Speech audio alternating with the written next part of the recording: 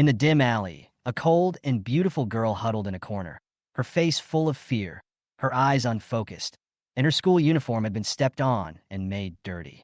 The three taller girls around her had ferocious faces, punched and kicked each other, and laughed harshly. Jessica, aren't you very cool? Why are you silent now? I happened to pass by and saw this scene, my brows furrowed. Hey, do you feel good about beating people up? Don't you feel ashamed that so many people are bullying one person? The leading girl turned her head and said with disdain, Who do you think you are? Do you want to meddle in other people's business? Hi everyone, thanks for watching. Don't forget to subscribe to the channel. And if you like this story, please let me know in the comment section. I will update the next part. I am Marlon, 25 years old, a bachelor's degree graduate, and I just lost my job this year. I grew up in the Lijiang welfare house, and I've been holding back my repressed emotions for a long time. Although I was successful in my career before, I couldn't hold it back when I was really unemployed. I was in a bad mood today and was going to buy a few bottles of wine to calm myself down, but now I encountered something like this. She was recognized as the cool and aloof campus beauty in the whole school, but at this moment, she was blocked in an alley by three girls taller than her and was beaten and kicked. I passed by and saw her huddled in a corner, covered in wounds and trembling all over. Don't you feel ashamed to bully someone? The leading girl raised her foot to kick me, but I didn't hesitate to subdue her with my backhand. Who the hell are you? I subdued, got up, and rushed over to slap me. I sneered, raised my hand, grabbed her wrist with my backhand, and slapped her back the next second. I've called the police, and none of you can escape. The girls panicked instantly and wanted to run away. What a joke. In less than 2 minutes, I had already pinned them to the ground, crying and screaming. I took a breath and turned to look at the girl. She held her head, tears falling one by one, her face as pale as paper. Seeing her wearing a thin school uniform, I sighed and took off my coat to cover her. It's okay. Don't be afraid. After dialing 120, I leaned against the wall and waited for the police to arrive. Soon, the sound of sirens gradually approached and 2 policemen came over. What happened? Who called the police? I stood up calmly. I passed by here and saw these girls bullying her. It must be school bullying. So you beat them? I nodded. Well, this should be considered a heroic act, right? The police frowned slightly and said, Send the girl to the hospital for examination first. Please give us a statement. The bully's parents arrived quickly, all dressed in rags and with anxious faces. A migrant worker, a couple reeking of cooking oil, and an auntie in a sanitation uniform. Comrade police, what happened to my Xiaohan? The migrant worker looked confused. Your daughter is suspected of school bullying. We are taking them back to the police station for investigation. How is this possible? Xiaohan, aren't you studying in the library? Seeing these parents helpless and panicked, I suddenly felt helpless. They may just want their children to study hard, but they don't know what kind of person they are teaching. When I arrived at the police station, I took out my cell phone and handed the video I had recorded in advance to the police officer. This is evidence. I just happened to film them beating someone. Watching the video of several girls punching and kicking, the police officer's face changed. This is really too much. Thank goodness you recorded it. Otherwise, it would have been difficult to handle without surveillance cameras in this alley. When I got home, it was drizzling outside. The autumn wind was chilly, and I collapsed on the sofa and sighed. The girl's panic face kept appearing in my mind. Compared with the news I saw, this close-up impact made me more angry. The next day, I went to the hospital to see her. The girl in the ward lay quietly, with tears hanging on her long eyelashes, which made my heart soften. Officer Lee handed me my code and said, the girl is fine. She only had minor injuries. But the situation is a bit complicated. The girls have been detained. I nodded and listened to Officer Lee continue. Her name is Jessica. She is a senior in high school and has good grades. She has no parents and is autistic, so she is usually very withdrawn. I guess that's why she was targeted. Autism. I couldn't help but feel sad and couldn't help but look at her. The migrant worker uncle held my hand, full of guilt. Little brother, thank you. It's a blessing to have you. I gently took my hand back and shook my head. Uncle, you're welcome. I just hope she will feel better in the future. The couple from the small restaurant next door took out 200 yuan and said, Thank you, little brother. Take it. I put the money back next to Jessica's pillow. Goodbye. She is a high school student who needs more nutrition. Jessica woke up. When she saw me put the money next to her pillow, her little face was still a little pale and there was fear in her eyes. She looked around and then she breathed a sigh of relief. Hello, Jessica. I'm Li Chong, a police officer from the Lijiang police station. I have some questions for you. Hearing Officer Lee's voice, Jessica shrank her neck, obviously afraid, and a small hand suddenly stretched out and held my hand tightly. I was stunned and looked down at her. The small, soft palm with a slight warmth warmed my heart, and my heart actually skipped a beat. Don't be afraid. I'm here, I whispered to comfort him. She clenched her hands tighter, and the fear in her eyes faded little by little. Officer Lee continued, Mr. Gu's video is key evidence. We will deal with the bullying incident seriously this time. You don't have to worry. The bully's father timidly asked, Officer, will my child be expelled from school? This is serious intentional injury, and given Jessica's special circumstances, it cannot be resolved by simply dropping her out of school. We will punish her severely in accordance with the law. Officer Lee's tone left no room for doubt. I looked at Jessica. The little girl lowered her head and said nothing, but she held my hand tightly. She was really too small and too pitiful. Just as I was about to let go, she held my hand tighter. I looked up at her, and she was sitting there, tiny, as if she had grabbed a lifeline.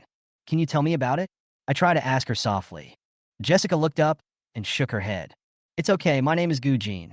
I smiled. The girl was stunned for a moment, staring at me, and finally whispered, Thank you. Just then, the nurse pushed the door open and came in. Jessica, it's time to change the dressing. Unbutton your clothes. I'll go out and wait for a moment. I stood up quickly, my face feeling a little hot. Walking out of the ward, I leaned against the wall and took a long breath. Thinking about the pair of soft hands just now, my heart was actually a little moved. Come on, I might need to find a girlfriend. My heart can't take it. I laughed at myself. This girl is only 18 years old. She is just the right person to be my sister. When I opened the door and went back, Jessica was looking at me with her big, watery eyes, as well-behaved as a little animal. Haven't you eaten yet? I'll go buy you something to eat. I took the initiative to say. She shook her head slightly and uttered one word. No. The voice was so soft and sweet that it could melt people's hearts. I looked at her and felt a little sad. To be honest, although I'm also an orphan, at least I have never been bullied. No one dares to bully me. But what about her? She is autistic, doesn't fit in, and was beaten like that. Okay then, tell me when you're hungry, and I'll buy you some anytime. I sat down and said casually, You, just treat me like your brother. She looked up at me and nodded slightly. At this time, the cell phone rang and the caller ID showed. Meng-hee. Hey, Brother Jean. Where are you? Hospital. What's going on? Hospital? Are you okay? I'm fine. It's complicated. Let's get down to business. Meng-hee breathed a sigh of relief and said excitedly, I'm getting married next month. Come and be the best man. The best man suits are ready for you. Awei and Lao Zhang are here. Okay, send me the address. After hanging up the phone, I looked at Jessica. Her little hands that were gripping the bed sheet clenched slightly, and she seemed a little uneasy again. I'm going to go out and buy you something. You just take a good rest, dear. Thank you, brother. She suddenly looked up and called me softly. Her voice was as thin as a feather, but it made me freeze in place. I looked at her. The corners of my mouth curled up slightly, and a warm feeling suddenly surged in my heart.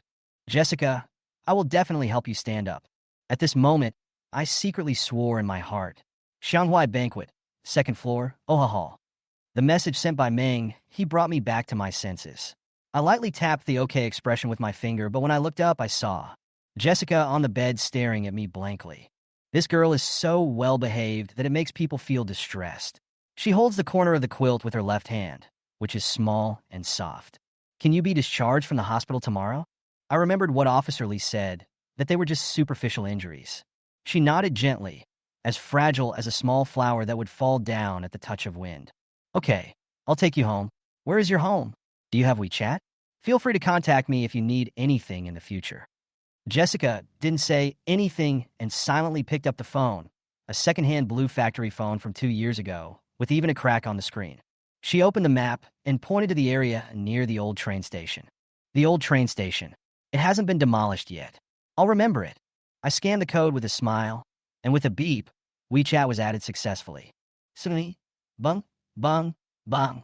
There was a quick knock on the door, and then the door was pushed open. A woman in a brown coat walked in quickly, wearing black-framed glasses and a neat ponytail, exuding a sense of efficiency. Jessica, how are you? The woman asked anxiously, her eyes full of worry. Who are you? I stood up politely. Oh, hello. I'm Jessica's homeroom teacher, Zhao Shumi. You must be Mr. Gu Jin, right? Thank you for helping her. It's okay, Mr. Zhao. Teacher Zhao sighed, looking guilty. The school bears a great responsibility this time. We have dealt with the bullying incident seriously. Those students have been expelled, and the school will also compensate Jessica. As she spoke, she took out an envelope and handed it to Jessica. Jessica was stunned, shook her head, and pushed it back. In the end, she couldn't persuade Teacher Zhao and could only put the envelope aside. Jessica, you must remember that no matter what happens, the school and teachers will always support you. Teacher Zhao looked at her earnestly, gave her a few instructions, and then left in a hurry. The ward became quiet again. I looked at the time, and it was almost noon. It's already noon? Shall I go get you something to eat? Not eating is not good for your health. Jessica was stunned for a moment and nodded slightly. What do you want to eat? Tell me, I'll buy it for you. As soon as these words came out, Jessica was stunned. Her little hands tightly grasped the sheets, her eyes blank, as if something had touched the deepest part of her heart. At that moment, her tears dripped onto the back of her hand. I was completely panicked. Hey, don't cry. I just want to buy you some food. If you haven't made up your mind, I'll just buy something random. She looked up at me, tears streaming down her face, as if no one had ever asked her this before. What do you want to eat? A simple question was like a ray of light, piercing through the long-lasting darkness in her heart. Me to see a girl cry, and I was at a loss as to what to do to comfort Jessica. I don't know why the girl was crying, and I can only think about whether there was something wrong with what I said. Her first KFC. I'll go buy you some food. When I left the ward, I was still a little confused. The girl had just burst into tears, leaving me, a single man for 25 years, at a loss as to what to do. I looked up at the sky. The sun was shining on the ground, and the wetness of yesterday's rain had completely dried up. The fried chicken burger won't be a disaster, right? I found a KFC, carried a bag full of hamburgers and fried chicken, bought a few apples, and hurried back to the hospital. I'm back, Jessica. As soon as the door of the ward was opened, Jessica looked at me with a little surprise and hesitation in her eyes. KFC, you should like it, right? Eat it while it's hot. I put the burger in front of her. The girl was stunned, staring at the red and white packaging, as if she saw a rare treasure. Her little hand touched it gently, as if she couldn't believe that this scene was real. I looked at her dazed look and my heart skipped a beat. Maybe she doesn't like it? Just as I was about to ask, she suddenly lowered her head and uttered two words softly. Thank you. She opened the package and took small bites of the burger. At that moment, I saw her eyes light up like a dim star suddenly shining. In the past, she was just a girl who barely made a living by working part-time. Suffering from autism, she had no friends or relatives, and even a decent KFC meal became a luxury. And at this moment, she finally tasted the crispness of the fried chicken, the freshness of the lettuce, and the richness of the salad dressing. Is it tasty? She raised her head slightly, with a look of confusion in her eyes, and nodded. Then eat more. I bought several more. I pushed the other burgers over and scratched my head. By the way, I was busy buying food and didn't buy you milk tea. I'll go buy you a cup of milk tea. Wait for me. Milk tea. Hearing this word, Jessica's hand paused and her eyes followed me involuntarily. When she was a child, she saved her pocket money for several months before she drank her first cup of milk tea in her life. The sweet taste made her remember it for a long time. But now, this strange yet familiar man bought her fried chicken and milk tea just because he was afraid that she would be hungry. Why are you so nice to me? The words of the girls in her class flashed through her mind. He buys you food every day, so he must like you, right? Like? Jessica was a little dazed for a moment. But the difference was that she could only see pure pity and a hint of inexplicable intimacy in Gu Jin's eyes. When I came back with the milk tea, I saw Jessica staring blankly out the window. The sunlight shining on her face made her look like an angel with broken wings. I gently handed her the milk tea. Drink it, milk tea and fried chicken, a perfect match. She took the milk tea, but tears quietly fell again. Hey, don't cry. I was shocked. It's just a meal. Don't act like I'm bullying you. Her tragic background made Jessica study harder. She wanted to live a normal life, so she never cared about other things. I didn't expect that. A cup of hot jasmine milk tea and a cup of ice-fresh orange juice. Thank you. At the hospital entrance, I ordered 2 cups of milk tea, thinking of bringing something delicious for Jessica. But just after I finished ordering, a gust of cold wind swept over, and the sky suddenly changed its face. Dark clouds covered the city, and the autumn wind was biting. It's cold. I subconsciously tightened my coat. At this moment, a couple passed by. Baby, are you cold? Cold. Hold me tight. The girl simply huddled into the boy's coat, and the boy smiled like a fool in spring. Damn it, why is there so many couples in this world? I took a deep breath, and my heart was filled with anger. If I hadn't just come back from the gates of hell yesterday, I would have sworn by now, life without love is incomplete. Back in the ward, Jessica was eating a hamburger in small bites, with a smear of white salad dressing on the corner of her mouth. Jessica, is it okay for me to call you that? She looked up and nodded, looking so soft and tender that I almost laughed out loud. There's a little salad dressing on the corner of your mouth. I tried hard to hold back my smile and handed him a tissue. She wiped it with a slightly red face, and a hint of bright red appeared on her pale little face. So cute. I immediately turned my head away and cursed myself. Marlon, wake up. This is a 7-year-old sister. The atmosphere that followed was a little subtle. I was leaning back in my chair, feeling sleepy. The midday sun shone through the window onto the ground, making it warm. Suddenly, a soft voice came. Goo, Goo Jean. I suddenly woke up and looked at Jessica. Her cheeks were slightly red. She lowered her head and whispered, I want to go. She stammered and pointed at the hanging bottle. Got it. I'll help you get the bottle, I said with a smile and quickly took it off. She held onto the edge of the bed and stood up carefully. Her pair of snow-white feet stretched out from under the quilt, slender and pink, like an elf in the snow. What the hell am I looking at? I shook my head frantically in my heart, forced my eyes away, and stood at the bathroom door waiting for her. At this time, my cell phone rang, and I saw it was the contracted editor. Finished. No update in 2 days. Marlon, you are not really reincarnated, are you? Update. Marlon is missing? Are you crazy? Come back soon. The reader group was in an uproar, with one person even posting something outrageous. I'm selling a piece of Marlon underwear. If you're interested, PM me. I just replied with a question mark when I heard the sound of flushing next to me. Jessica came out with her head down, her face as red as a tomato. Are you back? Sorry, I just made a phone call. I hurriedly turned off the phone and helped her back to the bedside. Looking at this blushing, unbelievably well-behaved little girl, I sighed. Marlon, are you crazy? This is a sister. But a voice in my heart quietly said, Who said that? Who made the rule? Bear on the key.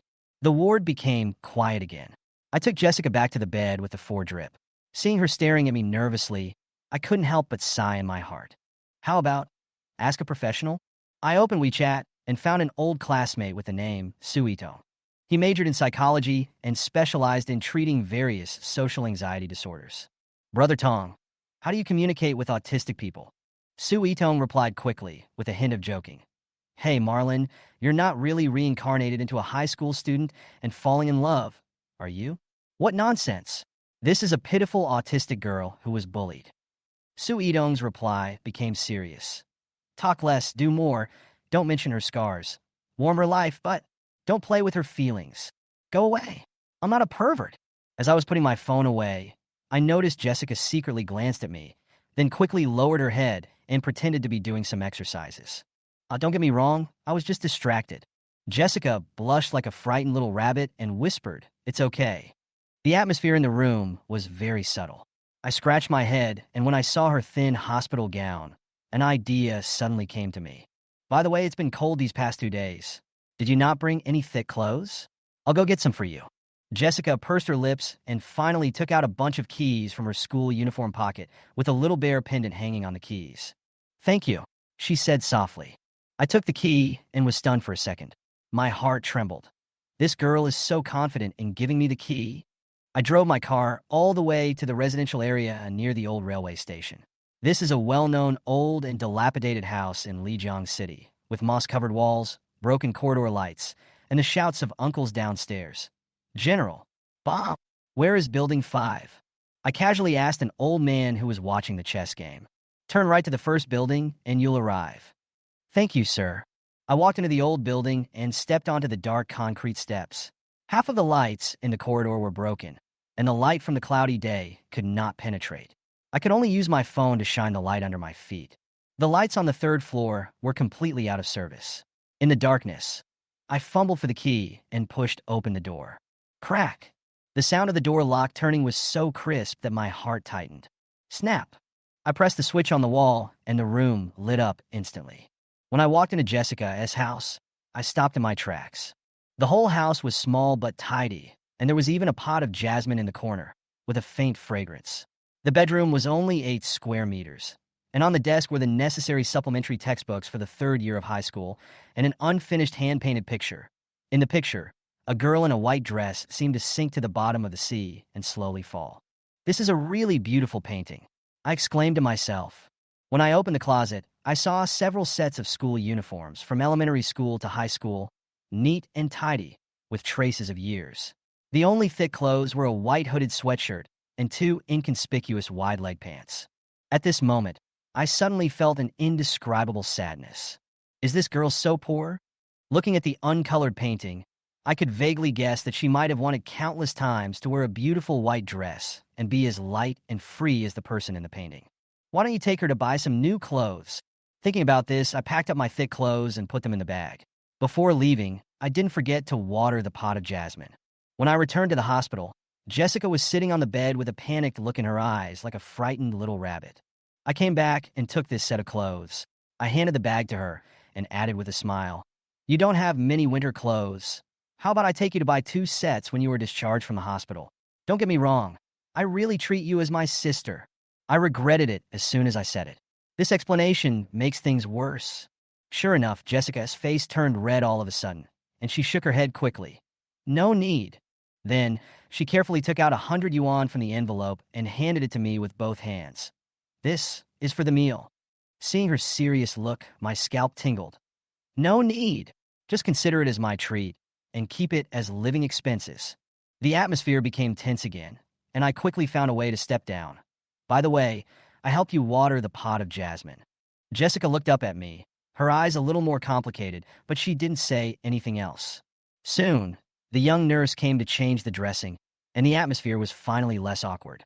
After the nurse left, I leaned back in my chair tiredly and said casually, "I'll take a nap. Call me if you need anything." Just as I closed my eyes, I heard a voice as thin as a mosquito. Well, you can lie down on the bed and rest." "I don't mind." I suddenly opened my eyes and looked at her blankly. Jessica lowered her head, her face red as blood, twisted the corner of her clothes with her fingers, and added softly, "Really, I don't mind." Jessica actually asked me to lie down on the bed and rest? A girl plus autism. Who can resist this combination? I froze for a second and quickly shook my head. No, I can just lean on the chair." She nodded slightly, like a rejected little rabbit, and continued to do the questions silently. I said this, but my heart was boiling, cursing myself secretly. "Gujin, Marlon, you should find a girlfriend. If you keep going like this, your heart won't be able to take it."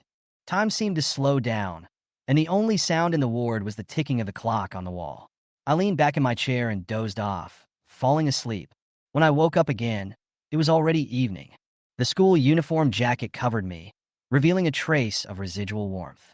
I was startled, and when I looked up, Jessica was secretly looking at me. The moment our eyes met, her cheeks flushed, and she lowered her head and pretended to do questions frantically. I cleared my throat awkwardly. "Are you hungry? I'll go get you something to eat." She whispered back, "No need." The atmosphere was extremely tense. After a moment, I stood up and prepared to leave. "Then I'll go back first. If you have anything, send me a WeChat message." "Can you not leave?" She suddenly spoke, her face tense and her tone a little uneasy. I was startled, and something seemed to touch my heart. "Okay, I'll stay with you for a while." I smiled. "You're not safe alone anyway." She pursed her lips, nodded slightly, and a small smile appeared on her face. WeChat beeped. It was a message from Su Itong. "How's it going? Is the communication going well?" "Not bad," I replied, and Su Itong immediately got excited. "Marlon, you're not attracted to that girl, are you? Get lost." "I'm Mercy." Who are you kidding? People say companionship is the most affectionate confession. I rolled my eyes and responded directly. "Screw you. I treat her as my sister." Putting down my phone, I looked at Jessica. She was reading a hand-drawn comic book, as quiet as a porcelain doll. "Do you like painting?" I asked casually. She was startled and nodded slightly. "Okay, I'll give you a set of hand-painting tools tomorrow. I bought some before to cultivate my interest, but they just gathered dust." "No need. You're welcome. I waved my hand. It would be a waste to keep it anyway. She pursed her lips, lowered her eyes, and clenched the comic book in her hand, as if she was making a secret decision. In the future, I must repay him well. After the episode ended, I leaned back in my chair, looking at the dark sky outside the window, and my heart inexplicably felt a little brighter. She may not know that warmth can be passed on in this broken world. Chapter 11, Missed a Beat. The autumn evening breeze blew away the clouds. A ray of moonlight spread on the ground and shone into the ward along with the dim street lights. It was already 8 o'clock in the evening, and Marlon ordered 2 servings of rice noodles, which were delivered steaming hot. I didn't order the chili for this one. Here you go. Marlon glanced at the order on the takeout box, opened one of the boxes, and brought it to the table next to the bed. Jessica sat up and uttered 2 words softly. Thank you. The voice is soft, with the unique sweetness of a girl. Marlon felt a little embarrassed. You're welcome. Eat it while it's hot. At this moment, both of them were almost hungry, and for a while, the ward was filled with the sound of slurping food. Marlon added a lot of chili to his dish. He was sweating profusely while eating it, breathing heavily while moving his chopsticks. Jessica looked at Marlon's miserable state, and her expression became more serious. Just as Marlon was eating enthusiastically, a slender, white hand was spread out in front of him with a tissue on it. Wipe the sweat. The owner of the little hand still spoke unfluently, and Marlon could hear the awkwardness in his voice. Thank you. Marlon took the tissue with a smile. It was very rare for Jessica to take the initiative to give him the tissue. It was very special for an autistic person to take the initiative to talk to him. By the time Marlon finished the last sip of soup, the dinner was over. To Marlon's surprise, Jessica ate faster than he did. Marlon smacked his lips as he looked at the clean takeout box on the table and then at the quiet girl on the bed. Jessica seemed a little embarrassed by Marlon's gaze and lowered her head in silence. Marlon then realized his own rudeness and quickly started to pick up the trash. After cleaning up the garbage, Marlon took a piece of paper to wipe his sweat. His eyes inadvertently glanced at the hospital bed and his heart skipped a beat. Under the bright moonlight and dim street lights, the lovely girl grasped the edge of the quilt with her small hands. Her beautiful eyes flickered with the light, and a red scar beside the corner of her mouth added a sense of innocence to the girl. The most fatal thing was that the girl's beautiful eyes happened to attack. Like a shining gem. The moment they looked at each other, Marlon forgot to think. His body trembled slightly. Jessica lowered her head again. Her pretty face turned pink. Her breathing became rapid. Her cheeks were warm, and she clenched her hands unconsciously. I'm going to take out the trash. Coming to his senses, Marlon hurriedly carried the garbage bag out of the ward. Rushing downstairs, Marlon threw the garbage bag in his hand into the trash can, leaned against the street lamp, and took a deep breath. Maybe I really need to find a girlfriend. In the ward, wasn't Jessica so nervous that she was sweating? The moment they looked at each other, Jessica's mind flashed back to the moment when Marlon rushed to save her last night, and Marlon's busy figure today. Her feelings are normal, and she has fantasized about her other half like other girls. Marlon handsome? He is definitely handsome. Jessica is also. Was he good to her? It was only the first day they met, and Marlon was able to help her so much, so why couldn't he say yes? Be sensible, have a sense of boundaries, and be relatively stable. He was the first person of the opposite sex who made her feel warm in 18 years. That's why she was able to communicate with Marlon and show the emotion that girls of her age should have, shyness. Is it normal to trust a stranger? Jessica opened the search engine and slowly typed this line of words into it. Downstairs, Marlon was sitting on a bench under the street light, texting with Sue Edong on WeChat. I might need a girlfriend. ? I just exchanged glances with Jessica, and there was a strange feeling. Yo, you figured it out? How does it feel? I can't tell. That's right, young man. This is what it feels like to be in love. The other person's feelings are actually very fragile. After what you did to save her yesterday, I guess she has already fallen in love with you. Go away and get serious. I'm being serious here. Jessica is in a very fragile situation emotionally. It's useless to ask you. Let's get back to the conversation. Turning off his phone, Marlon carefully recalled what had just happened. At that moment, Marlon wanted to hug Jessica in his arms. Maybe it's Jessica's pitiful innocence. He thought he would not fall in love with a girl who was 7 years younger than him. He also didn't think Jessica would fall in love with him just because he saved her that time. After all, this is reality, not fiction. If it is true, as Su Itong said, that Jessica is emotionally fragile, then given Jessica's appearance, how is it possible that no male classmate gave Jessica something and then Jessica fell in love with him? It's still my own problem. I've been single for 25 years and something went wrong. After all, I'm a young man full of energy, and it's inevitable that I'd be nervous in front of a beautiful girl. Just treat Jessica as your sister. Marlon thought so, took a deep breath, and returned to the ward again. Hearing the ward door open, Jessica hurriedly turned off her phone. The two of them felt a little awkward, and the atmosphere in the room became silent again. This is the norm for the two of them. Well, it's not too early. Jessica, why don't you go to bed early? Don't worry. I'll stay here. Just call me if you need any help. Marlon broke the awkwardness and took the initiative to speak. Jessica looked at the time. It was already past 9 o'clock in the evening, so it was time to rest. Nodding with a blushing face, Marlon turned off the wall light, and the ward became dark in an instant, with only the moonlight and the dim light of the street lamp shining on the spot on the quilt. Marlon could just barely see Jessica's little face. Good night. Suddenly, a soft voice was heard in the quiet ward. Marlon suddenly smiled and responded, good night. So fucking cute. He couldn't hold it anymore. But after sighing, Marlon discovered something embarrassing. There were no extra beds in the ward. You could take a short nap in the afternoon, but if you sleep for such a long time at night, you will definitely get a stiff neck the next day, followed by back pain. Forget it. I'd rather not sleep. Marlon put on one earphone and started watching videos. Lying on the hospital bed, Jessica lay sideways and looked at the moon outside the window. She can't sleep.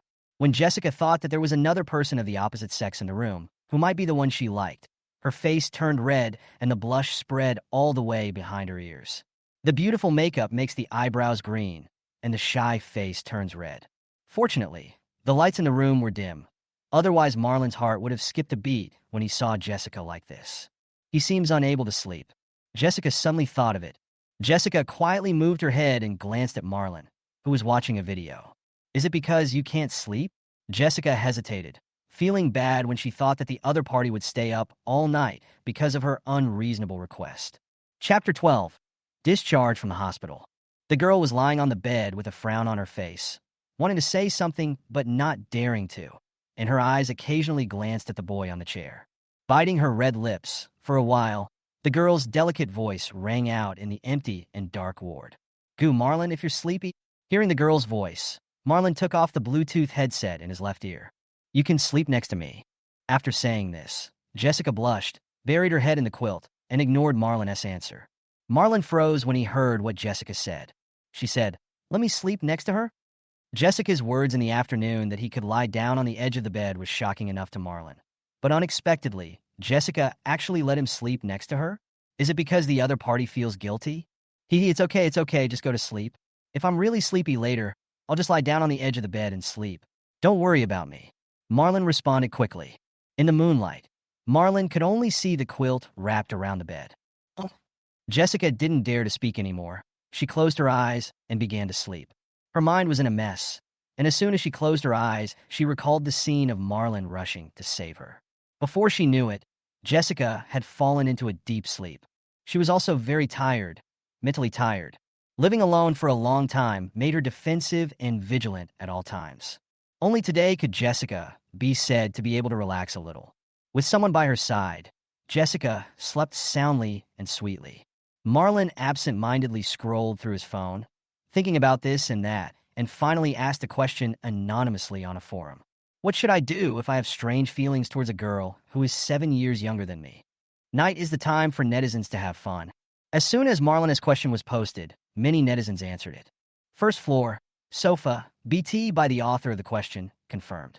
Second floor, 10 years old, 3 years old, number 18 years old, 11 years old, number 25 years old, 18 years old, yes. Third floor. My opinion is that if it is a minor, physical castration should be done. And if it is an adult, it depends on the willingness of both parties and the parents. Fourth floor, support upstairs. Floor 5. If you really like someone, try to test a reaction first. You must have the ability to support two people and be responsible. You should not be playing around, but be sure to live together. If the girl doesn't mind age and is interested in you, please don't let her down. Sixth floor, support. Seventh floor, support. Eighth floor, at Jiangsan. Looking at the netizens' answers, Marlon lowered his head and thought. I was clearly attracted by her beauty. How can that be considered love? That would be too cheap. It was just that the eye contact disturbed my mind. Sleep, sleep. Marlon turned off his phone in an upset mood, pulled the chair closer to the bed, then lay down on the bed, closed his eyes slightly, and slowly let his thoughts go. He had been running all day, so he closed his eyes and fell asleep quickly. In the dim ward, the girl showed her little head with a smile on her pretty face. Although it was very faint, it was obvious that the girl must have had a good dream. Chirp, chirp. A ray of sunlight shone on the girl's pretty face, and the chirping sounds of birds outside the window came into the girl's ears. The sleeping girl is like a cute kitten. The sunlight outlines her delicate face. Her long black eyelashes tremble slightly. Her breathing is even and calm. Her cheeks are flushed, making her look even more adorable. A sweet and moving hum came from the girl's throat. Jessica's eyelids moved, and finally she opened her bright and moving eyes. Rubbing her sleepy eyes, Jessica sat up and glanced around. She found that she was in the ward. Marlon was sleeping on the side of the bed with no sign of waking up. Only then did Jessica realize that Marlon was not covered with any clothes, so she quickly covered him with the thick coat that Marlon had brought. I was dreaming. Jessica thought about her dream and felt a little lost.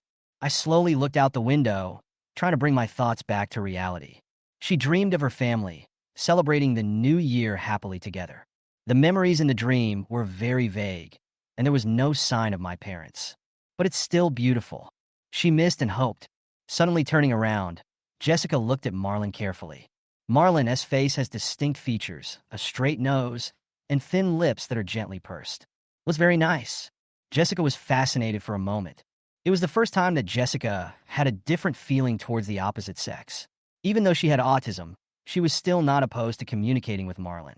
She knew that her feelings for Marlon were somewhat special, but she didn't dare say it. Having only known Marlon for one day, it would be too superficial to say that she liked him. In fact, Jessica's background and experiences destined her feelings to be different from those of ordinary people. She knew whether Marlon was really good to her or not. Marlon was different from the other boys in the past. Marlon was good to her out of pity for her. I'm going to be discharged from the hospital today. Jessica lowered her head again. She didn't want to be discharged from the hospital, or rather, she didn't want to be separated from Marlon. It was the first time that Jessica was taken care of and accompanied by someone, and she was reluctant to give up this hard-earned feeling. When Marlon woke up, it was already 9 o'clock. Marlon noticed Jessica's coat covering him and smiled. Click, click. After moving his neck and waist, Marlon stretched, stood up, and saw Jessica was still doing the questions. Good morning, Jessica. Well, good morning. Jessica's tone turned cold, and Marlon scratched his head in confusion. Did I do something wrong? Are you hungry, Jessica? I'll go get you some breakfast. No, thank you. Jessica didn't dare look up at Marlon, and she tried to make her voice cold. Okay then, tell me when you're hungry.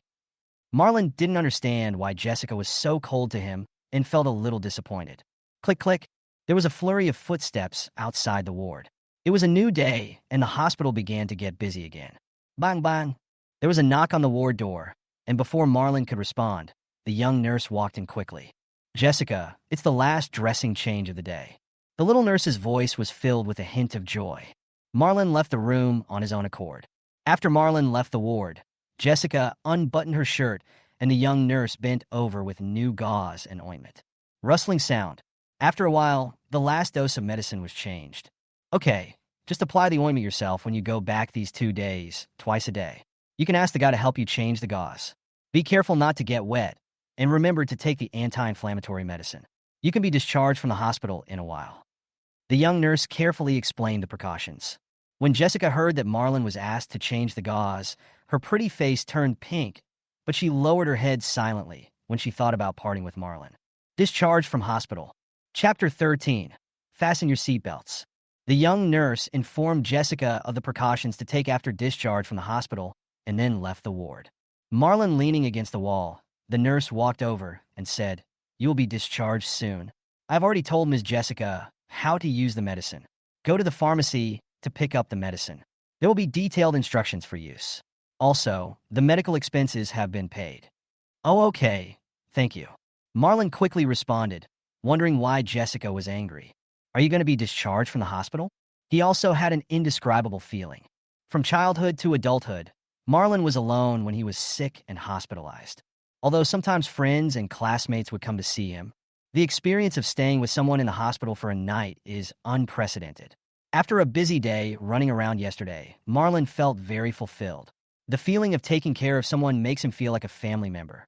Jessica's discharge from the hospital means that the two of them will be separated and may not have any contact in the future. After all, they were just casual acquaintances, and Marlon had no reason to look for Jessica. Taking a deep breath, Marlon calmed himself down, opened the door, and walked into the ward. Jessica, I'm going to go through the discharge procedures for you and bring your medicine back. Please give me your ID card. Jessica didn't answer, but nodded silently, took out the ID card from the drawer with her tender little hands, and handed it to Marlon. Seeing Jessica nod, Marlon took the form and ID card and left the ward. The room became quiet again, but outside the ward, there was chaos. So noisy. Jessica glanced out the window and saw the bustling crowd on the street. The girl in the wheelchair, pushed by her mother, was smiling happily. She was very envious. Even if she is sick and hospitalized, Jessica is willing to do so as long as there is someone to accompany her. Marlon brought her warmth for the day, and she knew that she couldn't be too selfish. The other party had no obligation to take care of her or accompany her in the hospital, but he did it anyway. It was just because I felt sorry for her. That's right, my life experience was just a little pitiful and made her empathize with me, so I helped her. Jessica suddenly hoped that Marlon thought like those boys. Emotions change so quickly. In just one day, Jessica had completely let down her guard around Marlon. Unfortunately, that's not possible. When Marlon comes back again, they might have to separate. I need to change clothes?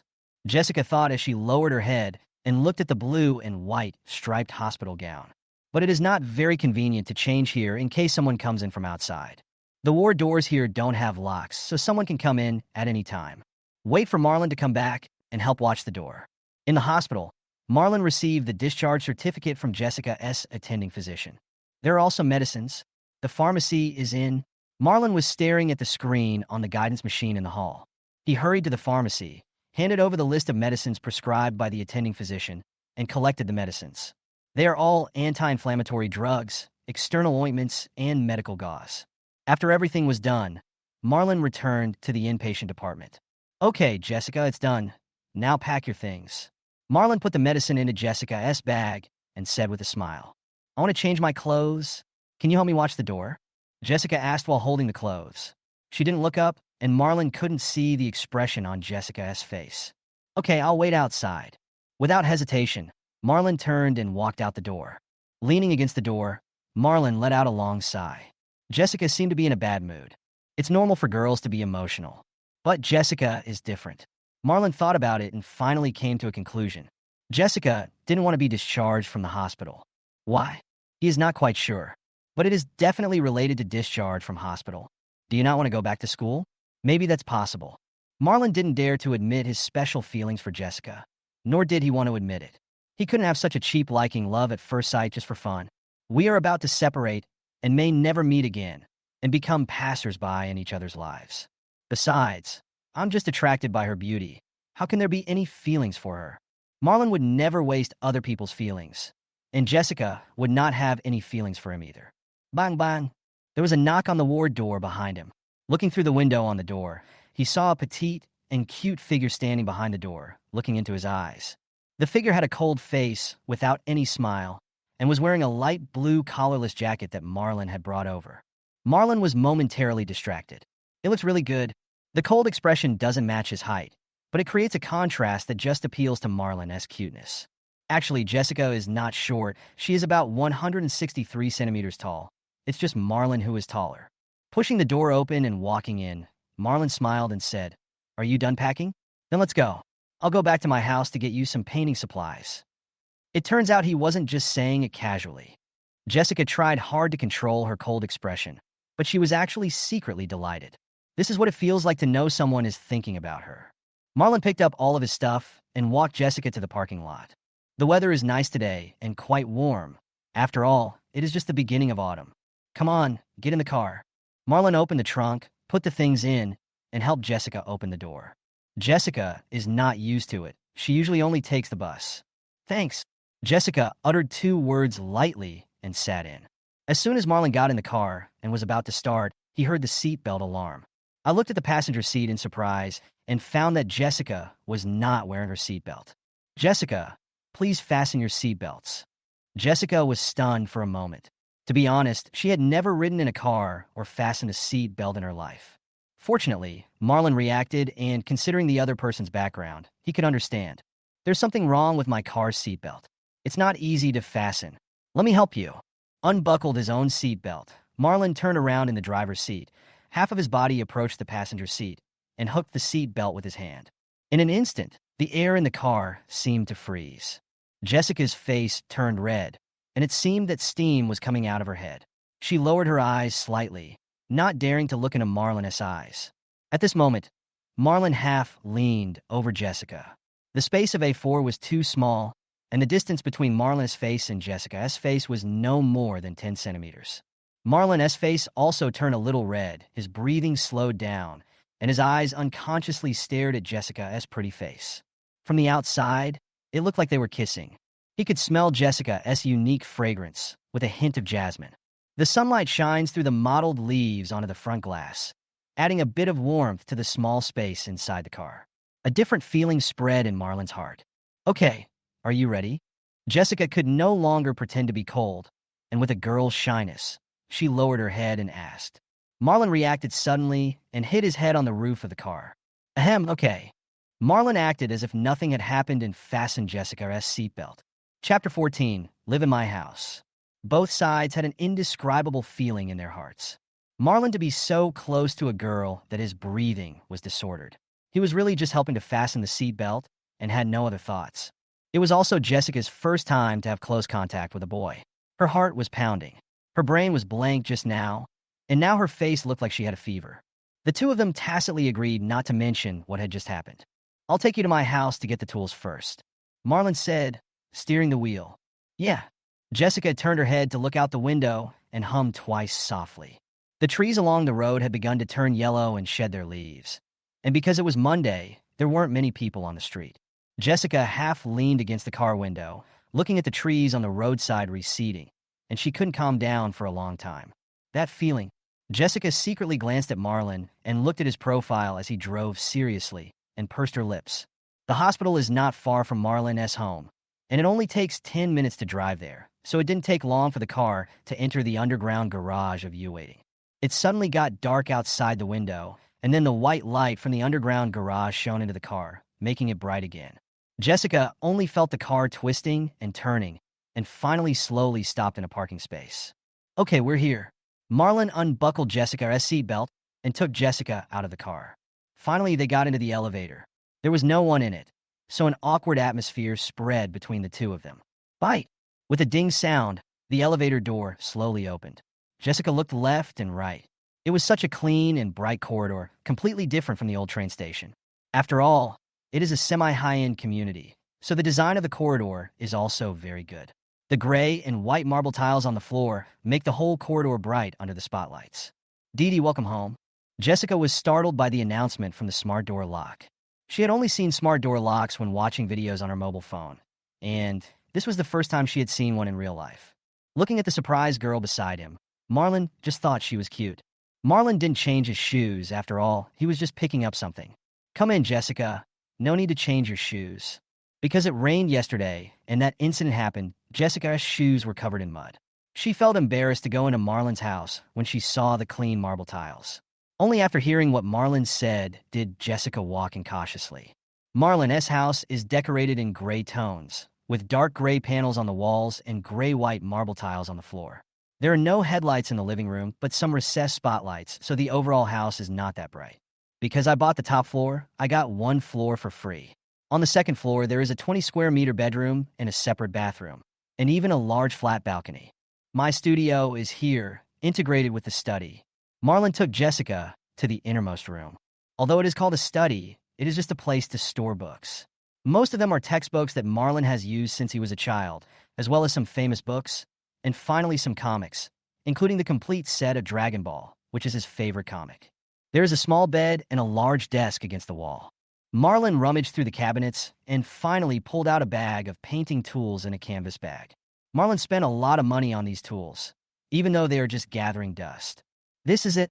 Oh, and there are markers. Marlon rummaged through the cabinet again and found a large bag of markers, 80 colors in total. Jessica was at a loss as to what to do with the tools Marlon handed her. These were the things she had dreamed of buying before, but she didn't have the spare money to buy them. Now she got them without spending a penny. Thank you. Jessica thanked him solemnly, which made Marlon feel a little embarrassed. Jessica treated the tools that she had left there gathering dust as treasures. No, you're welcome. They're of no use to me. I should thank you for helping me deal with them. I'll take you back. As expected of Marlon, who has been single for 25 years, his one sentence brought the atmosphere to a standstill again. Jessica wanted to stay with Marlon for a while longer. After hearing what Marlon said, she thought Marlon hated her. She could hear his excited tone just now. But now he just lowered his head and hummed silently. I'm annoying wherever I go. Jessica is a sensitive person, but Marlon seemed to be confused at the moment and didn't realize Jessica's emotional changes at all. Marlon's house is not far from Jessica's house, only about 8 minutes away. I parked the car downstairs at Jessica's house and saw a group of old men and women playing cards and chess downstairs. Everyone in the community basically knows which car each household owns, so when they see an unfamiliar car, everyone is quite curious. Wow, for circles. I think he came here yesterday. He was a handsome and tall guy. She's coming down. Isn't that the little girl from Building 5? She's quite pitiful. She's alone at home. Is this her boyfriend? She did find a rich boyfriend, after all. She's pretty, but this guy looks pretty good. I remember she's still in school. Isn't she? Old neighborhoods are like this. The topics of conversation among the old men and women are very diverse. It sounded quite uncomfortable, but Jessica ignored it and went straight upstairs. She was used to it. After all, she had lived here for a year and had heard a lot of gossip. Click. As the key turned, the door lock opened with a click. The room still smelled of the sweet jasmine, and Marlon looked around. By the way, Jessica, the usage of this medicine is written on the paper, but I think it will be a bit troublesome for you to change the medicine. I know. Thank you, Marlon. The communication between Jessica and Marlon became smoother and smoother. But only to Marlon. You're welcome. Are you going to school tomorrow? Marlon thought of Jessica as a senior in high school. Go. Then how do you change the medicine? Marlon is still very worried about Jessica. Regardless of whether he is attracted to her by her beauty or not, he has a special liking for her. Change once in the morning and once in the evening. I don't have to go to morning and evening self-study. Good students always receive some preferential treatment. In addition, this year is the 3rd year of high school, so the school's management has been looser. It is not as difficult as the 1st and 2nd years of high school. What's more, the school leaders know that there are some students from poor families in the school, so they give them special treatment. After thinking about it, Marlon still felt uneasy. How could he feel at ease when Jessica, an injured girl, lived alone in this old neighborhood and was so beautiful? After holding it in for a long time, Marlon finally spoke out his thoughts. Actually, if you want, you can stay at my house for a while. I'm alone at home anyway, so there are a lot of empty rooms. Besides, my house is close to your school, and I can take you there when it gets cold. Of course, if you want. Chapter 15, Living Together. Marlon said this with absolutely good intentions. People with similar backgrounds are the easiest to empathize with. Marlon also lived in a shabby old rental house before. It can only be said that everyone experiences this. It is definitely unsafe. It is okay for boys, but it is the most dangerous for women living alone. Although part of the reason was that Marlon had special feelings for Jessica, overall Marlon had good intentions. Hearing what Marlon said, Jessica stood there in a daze. She had been in a trance since Marlon said the first sentence. You can live in my house. Jessica seemed to have only heard this sentence. She didn't know how to answer. Should she say that the surprise came too suddenly? Jessica likes the feeling of being cared for and taken care of, and only Marlon has ever taken care of her in this way. So, when Jessica was about to be discharged from the hospital, she felt very sad. It was so hard to have someone accompany her, and she was willing to do so even if it meant being sick. After Marlon said this, he looked at Jessica expectantly.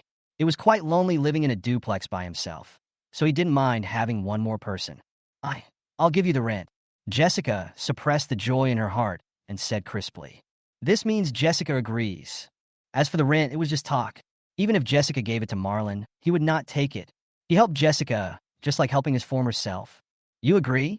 No. You can pay the rent when you get a job. Now is the critical period of senior year. so just focus on studying. Marlon really didn't expect Jessica to agree to live with him. After all, Jessica is a girl. Maybe this was a good sign that Jessica didn't hate him. Although everything happened so suddenly, reality is so magical that two unrelated people are about to live together. Marlon has enough food and drink, and he has some savings, but he lacks spiritual necessities. "I'll pay you the rent," Jessica exclaimed happily, looking like a normal high school girl. This was the first time Marlon saw a smile on Jessica's face, like a ray of sunshine in winter, deeply engraved in Marlon's heart. Marlon didn't say no again. She would not feel comfortable if she didn't let Jessica pay the rent. "Okay, then you can pack your things first. You don't need to take too much. You can come back and get what you need." "Ah!" Jessica nodded vigorously. Her mood suddenly perked up. Her excitement could be seen in her every move. Then she turned into the bedroom and started packing. Marlon sat on the old sofa in the living room. The sofa looked at least 10 years old, but it was wiped clean by Jessica. Jessica agreed so readily that Marlon didn't know what to say for a moment. He looked towards the bedroom and saw Jessica's petite and cute back as she happily packed her luggage, full of innocence. "We are good friends now, right?" Jessica thought. "Why not count?" Knock, knock. There was a sudden knock on the door. Jessica came out of the bedroom and looked at the door in confusion. Marlon was also attracted by the knock. They looked at each other. Jessica stretched out her little hand and carefully opened the door, leaving only a small gap.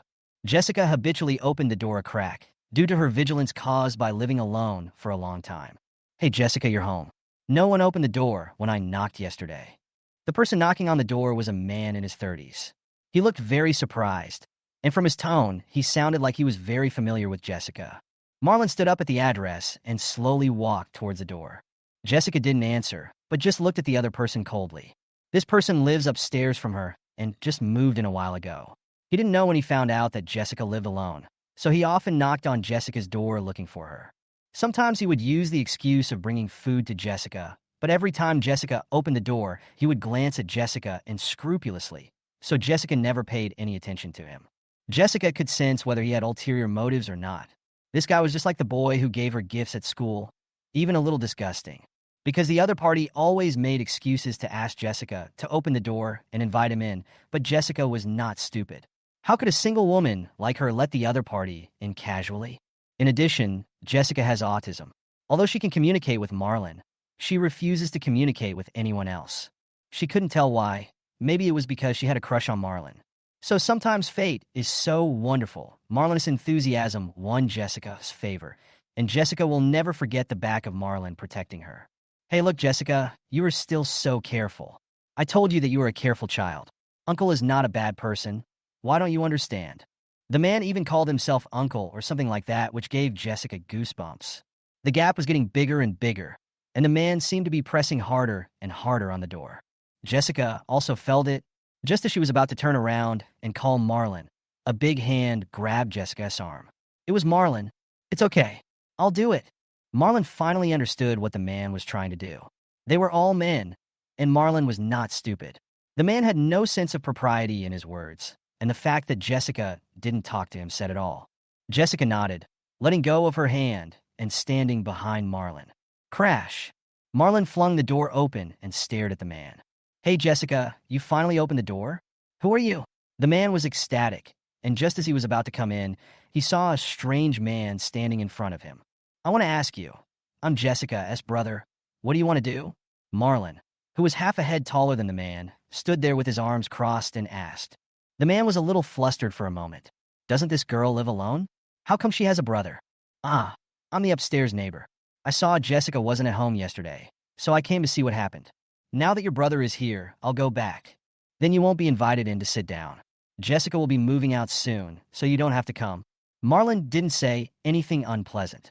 Marlon closed the door, leaving the man alone and angry outside, and then he looked at Jessica. "He always pesters me, but I ignore him." Jessica seemed afraid that Marlon would misunderstand, so she explained quickly. "I know. It seems that it is not safe for you to live here alone. Forget it. Just take all your things at once, and then cancel the lease with the landlord." Marlon smiled. It seems that Jessica's autism is still very serious, and she doesn't even dare to communicate with others. Does this mean that I have completely gained Jessica's trust? Marlon himself didn't understand why Jessica trusted him so much. Given Jessica's background, she should be on guard against people, just like she was towards that man just now. Could it be that Jessica fell in love with him? It seems impossible. Chapter 16, Landlord. Maybe it's just that she has been alone for too long, and suddenly there is someone taking care of her, so she feels dependent. If I were in her shoes and met an older sister who took care of me at the age of 18, I would probably also develop trust and dependence on her. Marlon thinks so. He only considered that their identities were the same, but did not take Jessica's autism into account. Let me help you pack. Is there anything I can do for you? Marlon asked, playing with the petals of the jasmine. No, you've already helped me a lot. I can do it myself. Jessica suddenly felt that she was causing too much trouble for Marlon and quickly refused. It's okay. I'm just sitting here doing nothing. Marlon is very excited that there will finally be another person at home. Then, can you help me get the kitchen stuff? Jessica hesitated, then pointed toward the kitchen. Okay, get busy. He was a restless person and strode towards the kitchen. The kitchen is very small, only about 4 square meters. There is a frying pan on the clean and tidy stove. There are only 2 pairs of chopsticks, an iron spoon, and a spatula in the chopstick cage nailed to the wall. There are a lot of grease on the wall, probably because there is no range hood. In comparison, the stove looks much cleaner, which shows that Jessica cleans it frequently. Although it still feels sticky to the touch, it doesn't look that uncomfortable. There is a mini refrigerator against the wall. Its original ivory white color has turned burnt yellow after being stained by oil for a long time. After opening the refrigerator, Marlon saw a few eggs, a bundle of noodles, and some tomatoes. There is no smell of meat at all. This is why Jessica suffered from chronic malnutrition. Jessica's skin color is abnormally pale, Marlon discovered yesterday. Closing the refrigerator, Marlon gathered the pots and pans, stacked them together like Russian dolls, and then put them in a large red plastic bag. He packed up the food in the refrigerator and checked to make sure there was nothing left before leaving the kitchen. The refrigerator was left by the landlord and cannot be taken away. Jessica had almost finished packing up her things in the bedroom. Originally, it was just some clothes, and the most numerous items were Jessica's books. I've finished cleaning the kitchen. Is there anything else I can help you with? Marlon came to Jessica's bedroom, glanced around, and then set his sights on Jessica. No need, you go and have a rest. Jessica turned around and lifted her hair with her small hand, tiny beads of sweat seeping out of her fair and delicate skin. The girl still couldn't meet Marlon's gaze. It's not that she's shy or anything. It's mainly due to her personality. The sunlight from outside the window poured in, shining on Jessica, giving her a soft halo. It's okay. I'll help you pack up the books. Marlon knew Jessica was reserved, so he offered to help pack up the books. Without waiting for Jessica to refuse, Marlon started to pack up. Jessica looked at Marlon's back as he helped her, and a new expression appeared on her face. Marlon picked up a textbook at random. It was a history book for the 8th grade of junior high school, and gently stroked the cover. Marlon found that the book was preserved exceptionally perfectly. There is no book cover, but it is extremely clean. Opening a page at random, it was filled with notes written in black ink. The handwriting was very neat and had a girlish elegance.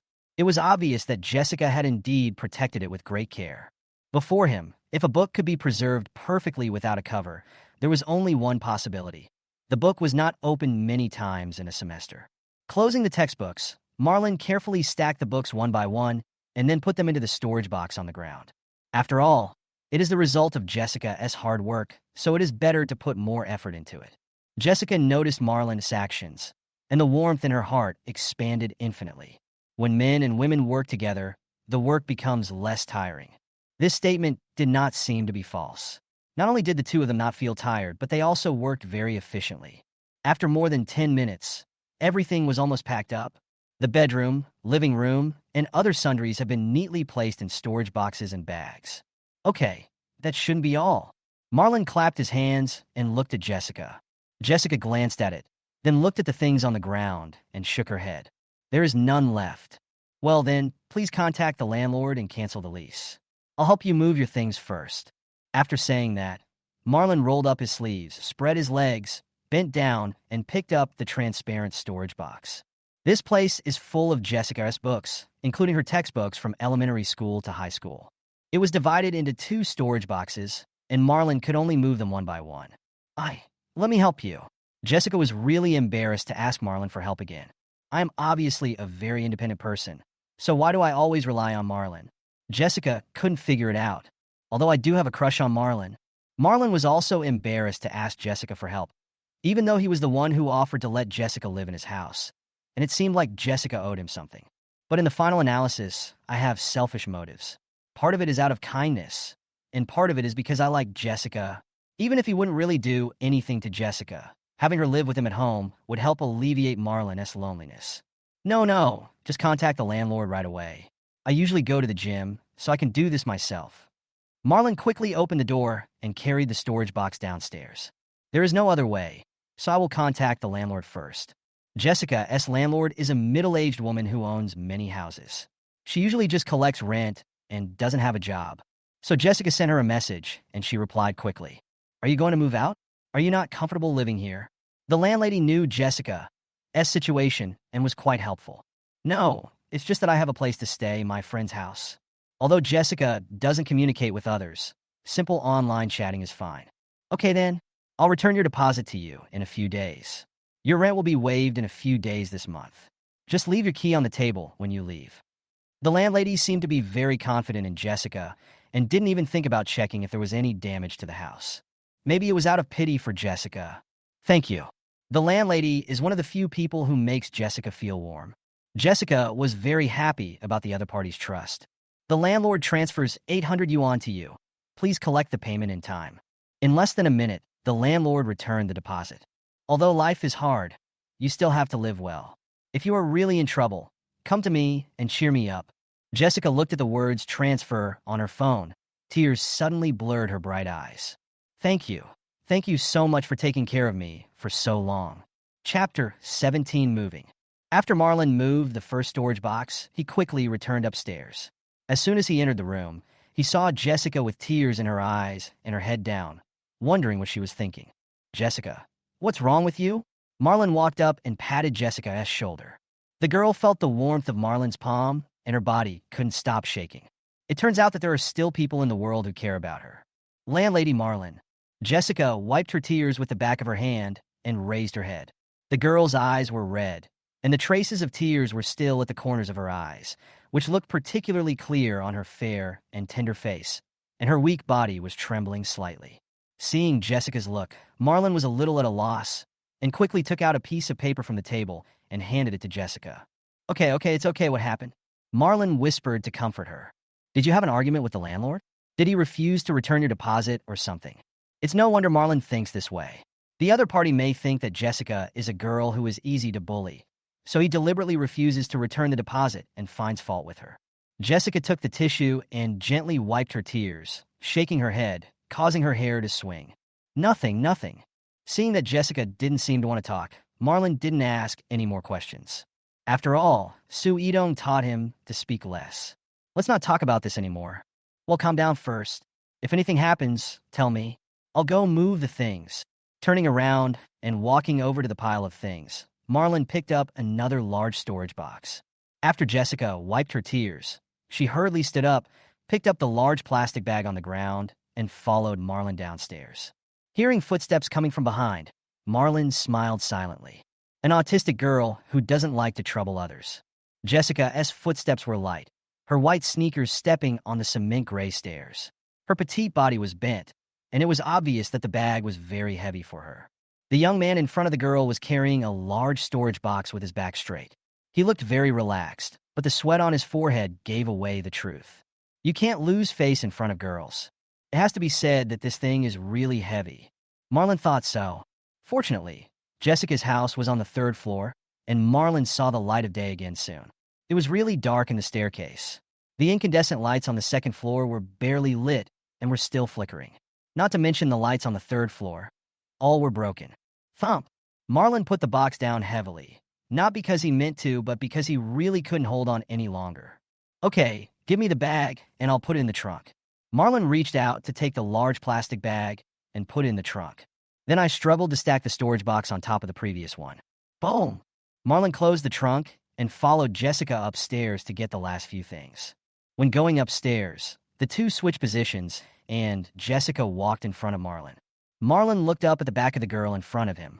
The dim light came through the narrow window of the stairwell, shining on the girl's back like the afterglow of the setting sun.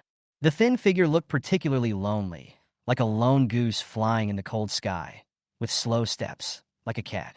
She has always been like this, just like me. Marlon was stunned for a moment. After realizing what was happening, Marlon quickly walked to Jessica's side. There was a tall figure next to the thin figure, like a lone goose finding a companion. This lonely shadow disappeared, and from now on I might not go up the stairs alone. We're finally done moving. Is there anything left? Marlon wiped the sweat from his forehead and turned to ask. Jessica, who was standing by, looked through the sundries in the trunk and shook her head. It's gone. Boom. Okay, let's go home. Marlon closed the trunk and clapped his hands, then continued happily. Going? Back home? The word seemed very far away to Jessica. What is home? She suddenly remembered a cartoon in a textbook. The security guard said to the drunk rich man on the street, Sir, let me help you go home. The rich man drunkenly asked, Home? Where is my home? Can you help me get home? The security guard pointed to the villa not far away and asked in confusion, Isn't that your home? The rich man replied incoherently, That is not my home. That is just my house. She doesn't have a home of her own. So how can she not feel strange and distant? Marlon saw Jessica was stunned and patted her shoulder. What's wrong? Is there anything you forgot? No, let's go. Jessica came to her senses, not daring to look at Marlon, and sat directly in the passenger seat. Do you want to have a family too? Marlon just thought it was because of Jessica's autism. After all, she is an adolescent girl. It is normal for her to be dazed and absent-minded because of her emotionality and autism. Marlon didn't need to fasten Jessica's seat belt this time. Jessica didn't want to experience such an embarrassing thing again, so she hurriedly fastened her seat belt after sitting down. Marlon chuckled at the scene. The journey was peaceful and nothing happened, and we arrived at the underground garage smoothly. Okay, now we have to move some more stuff. Marlon got out of the car and stretched, interlacing his fingers and moving his body. But there is an elevator in the community, so you don't have to put in too much effort. Jessica followed Marlon closely, and the two of them went back and forth twice to move the things to the elevator. Finally, I took my things into the elevator and successfully got home. Dee Dee, welcome home. The smart door lock scanned Marlon's face and opened smoothly. I'll enter your fingerprint and iris scan later. The door lock code is 798,234, so remember it. Marlon whispered in Jessica's ear while moving things. Hearing Marlon's magnetic and deep voice ringing in her ears, Jessica's ears turned red instantly and her body felt numb. Her body is somewhat sensitive. Oh. Jessica responded softly and silently memorized the password. Let's move to the second bedroom on the second floor first. It's just a simple renovation. Don't worry, no one has lived there yet. This was true. His friends had come here several times before and all lived on the first floor. The second bedroom on the second floor had indeed never been lived in. Good. The kitchen utensils and other things were placed directly in the kitchen on the first floor, and the two of them just moved Jessica's books and clothes upstairs. Marlon's master bedroom is also on the second floor, and there is also an esports room where he can play with 2 knives or shoot 2 guns when he's free. The second bedroom is decorated in black and white. The large bed is placed against the wall. There is a small windowsill and a cloud-shaped cashmere carpet beside the bed. There is a simple desk, a large wardrobe, and the air conditioner is a central air conditioner. How is it? Is it okay for me to live in this room? Marlon asked as he put down the storage box. Thank you. She and Marlon had no relationship, so why would she be dissatisfied when he helped her so much? This house is much better than the one I rented. Chapter 18 Lunch. Marlon fell asleep. The two of them simply tidied up the second bedroom.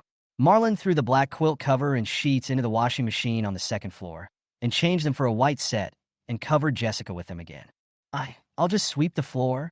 Seeing the broom in Marlon's hand, Jessica stretched out her little hand and took it from Marlon. Yes, it was duo. She was afraid that Marlon would not let her clean. Okay then, I'll help you tidy up your desk, and then you can study or draw at home. Marlon smiled helplessly. The two of them were busy for a long time before they realized that they had not changed their shoes. Because the bedroom has wooden floors, the mud and dust from the shoes are very obvious. I'll go downstairs and change into my slippers. Do you have any? Marlon looked at Jessica. Jessica was silent for a moment, as if she found it difficult to speak, and just nodded slightly. Seeing Jessica's reaction, Marlon was confused and went downstairs to change into a pair of cotton slippers. Although it's only autumn, cotton slippers are so comfortable. Back upstairs, Jessica also changed into plush slippers. A pair of white plush slippers with a little white rabbit head on the front, which had turned a little yellow due to washing, looked a little big and could not wrap Jessica's little feet well. The little feet in white cotton socks looked a little uneasy.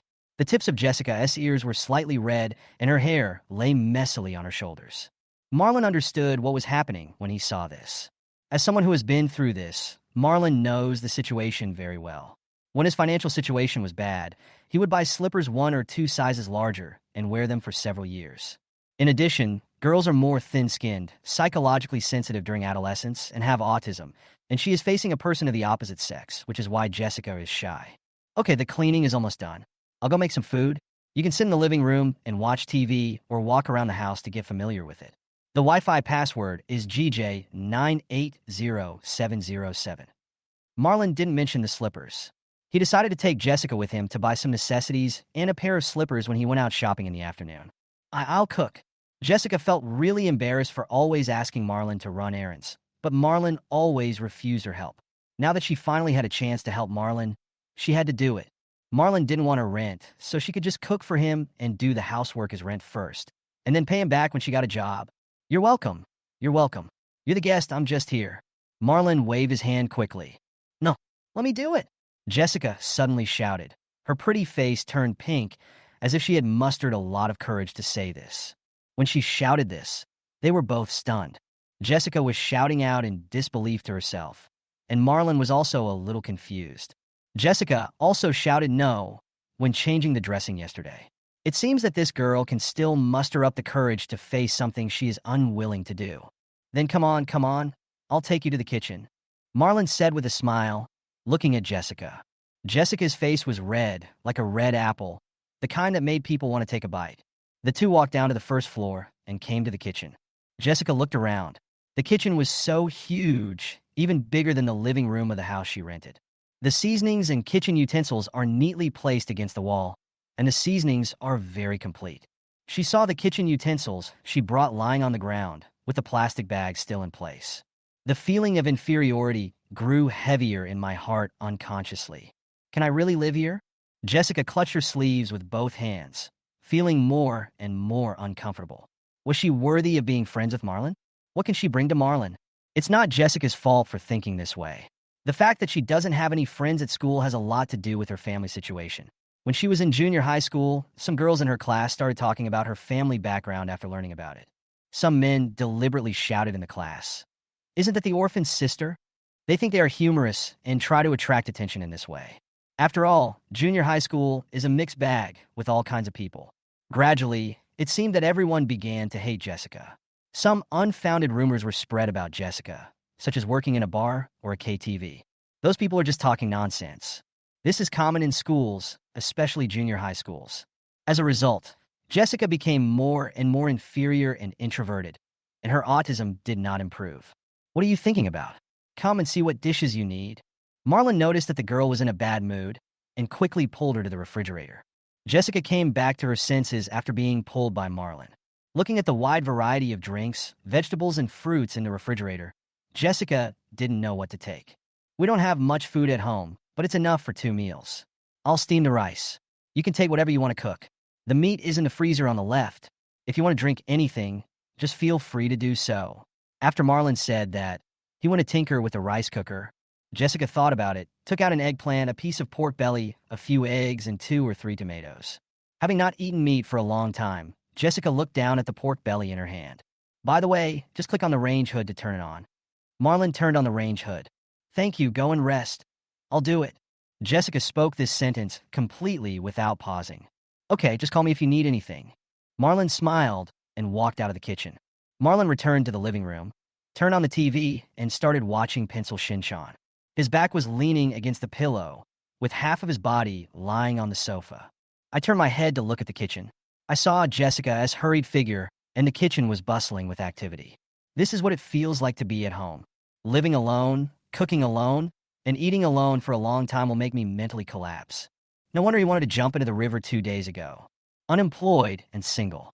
Marlon's spirit is far less strong than Jessica's, so he admires Jessica as a girl. In a daze, Marlon lay on the sofa with his head tilted back and fell asleep. Maybe it's because I didn't sleep well last night, and I've been busy all morning, so I'm indeed a little tired. Jessica made 2 dishes, minced meat and eggplant, and scrambled eggs with tomatoes. It was only after she finished her work and brought the dishes to the table that Jessica noticed Marlon, who was sleeping. He must be very tired, having been helping me these past 2 days.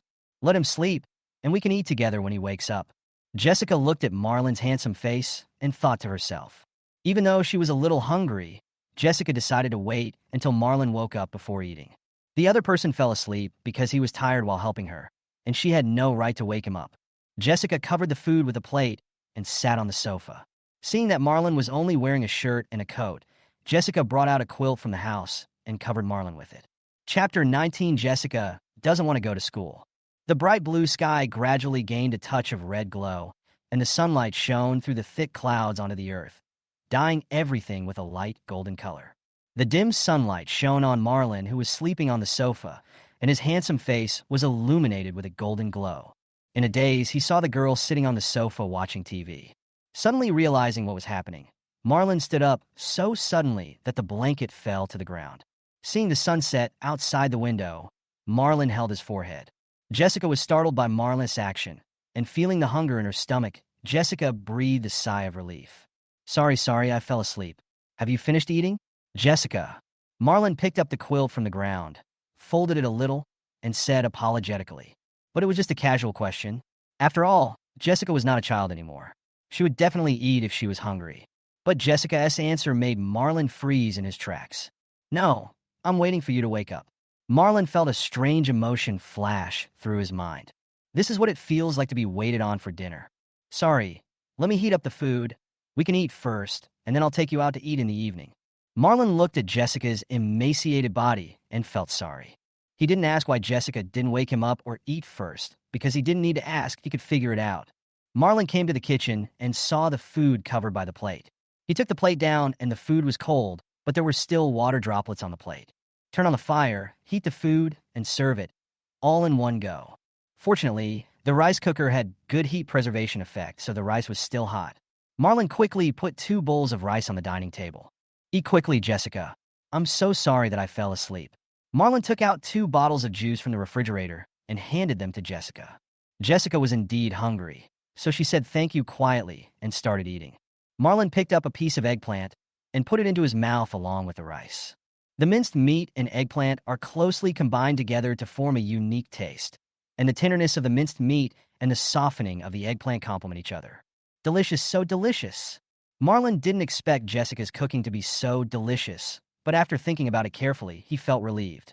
When a person grows up, he has to cook by himself, and he is actually not bad at cooking. Scrambled eggs with tomatoes are also delicious, and the sweet taste goes perfectly with rice. Jessica also ate with great relish, and the meal was soon over. Are you full? Marlon looked at Jessica. Yeah, let me clean it up. Since she decided to deduct the rent by doing housework, Jessica wanted to take charge of all the housework. Otherwise, she would be disliked if she lived in someone else's house without being able to help. No, I'll do it. You cook, and I'll wash the dishes. Marlon said, stacking the dishes together and carrying them into the kitchen and putting them in the sink. Neither of them had any leftovers, so Marlon simply rinsed them with water first. Jessica originally wanted to wash the dishes, but she couldn't resist Marlon, so she picked up the rag and wiped the table. It was the first time I cooked and ate with others, and it felt really wonderful. Marlon was sleeping in the afternoon. Jessica walked around the house. It was a very large house, several times larger than the one she rented. Dee. It was her cell phone ringing. Jessica, are you out of the hospital? I didn't see you when I went to the hospital just now. It's Teacher Zhao. I was discharged from the hospital this morning. What's up? Oh, it's okay. I just came to see if you need any help. I'm glad you're out of the hospital. Can you come to class tomorrow?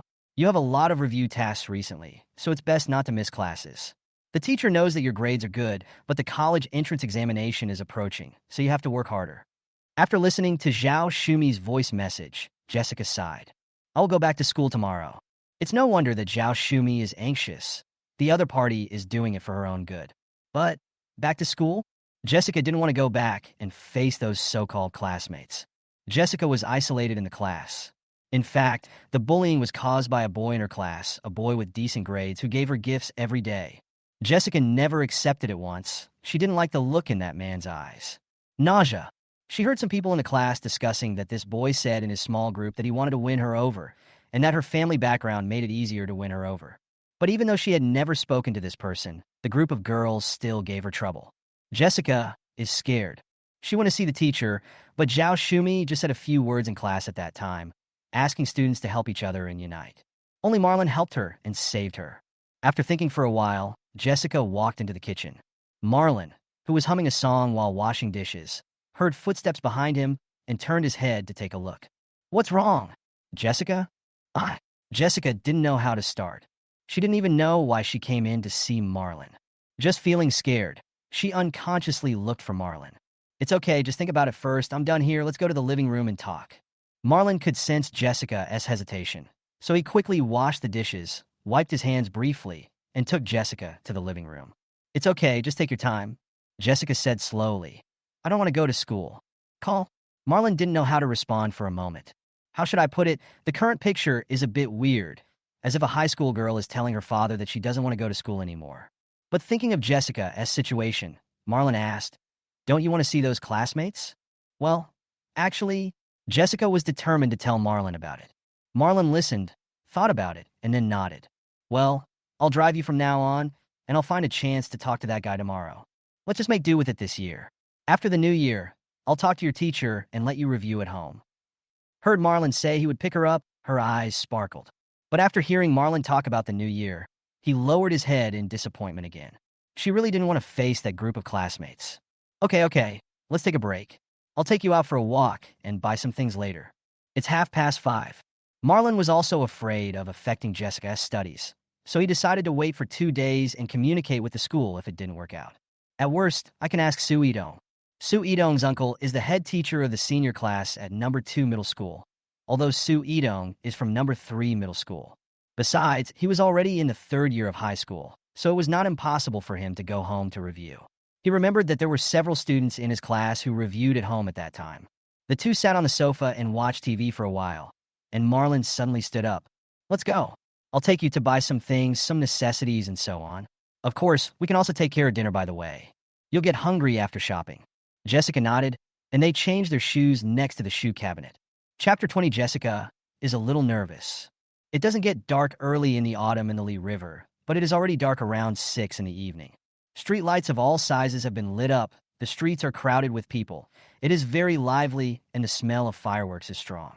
Marlon discovered that he had forgotten to charge his electric scooter and had no choice but to go to the garage to drive it. "Let's go to Macro first, and then we'll go eat whatever you want," Marlon said casually while driving with his eyes fixed forward. Jessica, who was sitting in the passenger seat, leaned against the window and looked at the scenery along the way. So this is what it feels like to walk down the street in a car. Hearing Marlon's words, Jessica turned her head, her cute black hair fluttering, and hummed softly. Jessica has never been to the Macro shopping mall. She always buys things at the supermarket downstairs because she doesn't dare to. This is also a difficult point for autistic patients, and it feels more like severe social phobia. Jessica felt dizzy when she was in a crowded place, and the noisy environment almost made her collapse. But Jessica is better at school, and she can't explain why. Jessica is going out without anyone accompanying her. Fortunately, the schedule in high school is tight, and I go to school in the morning and evening and get home after dawn, so there are not many people on the streets. To her classmates, Jessica seemed a little dull, as if her intelligence was not fully developed, and she never communicated with others. When facing Marlon, does Jessica show more expressions, and her verbal communication is normal. So Marlon hasn't realized the problems that will occur when he goes out on the streets. Macro is an old shopping mall in Lijiang City, and is basically the same size as Marlon. In order to avoid being bankrupted by foreign chain convenience stores, Macro has done a lot of renovations, including the underground parking lot, which is also kept very clean. Today is Tuesday, so there weren't too many people there, and the garage was still full. Marlon chose a spot near the elevator. "Okay, get out of the car." After Jessica got off the car, she started to get nervous and her palms began to sweat. As soon as Marlon got out of the car, the girl in the passenger seat hurriedly ran to Marlon and held Marlon's hands with both hands. This surprised Marlon a little, but then he thought of the girl's situation and held the girl's small hand tightly with his big hand. Soft as if boneless, slender and long. This was Marlon's first impression. The girl's hands were soft and slippery, like a small fish, and it felt like they would slip away if he wasn't careful. There are signs of sweat on the palms of the hands, and you can feel the girl's nervousness. Don't be afraid. I'm here. Marlon leaned over and softly comforted the girl beside him. Well, Jessica's grip tightened. Just like that, the girl turned sideways and held the young man's hands with both hands, and half of her body seemed to be sticking to the right half of the young man's body. There is a supermarket on the first floor, and Marlon is pushing a shopping cart with his left hand. Many passersby around looked at this couple with envy. Handsome men and beautiful women will attract attention wherever they go, and they are so close to each other outside that it is impossible for others not to notice them. Look at others. Then look at you, Humph. A girl snorted coldly, and the boy next to her scratched his head in confusion. Am I not holding your hand too? What did I do? Marlon took Jessica to the daily necessities area first. Do you have toothbrushes and toothpaste? Marlon looked at the girl next to him, but the girl's condition was not very good. She was sweating all over and felt that it was too noisy around her, making her feel a little dizzy. Hearing Marlon's words, the girl nodded reluctantly, indicating that she did. Marlon also noticed that something was wrong with the girl, so he let go of the cart with his left hand and gently patted Jessica on the back. Don't be afraid. Don't be afraid. He didn't know how to comfort the girl. I didn't expect Jessica's condition to be so serious. It's pretty normal to be with him. Feeling Marlon's comfort, Jessica's emotions gradually calmed down and her fear was much better. Although it was still a little unnatural, he could still speak. Yes, I'm sorry. Jessica lowered her head and whispered, her voice trembling. Because she saw people around them talking about them, she felt that she had caused trouble for Marlon. There's nothing to be sorry about. No need to apologize. I'm here. I'm here. Marlon soothed. There's no other choice but to just buy some simple things first. Let's go, we'll buy some things and go home. Marlon walked forward with Jessica. Just then they walked into a place selling slippers. Marlon took a look and picked up a pair of white plush slippers. Jessica, what size shoes do you wear? Marlon changed his name to Jessica again, mainly to reduce the sense of strangeness. 36, Jessica whispered, blushing a little when she saw Marlon choosing fuzzy slippers. Okay, how about this pair? Let's buy one pair to wear first, and then I'll buy you a better pair for winter. The quality is indeed average, but Marlon still decided to buy a suitable pair for Jessica first. Yeah, Jessica didn't refuse. She had some money on her and would give it to Marlon when she went out. The two of them went to the snack area again. Marlon thought that there were only drinks at home, and they were all cold, so he bought some food for Jessica. Do you have any favorite snacks? Marlon asked, looking down. Snacks?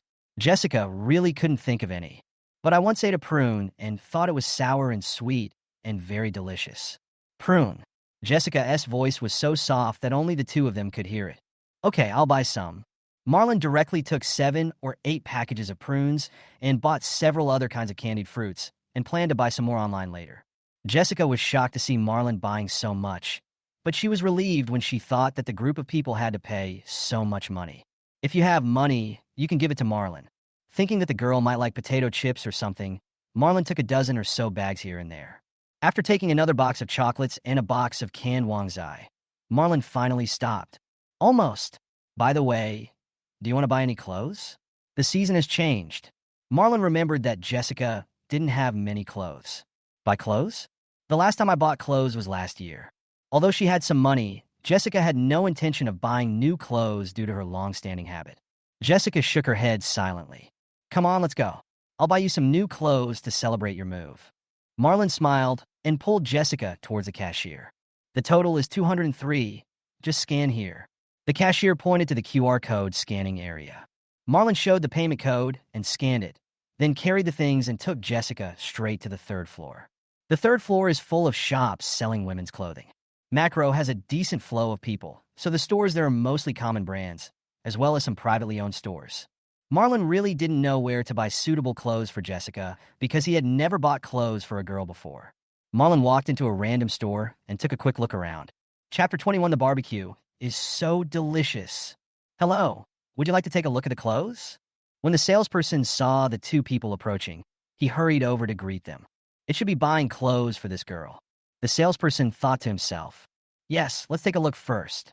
Marlon took over and took Jessica to look through the clothes hanging. Jessica didn't dare to look up and let Marlon lead her away. The women's clothing in this shop seems to be quite mature and not suitable for Jessica. Marlon has no choice but to take Jessica out. How about this? Let's go home first and look online to buy something. I don't think the clothes in this physical store are suitable for you. Marlon said quietly. Okay. Jessica also answered in a low voice. From a distance, it looked like a young couple was whispering to each other. Are you hungry? If you are, let's go buy something to eat. Is there anything you want to eat? Marlon glanced at the time. It was past 7 o'clock in the evening. You're not hungry. Let's go home. Jessica really didn't want to stay outside. I guess I'm not hungry now. After all, I had lunch too late. If you're hungry at night, you can order takeout. Marlon nodded. Since Jessica didn't like staying outside, he decided to go back first. He would still have to help Jessica overcome her psychological barriers slowly in the future. To save Jessica is a long and arduous journey. The girl's voice had become much quieter since she left the house. He could only lower his head and listen carefully to barely hear her. Unconsciously, they had more physical contact. Even after getting in the car, Jessica still held tightly onto the corner of Marlon's coat with one hand. Welcome home.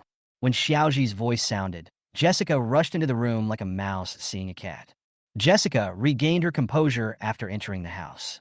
Marlon's hand outside and whispering to him. The warm breath from Marlon's thin lips seemed to still linger around her ears, and Jessica's face turned red. Marlon closed the door with his things in his hand and put them on the cabinet at the door. He saw Jessica standing at the door with a red face. Jessica, are you feeling unwell? Why is your face so red? Marlon asked in surprise. The girl who was named shook her head quickly when she heard that, then bent down to change her shoes without even looking up. Here, your shoes. Marlon handed Jessica the new pair of plush slippers. Jessica took her little feet wrapped in white socks out of her white sneakers and slowly put on the new pair of slippers. Seeing this scene, Marlon became restless again. Marlon seems to have unlocked new XP. After changing her shoes, Jessica's face became even redder because of Marlon's gaze. Following Marlon's gaze, Jessica found that he was looking at her shoes. Thinking of a possibility, Jessica didn't dare to look at Marlon and ran upstairs quickly. I'm going upstairs, Jessica almost shouted. Jessica at home and Jessica outside are almost two different people to Marlon. Marlon realized his problem, patted his head, silently apologized to Jessica, and then sat on the sofa to watch TV.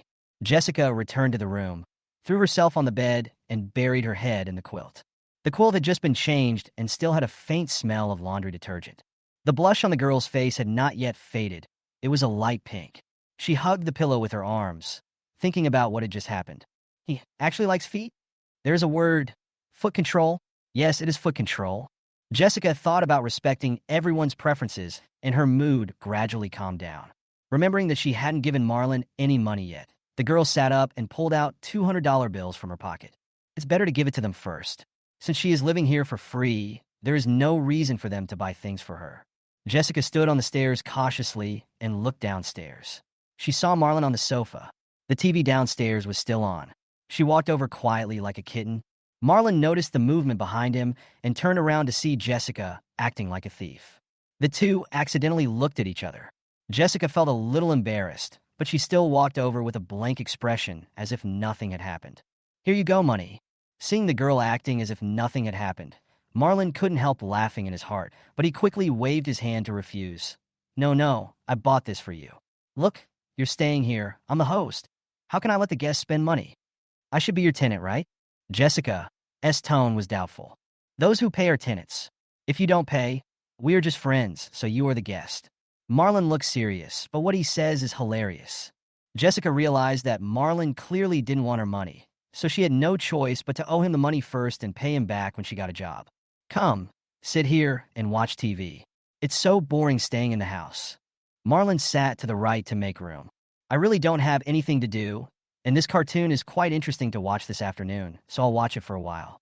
Jessica had never watched TV much since she was a child, and only started to use the internet after she got a mobile phone this year.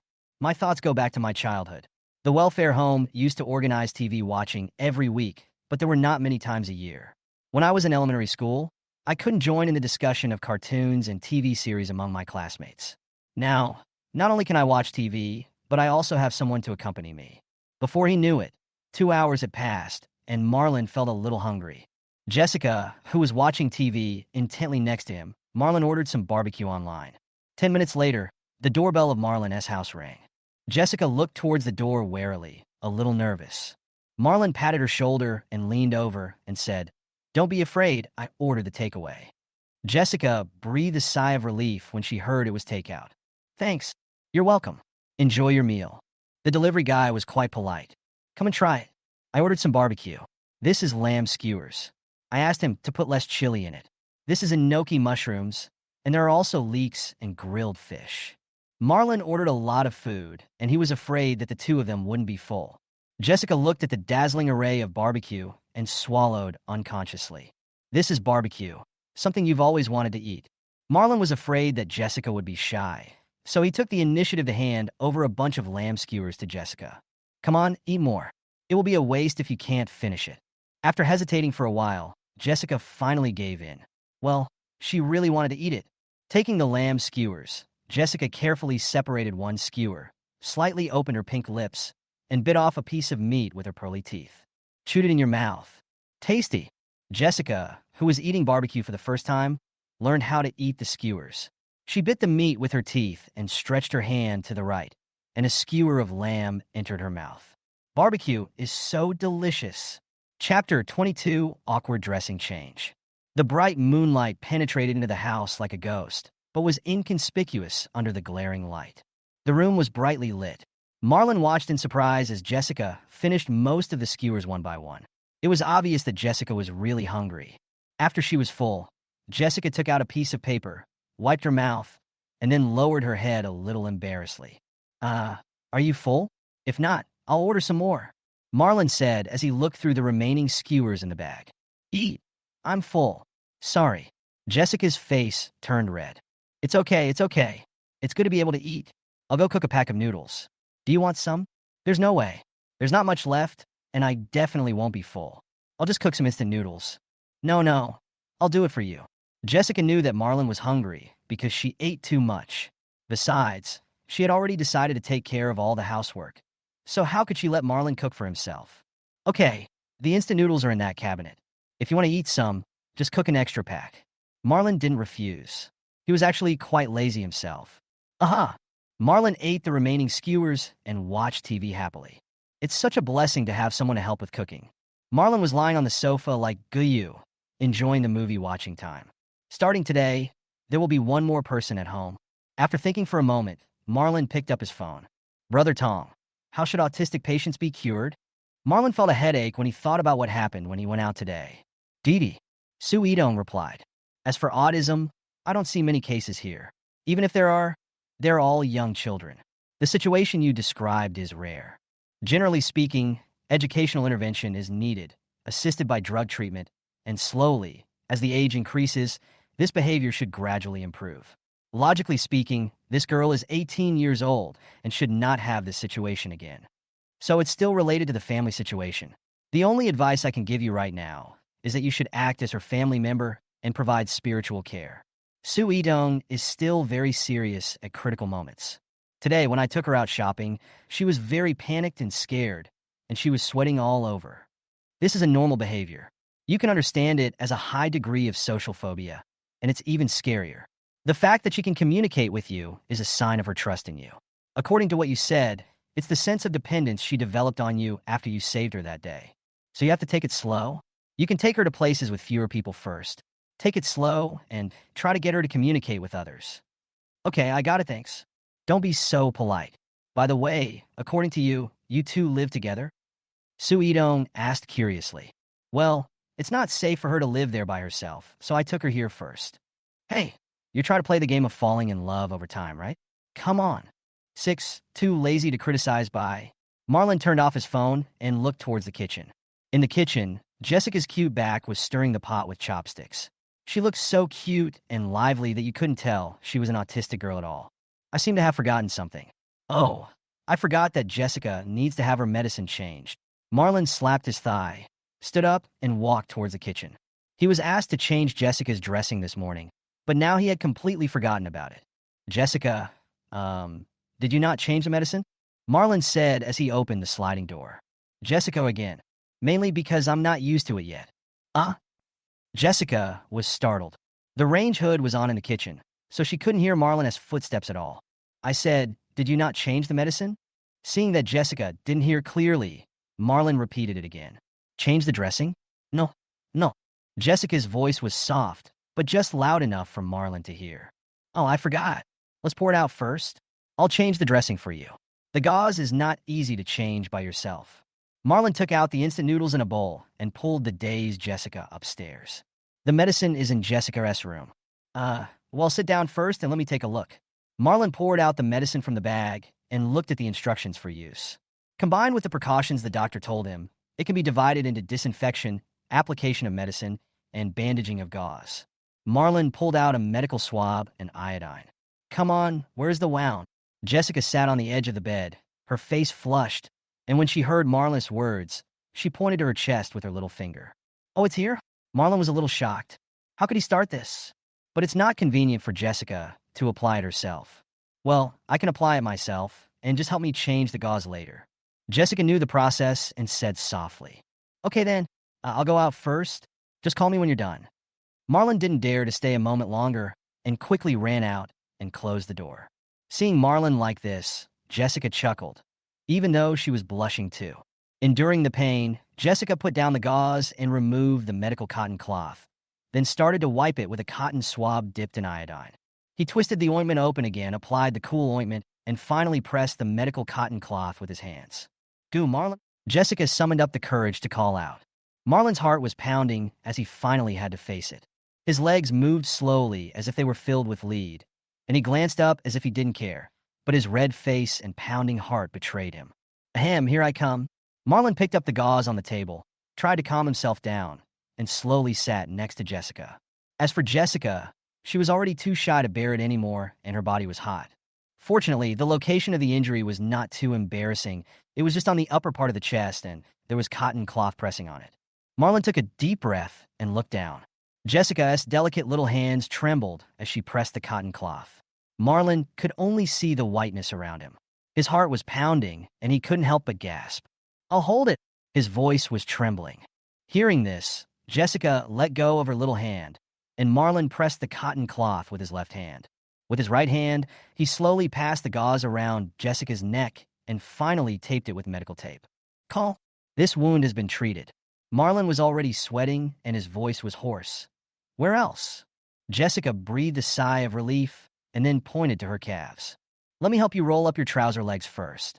Jessica lifted her left leg onto the bed, and her little feet in white cotton socks were facing Marlon, and she moved her cute toes.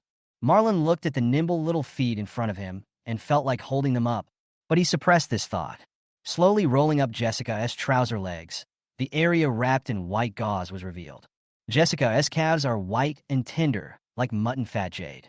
Chapter 23 Marlon's Gaming Room. After removing the gauze, a shocking scar was left on the white and smooth calf. The wound is magenta in color. Luckily, it is not too deep. At most, it will leave a shallow scar, which should not be noticeable with some scar removal. How did it hurt? Marlon asked softly. He was very confused. It was dark at the time, and he couldn't see clearly what those women did to Jessica. It's broken glass. A hint of fear spread under Jessica's bright eyes. Okay, don't be afraid.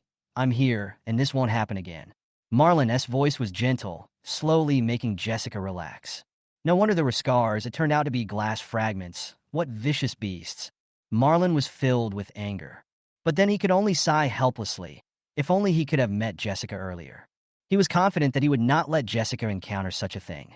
This kind of thing will never happen again. Let's ask Officer Lee about the follow-up tomorrow. Okay, let's disinfect first. Marlon took a medical cotton swab and dipped it in the iodine bottle, then took a sip from the bottle mouth, and finally gently applied it to Jessica's wound. Hiss. Yeah, it hurts. Jessica frowned, feeling the stinging pain on her calf. Her calf was trembling, and her cute toes were curled up tightly. Hold it for a moment. Marlon quickly disinfected it, then applied ointment, pressed it with medical cotton, and finally taped it up with medical tape. Okay. Marlon wiped the sweat from his embarrassment. Jessica was not so shy at this moment. She lowered her trouser legs and suddenly grabbed the corner of Marlon's clothes with her little hands. Feeling resistance at the edge of his clothes, Marlon looked at Jessica in confusion. Your face. The girl's cherry lips opened slightly. Damn, I forgot. I'll go downstairs to eat noodles first before they get clumped up. Marlon slapped his forehead, forgetting about his noodles. After Marlon left, the girl in the room suddenly raised the corners of her mouth, and for the first time, she smiled after a long period of unchanged expression. A faint smile appeared on the girl's pretty little face. The blush caused by shyness had not yet completely faded away, and her fair skin was tinged with pink. Unfortunately, another person in the house was eating noodles downstairs. When Jessica got downstairs, Marlon was already cleaning up at the kitchen sink. "Jessica, you're down here. Are you still hungry? The snacks you bought over there are on the table, and I haven't cleared them away yet. Don't eat too much candied fruit. It's evening after all," Marlon advised. "Aha!" Jessica obediently tore open the large package of prunes and took out 2 prunes. "For you." Jessica tore open a small package and handed it to Marlon, who was washing the pots and dishes. "Ah, okay."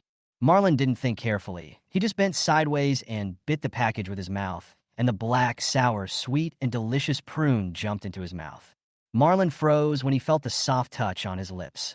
The view gradually moved upwards, and he saw Jessica standing there with a red face, her arms stretched out towards him. "So this feeling is—" Marlon straightened up suddenly. It was Jessica's finger. "Ahem, sorry, I didn't react for a moment." Marlon coughed awkwardly twice. Jessica just stood there in a daze, with pink spreading from her fair neck upwards until her entire body turned red. "No, it's okay." Jessica's voice became hoarse. "Okay, go to the living room and take a rest, or you can go to the second floor next to my bedroom. I have installed an esports room with a PS5 and a desktop computer. You can go and play if you want." Oh. Jessica didn't think too much about Marlon's words because she had temporarily stopped thinking. He walked upstairs numbly like a frozen computer. Only after reaching upstairs did Jessica calm down. "I have barely interacted with the opposite sex in my 18 years of life, and in the past 2 days I have had more contact with Marlon than in the past 18 years. Although I do seem to have different feelings towards Marlon. What is this esports room he mentioned? What PS5? Jessica pushed open the door of the room next to Marlon's bedroom and was surprised by the decoration inside. The main color of gray, blue-purple neon lights, and mood lights fill the entire room. There's a large lazy sofa on the left wall with 2 PS5 controllers placed in front of it. On the opposite wall is a 65-inch monitor. Under the monitor is a white PS5 console, and the wires underneath are messy. On the wall next to the window, there is a black computer desk with a 34-inch curved monitor on it. On the right is a pure white computer case from the Sea-View room with a sticker of Launchi from Dragon Ball on it. There is also a small refrigerator in the corner, and various snacks are on the shelf next to it. In short, everything shocked Jessica. The first time she used a computer was an old computer with XP system in the computer class in elementary school. She remembered that her classmates were playing with a 4399 at that time. She didn't understand anything at the time and could only stand beside others and watch with envy. Jessica stepped carefully over the wires, fearing that Marlon might damage them. Slowly sitting on Marlon's ergonomic chair, her whole body seemed to be wrapped in it. According to her memory of the microcomputer class, Jessica found the power button on the computer case. Tick! The moment you press it, the white Sea-View room case lights up, and the 4070 Ti graphics card fan lights up and spins rapidly. 2 seconds later, the computer enters the desktop. Jessica held the mouse in her right hand and curiously controlled the pointer to slide across the desktop. Marlon finished cleaning up the pots and pans downstairs, wiped his hands, and came upstairs. "I guess Jessica doesn't know how to use a computer. I only started using a computer in my junior year." Marlon's thoughts went back to his junior year. After working and studying for 2 years, Marlon finally bought his first computer with great reluctance.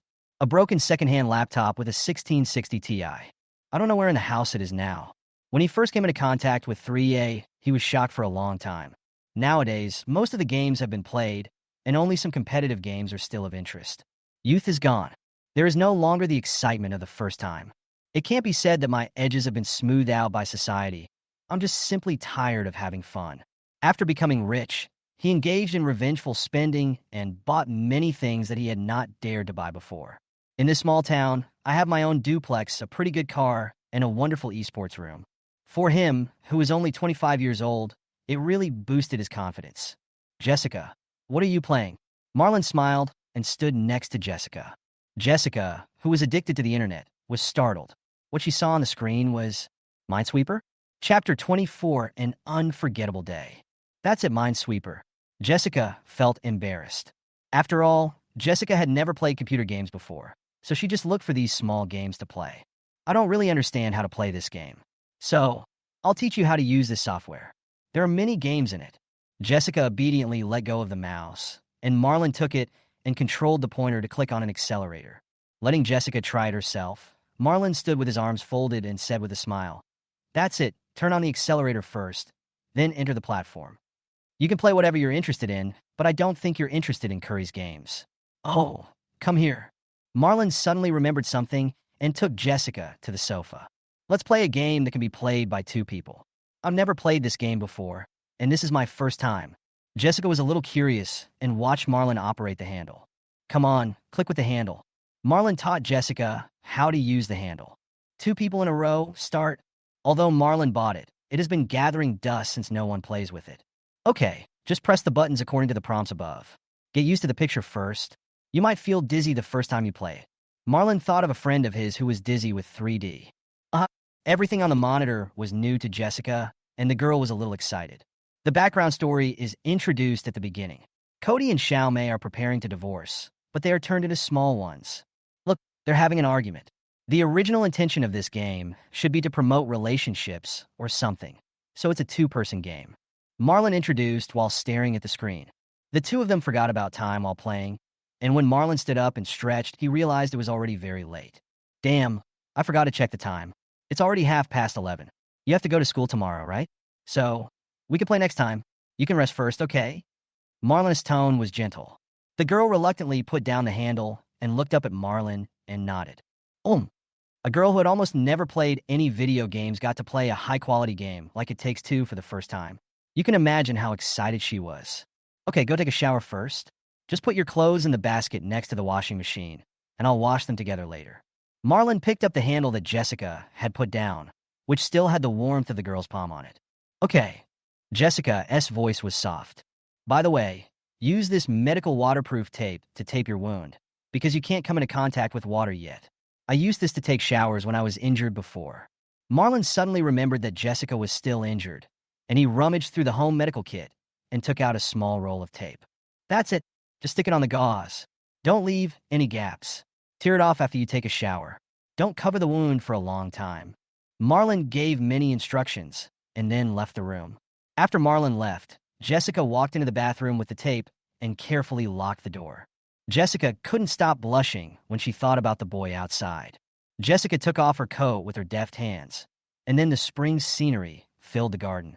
When a girl takes a shower, you always wonder if she fell asleep in it, and Marlon understands that. 48 minutes later, the girl's unique, sweet voice reached Marlon, who was almost asleep, through the glass door of the bathroom. Marlon. Huh? What happened?" Marlon thought something happened to Jessica and quickly ran to the bathroom door. Do you have a bath towel?" The girl's voice was shy. "Oh yes, I forgot. I'll go get you a new one." Taking a light blue bath towel from the closet, Marlon returned to the bathroom. Click. The glass door was slightly open, and Marlon could see a dark shadow pressed against it. The shadowy figure stretched out an arm and took the towel that Marlon handed over. "Wait a moment." Just as Marlon was about to leave, Jessica called him again. Marlon, could you get a piece of, underwear from my closet?" Jessica's voice trailed off, and Marlon could barely hear the last three words. "It's like the peach blossoms just blooming in spring, shy and elegant." "Oh, okay. Pajamas." "Yes, it's in my closet." In the bathroom, Jessica's hands tightly grasped the bath towel. Her voice became trembling, and her cheeks turned red, as if she had a fever. Not to mention Jessica, Marlon also felt uncomfortable. If you were to ask when boys are most nervous, it would be the 1v5 endgame in CS or the 1v3 in the final round of Ninja Lottery, but Marlon would think it is now. In Jessica's bedroom, Marlon's figure becomes reverent. "I'm just helping to get things ahem," Marlon muttered to himself. Opening the closet, Marlon looked around but didn't see any underwear, so his eyes finally fixed on a storage box. That should be it. The moment he opened the storage box, Marlon looked inside unconsciously. White. Even though Marlon was indeed a good, decent man, he still couldn't help but take a second look. Of course, it was just a glance, and then he put on a set of Jessica's pajamas, pink plush and thin pajamas. "Thank you." Jessica's voice returned to calm, and Marlon breathed a sigh of relief. After wiping herself clean and putting on her clothes, Jessica looked around and finally ran back into the house. Hearing footsteps outside the house, Marlon came out in his pajamas. Take a bath, take a bath. Fortunately, there was no incident of forgetting clothes in the bathroom and causing misunderstanding. Jessica had just changed all her dirty clothes. Click. Jessica, I forgot to give you the hairdryer. Use this first. Marlon handed the hairdryer to Jessica while drying his hair. Jessica was sitting on the bed looking at her phone and got up quickly when she heard the door open. Thanks. Oh, you're welcome. Just treat this place as your home from now on. If you have any questions, just ask me. Don't forget to set the alarm. Do you have morning self-study tomorrow? Yes, but I can skip the morning self-study class. Despite this condition, Jessica usually chooses to attend self-study classes early in the morning, again because of her autism. Okay, then don't go to the morning self-study class and sleep a little longer. What time? I'll set the alarm to get up and take you there tomorrow. Before 7:30. Okay, I'll get up and make you something to eat tomorrow. Okay, it's getting late, go to bed and have a good rest. Marlon said with a smile. Oh, gut nicht. Ah, well, good night. It's exciting to say good night for the first time and to be said good night. And for Jessica, it was the first time for both. Although there was no expression on his face, he was very happy inside. It was also the first time that Marlon was said good night, and he felt a little emotional. At night, Lijiang City, which had been bustling all day, finally quieted down. As a small inland third-tier city, the night on the Li River does not have the magical night of Kyoto, but instead has the unique silence of a small city. Thousands of families fell asleep under the moonlight, but the two people in Marlon's family tossed and turned in bed. For Jessica, this is destined to be the most unforgettable day. She met a good man, a very good man. Marlon. Chapter 25, Going to School. Jessica felt that today was unreal. She had a new home, which was big and beautiful. She had a roommate who was also her landlord. The landlord was a very nice person and didn't even ask her for rent. If it was someone else, Jessica would definitely not accept it. But this person is Marlon. Now the person Jessica trusts most in the world is Marlon. Don't doubt it, Jessica had psychological problems after all, and she was saved by Marlon when she was most scared. From that moment on, Jessica's psychological defenses had been mostly broken. Coupled with Marlon's careful care in the hospital, Jessica felt that even if Marlon had other ideas, she would accept them. Jessica tossed and turned on the soft big bed, unable to fall asleep. Pulling the curtains open a little, some moonlight from outside the window came in. Jessica stared at the full moon in a daze. Meanwhile, at the end of the corridor in Marlon's bedroom, Marlon was also tossing and turning. I rescued a young girl in a daze, took care of her for a day in a daze, and finally gave her home to someone else in a daze. Half of my thoughts were out of genuine concern for Jessica's own good, as I was worried that she would not be safe living there. The other half has an indescribable feeling for Jessica. Putting aside this feeling, the girl's background also made him empathize with her, so there is no reason to be nice to someone. Go to sleep, go to sleep. I won't be able to wake up if I don't sleep now. Marlon glanced at his phone. It was already 1 o'clock. The residents of Lijiang City are not as stressed as those in first-tier cities. This is the happiness of a small inland city. The small town has no dazzling skyscrapers and no nationally famous scenic spots. The only thing that can be mentioned is the Li River. Thanks to its advantageous geographical location, the weather in the small town is not too cold. Even in winter, it may only snow for a few days, and it is not as cold as in northern cities. At the moment of sunrise, the whole city was filled with the crowing of roosters and the lighting of headlights. The sanitation workers on the roadside began their day's work. There were morning stalls that had already been set up on the street, drivers who were working hard to deliver goods, and all kinds of people. Under the sunrise, the whole Lijiang City seems to be covered with a layer of golden gauze, which also means that the city is about to usher in a new day. Beep, beep, beep. Marlon was woken by the alarm clock and turned over and closed his eyes. Suddenly, he heard footsteps outside the house, and Marlon finally reacted. I am no longer living alone, but have a beautiful roommate. I promised to make breakfast last night, so I better get up quickly. Good morning, Jessica. Marlon rubbed his sleepy eyes and greeted the girl who was brushing her teeth in the bathroom. Morning. Jessica's voice was unclear, and there were a few tufts of hair sticking up. Okay, you wash up first, I'll cook for you, and then we'll come downstairs to eat. I don't have anything urgent to do, so it's not too late to come back and wash up. I have to send Jessica to school soon. Without waiting for Jessica's response, Marlon came downstairs. Marlon usually doesn't eat breakfast. After all, he usually wakes up at around 9 o'clock. Fry some bacon. Marlon remembered that he still had some toast, so he picked up some bacon and ate it. Pop! Turn on the fire, pour in the oil, and add the smoked bacon. Sizzle. The pot is sizzling and oil is splashing everywhere. There was no bread machine at home, so Marlon could only lightly toast the bread in the microwave. One probably isn't enough, so make two, a total of 4 slices. A few minutes later, Marlon cut 2 more slices of tomato and put them on the toasted bread along with the lettuce and bacon. Perfect. Heat up another bottle of milk. Considering that the breakfast was too dry, Marlon took out another bottle of milk from the refrigerator, poured it into a glass, and heated it slightly in the microwave. Jessica, it's time to eat. Click, click. There were footsteps on the stairs. Jessica had already changed her clothes. Jessica wore a slim beige sweater on her upper body, highlighting her beautiful figure. Fansu has cherry-like lips and a slender waist like a willow. The lower body is a pair of slightly flared jeans. This is one of the few autumn clothes Jessica owns. Marlon took yesterday was actually what Jessica wore in winter. Her long hair was tied into a classic ponytail, and her beautiful eyes looked towards Marlon. There was no expression on her face. It was still cold, but it didn't mean that Jessica was in a bad mood or anything. She was used to it. In fact, when Jessica heard Marlon calling her to eat, she couldn't help but feel excited. Jessica had only heard the phrase, "It's time to eat," at school. This was the first time she heard these words at home. An inexplicable feeling of happiness arises spontaneously. I fried bacon and bread for you. This is hot milk. Eat it while it's hot, Marlon said with a smile. Okay, you eat first.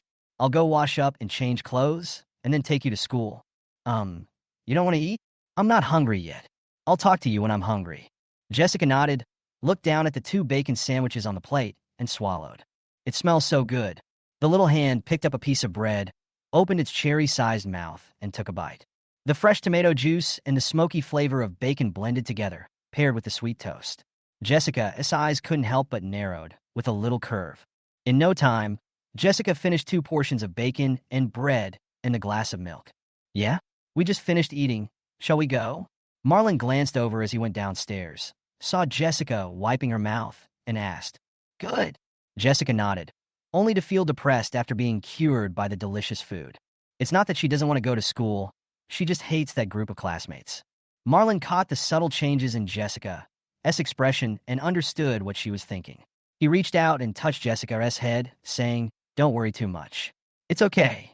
On the way to school, Marlon thought of something while driving and asked, Do you eat lunch in the cafeteria? Well, we charge our meal cards, and then we can buy food at various windows. Do you have enough money on your meal card? If not, I can top it up for you. Jessica thought about it, shook her head, and said, No, thank you. Okay, if it's not enough, just tell me. If the food in the cafeteria isn't tasty, I'll bring you food. By the way, do you have self-study in the evening? I don't want to go. Okay, then I'll pick you up right after your last class. If you don't want to go, just ask for leave. Don't be afraid. Thanks. Lijiang number 2 middle school, a barely okay high school. Because of the decision to equally distribute students, Jessica was not assigned to number 1 middle school, which had a key class, but to number 2 middle school. Otherwise, Jessica would not have been so excluded. We're here. Come on. I'll take you to class and meet your principal. Marlon wanted to hold the principal accountable, but he didn't know in what capacity. One can only hope they can be more responsible. Marlon still felt uneasy. Chapter 26. Thoroughly investigate the rumor spreaders. The morning self-study session at number 2 middle school is at 6 o'clock. Now is the breakfast time at number 2 middle school, so there are people coming and going on the campus, and many students are holding pancakes, soy milk, etc. in their hands. Since the campus does not allow non-campus vehicles to enter the school gate, Marlon can only park his car outside the school. Let's go. Let's go talk to your teacher first. Marlon still remembered the only person who came to visit Jessica, Zhao Shumi. It seems that he is Jessica's homeroom teacher. Even though he has only met him once, Marlon has a good impression of him. After all, they are adults in society and more mature than students, so they have no other feelings except pity for Jessica's identity. As for why Jessica was ignored or abused by her classmates, the main reason was rumors. It was like this during student days. I believed everything I heard. Marlon went to see the teacher and principal for this purpose, wanting to investigate who initiated it. Jessica was in a bad mood and felt fearful when she saw the school. Hey, what are you doing? The security guard at the door stopped two people who were about to enter the school. Because it is not mandatory to wear school uniforms at number 2 middle school, Jessica only wore a school uniform jacket. I sent this child to class. She has been on sick leave for the past 2 days. Marlon explained. Where is the leave note? The security guard asked, staring at the two people with a questioning look. The illness happened suddenly, and it happened after school, so there is no note for leave. Let me call her teacher. Good. Marlon looked at Jessica, and Jessica silently took her phone out of her pocket, unlocked it, and handed it to Marlon. Marlon found Teacher Zhao's phone number in the address book and dialed it directly. Beep. Hello? Jessica? Hello, Mr. Zhao, I'm Marlon. My classmate Jessica and I are at the school gate now. We need you to come over. Okay, I'll come over now. After the call ended, Marlon returned the phone to Jessica. Although number 2 middle school does not allow mobile phones to be brought into school, Jessica is an exception. The teachers are all aware of her situation, so they all allow her by default. A few minutes later, Zhao Shumi trotted to the door with her cell phone in hand. Hello, Mr. Gu. Thank you so much for sending Jessica to school. Zhao Shumi's tone was apologetic. She hadn't expected Marlon to be such a nice person. You're welcome. I came here to tell you something and ask you something. Marlon's tone was also gentle. Then come to my office first. It's cold outside. Zhao Shumi said quickly. She knew that Marlon was probably asking about Jessica. At the same time, Zhao Shumi was a little confused. Wasn't this person related to Jessica? Why did he ask about it? This man wouldn't have deceived Jessica, would he? It's no wonder she thinks so. Marlon looks to be in his 20s, and Jessica is young, from a poor family, and pretty. From a normal person's perspective, one would think that Marlon spent a little money to cheat this girl. The security guard nearby stood aside when he saw Zhao Shumi coming. The three of them went to Zhao Shumi's office. On the way, Marlon and Jessica attracted the attention of many students. Hey, that girl is pretty. Which class is she from? You don't even know her? Isn't there an orphan in our school? It's her. I heard she's working as a hostess in a bar to make money. Is there such a thing? Which bar? Let's go and take a look. Have no idea. Then what the hell are you talking about? Some girls were talking as they walked by. That boy is so handsome. Is the one next to him his sister? Is she sending her sister to school? I don't know her, but I know that girl. She's the orphan from class 7, so it's unlikely. What? I heard that woman is not some KTV princess. Ah, isn't she a bar hostess? This? The two looked at each other and suddenly understood. Spreading yellow rumors. That's just a rumor. Let's not talk nonsense. He is quite pitiful. That's right. Those who spread obscene rumors should die. The girls were indignant, as they had all experienced or heard of this kind of thing to some extent. Only some people with malicious intentions still think it is true. The head teacher's office is filled with the head teachers of the classes on the second floor. There are many people here at this moment. Come, Mr. Marlon, Jessica. Take a seat. Zhao Shumi moved 2 stools. Tell me the truth. Do you know anything about what happened to Jessica in class? I really don't know about this. I'm usually too busy. The schedule is tight, and the tasks are heavy in the 3rd year of high school. You tell me. Zhao Shumi felt a little guilty. I don't know much, but there is one thing that is particularly serious. Someone spread rumors that had a very bad impact on Jessica. The severity of the rumors is enough to ruin a girl's life. Marlon told the truth, including what Jessica had heard. This is what Jessica told him when Marlon asked her in the hospital. Zhao Shumi's brows gradually furrowed. She couldn't believe that the students in her class spoke so viciously. Not only did they believe in unfounded rumors, but they also insulted them. That's it. I want to know who is behind these rumors. I also hope that your teachers can manage and clarify them. And if possible, I would like to meet your principal. The more Marlon thought about it, the angrier he became. Why did some people just make up rumors and cause Jessica to be looked down upon and insulted by her classmates? I can't make the decision, but I will discipline the students in the class. Zhao Shumi sighed. She really couldn't directly agree to let Marlon investigate the matter. After all, it was a critical period in the 3rd year of high school, and Marlon was not Jessica's guardian or anything, so he had no right at all. Marlon frowned. He knew he had no rights, but he still didn't give up. How could we allow those people to evade responsibility so comfortably? Beep. Marlon called Su Itong. Hey, Master Yin, what's the matter? Itong, I need your help with something. You tell me, I will definitely do whatever I can for you. Isn't your uncle the head of the 3rd grade of the 2nd middle school? It's like this. Marlon briefly talked about the current situation. Su Yidong's tone became serious, and he responded, "I'll call my uncle right now. Don't worry, this matter is easy to handle." After I hung up the phone, not long after, a man in a plaid shirt came over. He was slightly bald, had a fat figure, wore a pair of glasses and a pair of leather shoes. As soon as he saw Marlon, his expression suddenly smiled and said, "You must be Mr. Marlon, right? I've heard about this too. Jessica is a student we pay special attention to, so we will investigate this matter thoroughly. If you're worried, we can come together." In fact, Su Yidong's relationship alone was not enough to make the director so friendly. It was mainly because of Jessica. Chapter 27 Review at Home. Jessica's grades are very stable. She is always among the top 10 in the grade, and teachers in various subjects also give her special attention. According to the policy 3 years ago, Jessica should have been admitted to the key class of number 1 middle school. Moreover, Jessica's class of orphans appeared in the news in Lijiang City when she was in high school. If those enthusiastic people, social media reporters, and news media knew that Jessica was bullied in the school, the impact on the number 2 middle school would definitely be huge. The broadcast at that time did not make it clear why the 3 people dropped out of school. They just simply and vaguely said that they were not united with their classmates. Except for a few teachers and leaders and some students in Class 7, everyone else in the school was kept in the dark. That's why Su Liqiang, the head teacher of the senior class, was so enthusiastic.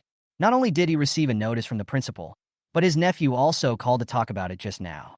"Then I'll trouble you, Director Su." Marlon's tone softened. "He will definitely investigate the person.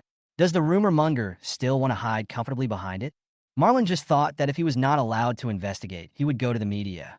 Society will always give special care to special groups. "Okay, let Jessica go to class first and don't delay her studies.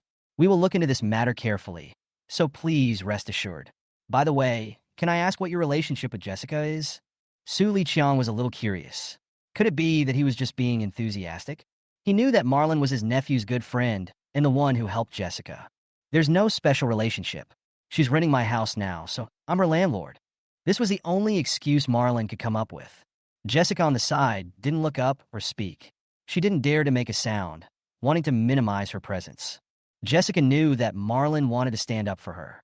Jessica was terrified when she heard Su Liqiang asking her to go back to class. "By the way, speaking of this, I want to ask if I can let Jessica review at home." Marlon hesitated for a moment, but when he turned around and saw Jessica trembling slightly, he still asked the question. Jessica's situation really makes it unsuitable for her to stay in school. It's not necessary and not worth it. As for this, there are indeed senior high school students who ask for leave to study on their own, but we only approve a few of them. Su Liqiang was reluctant to agree, as this was a good candidate.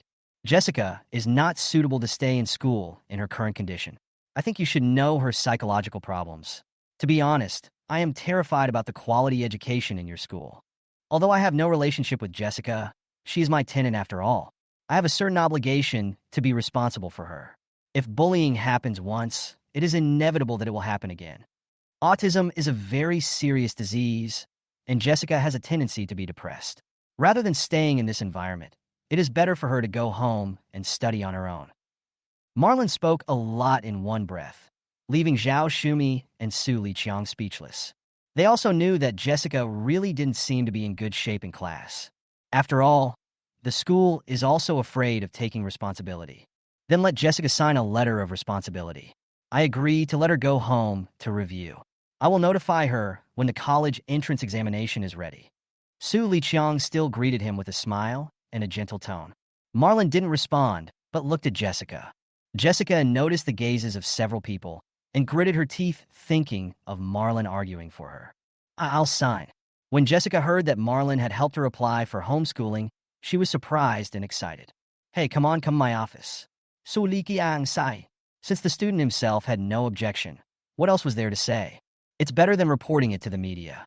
Jessica doesn't seem to want to delve into the bullying incident. "I'm also responsible. I didn't expect that something like this would happen, even though I'm already in my 3rd year of high school. The 3 who were expelled were all unlearned and skipped school all day to go to bars. They also posted a lot of notices, but I didn't expect that this time they would go so far as to bully their classmates." In the director's office, Su Liqiang invited the 2 to take a seat. "Sit down. Let me find the letter of responsibility." Su Liqiang was rummaging through the metal cabinet for the letter of responsibility. Jessica stood close to Marlon, her fair little hands tightly grasping the corner of Marlon's clothes. Marlon noticed it and could only pat Jessica on the back. He himself was also very panicked. No matter how many years you have graduated, you will always feel nervous when you are in the director's office. Judging from the looks from Zhao Shumi and Su Liqiang just now, he might have been mistaken as a bad guy who abducted an autistic girl. But if you think about it carefully, it is true that it is easy to be misunderstood. It doesn't matter, he has a clear conscience. He is just a caring person in society. Isn't it normal for him to feel pity for a girl with the same background as himself? To give her a house for free, to take her shopping and eating, and to hold his hand because she is afraid.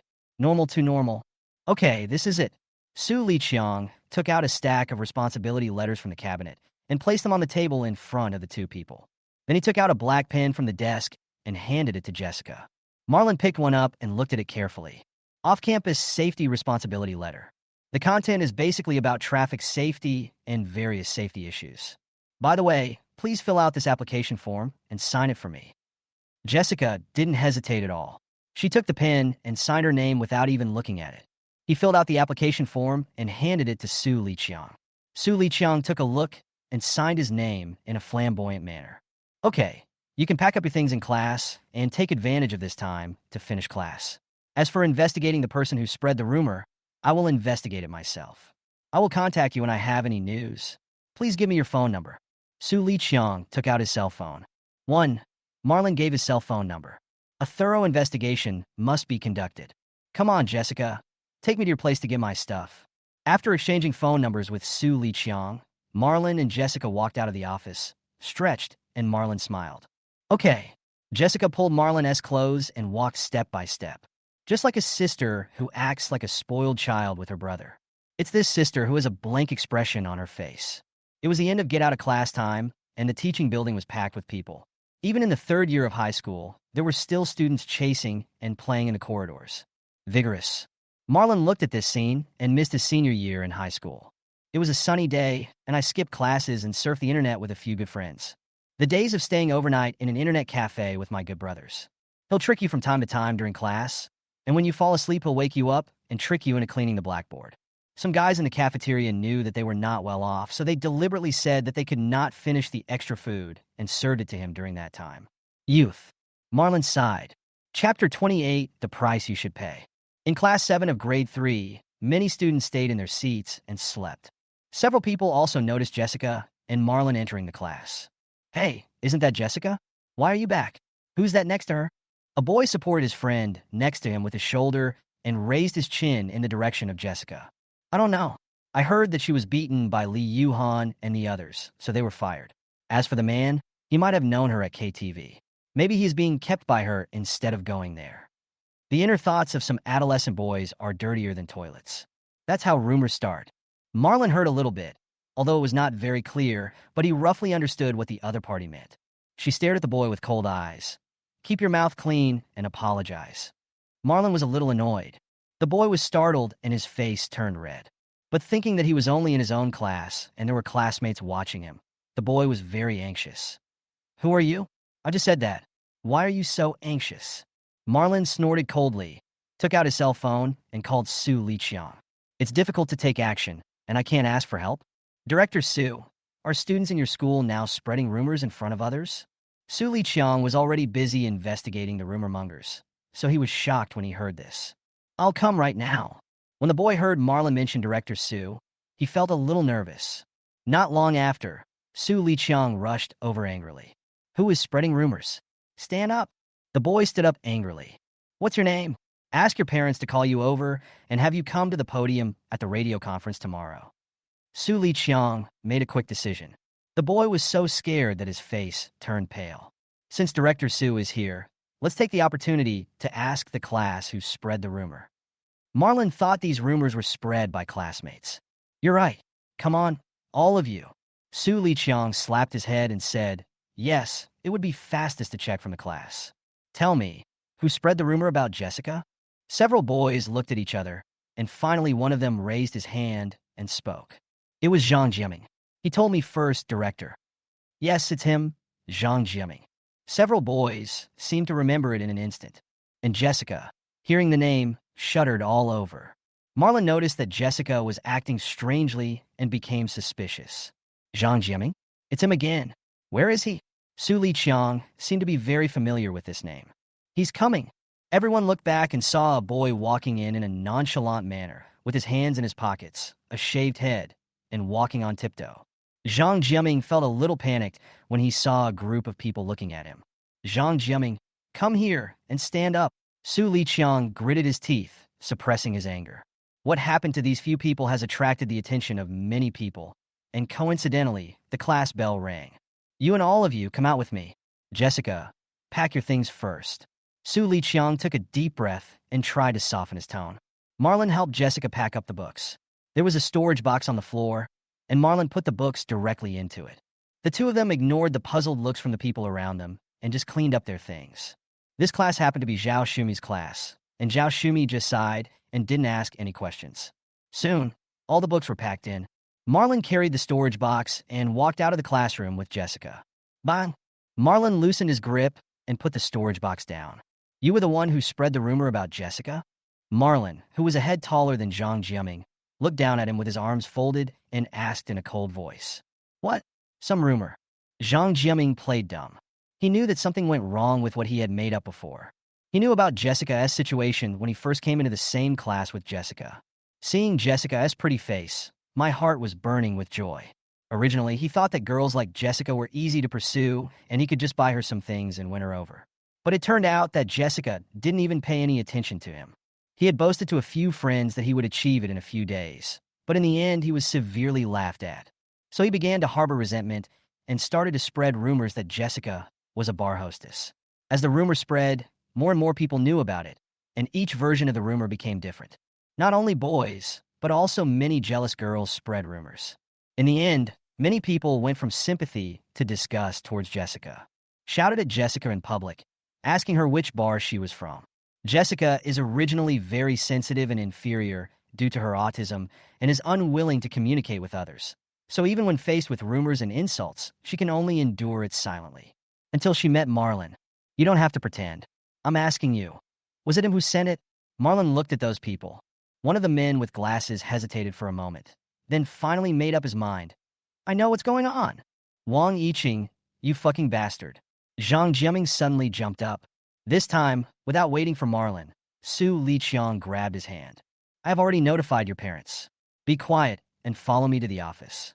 10 minutes later, in Su Liqiang's office. It's a bit lively now. In addition to Marlon and his group, there were also several parents present, and even the vice principal came. If this matter is not handled properly, once it gets out, number 2 middle school will definitely be criticized. This is what happened. This is what Zhang Jiaming told us, and we believed him. I'm sorry, Jessica. The boy with glasses, called Wang Yiqing, bowed deeply to Jessica. Several people around followed suit and apologized to Jessica. Jessica hid behind Marlon in fear. She would not accept an apology. After hearing what the man with glasses said, the father of one of them lost his temper. He grabbed his son and slapped him. I'll fucking let you talk nonsense, scold your classmates, and spread rumors. With a snap, it happened very quickly. Zhang Jiaming's father also kicked him and knocked Zhang Jiaming to the ground. You're still spreading rumors about others, you beast. I'm going to beat you to death. Zhang Jiaming's mother quickly dissuaded him. Su Liqiang and the vice president also hurriedly pulled the two of them away. The other parents pulled their children over to lecture them, all with gloomy faces. Stop, stop. Marlon sighed. It seems that parents should be sensible. Everyone stopped what they were doing and looked at Marlon. Jessica, what do you think? Marlon asked quietly. We should let Jessica express her own opinion. I don't want to forgive them. Of course, she wouldn't be willing to forgive them just like that. Jessica felt very uncomfortable when she thought about being talked about at school. Okay, then I'll call the police. Marlon is determined to clear this up and make them pay the price they deserve. Chapter 29 Public Apology. When they heard that Marlon was going to call the police, several parents panicked. How can this be possible? Don't worry, little brother. Let's communicate. Yes, little girl, you see, this is indeed our child's fault. You tell us how much money we will compensate you. Let's not call the police. In fact, simply calling the police doesn't really have much effect. Marlon had checked it out before coming here, and usually it's just a few days of detention and a fine of a few hundred yuan. What's more, some of them are under the age of 18, so the punishment cannot be too severe. Marlon was just trying to scare them. After all, no one knows whether this kind of thing will leave a criminal record or anything. No parent wants to take that risk. You don't need to say anything more. If you want to apologize, apologize publicly. Apologize in front of the whole school. Dispel all the rumors that have a negative impact on Jessica. Let everyone in the school know that what you said has nothing to do with Jessica. As for compensation, I think the two leaders and your children are aware of Jessica's situation. You can discuss how to compensate her. An apology is necessary and cannot be delayed. Marlon tried his best to communicate in a normal tone, and when he finished speaking, he turned his head and looked at Jessica with a questioning look. Jessica only knew that Marlon was fighting for her rights, so she wanted to let Marlon make the decision. She doesn't care about compensation. She only cares that everyone knows that she has been wronged and can communicate with her properly. Even though I will not be in school soon, who doesn't want to be innocent and not be talked about behind their back? Apologize. Jessica's voice was not loud, but it was loud enough for everyone present to hear. For the first time, the girl, who had been bullied for a long time, mustered up the courage to face the group. Because the piece of clothing she was holding belonged to Marlon. She is not afraid. You bastard. Why don't you apologize to your classmates right away? Apologize and reflect on your actions in front of the whole school. Wait until you get home, and I'll beat you to death. Zhang Jiaming's father kicked him again. Zhang Jiaming let out a scream. His face flushed red, and he was furious. But he still apologized to Jessica. I'm sorry, it's my fault. The boys also bowed and apologized. I'm sorry, I'm so sorry. The parents present did not behave unreasonably like in movies or novels. After all, there are not many idiots like that in reality. Everyone knows how disgusting Huang Yao is to a girl.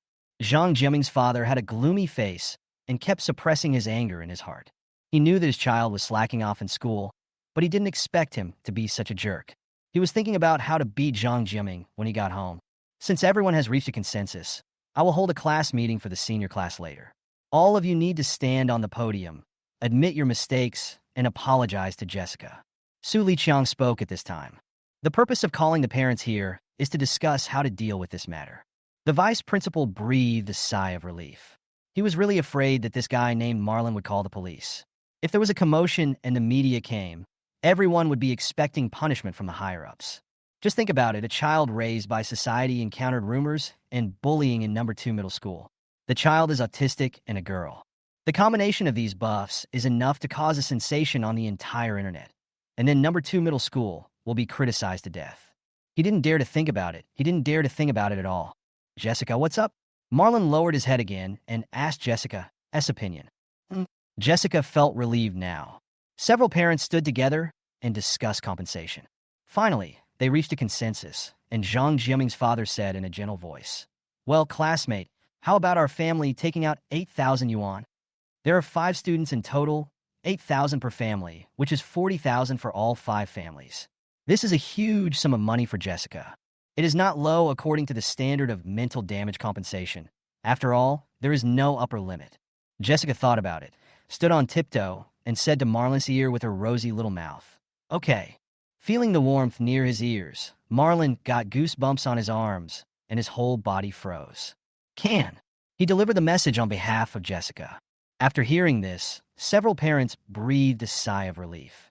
8,000 yuan is not a lot, but not a little either. It is a burden for an average family. But compared with the future of my children, it really means nothing. Normal people think that if you work in the police station, you can't take the civil service exam or the postgraduate exam. This dark history will live with me throughout my life. So several parents used their credit cards to come up with the 8,000 yuan. Marlon took Jessica's phone, opened UnionPay Quick Pass, and received the money. Okay, I will now announce the senior class meeting. You all follow me. If Jessica doesn't want to go on stage, she can stay at the back. Of course, it would be best for her to go on stage and let them apologize in person. Su Liqiang spoke to Jessica in a soft voice. He also takes care of Jessica's autism. Unfortunately, Jessica just couldn't muster up the courage to go on stage in front of the entire class. She shook her head slightly. Okay, you guys follow me. Su Liqiang didn't have a good face when facing those bastards, and his tone was rather bad. Didi. Hello. Let me inform you that the 20 classes of grade 3 will gather in front of the rostrum in the playground in 10 minutes. As soon as the notice was delivered, the senior high school teaching building became busy. Hey, are you going to announce the holidays? There are always students looking forward to the holidays. Who knows? Anyway, the old teacher is dozing off in this class, so it's just right. 10 minutes later, a group of people stood on the playground of Lijiang No. 2 Middle School. All of them were senior high school students. Marlon and Jessica were standing behind the podium, together with several deans and vice principals. Okay, everyone calm down. Today's impromptu meeting is to announce something. Some bad news and rumors that have been spread among you have had a bad impact on some students. After investigation, several students from Class 7 of Senior Grade 3 spread rumors and insulted a classmate in class, insulting his personality and causing great mental harm to the classmate. I believe everyone knows who they are at this point. Many of you are adults now and should be able to distinguish right from wrong. I don't want to hear any more students talking nonsense. If the parties involved take this matter seriously, they will be arrested if the case is investigated. Now let the rumormongers come forward and publicly apologize to the person involved and publish it on the notice board, and go home to reflect on it for a week.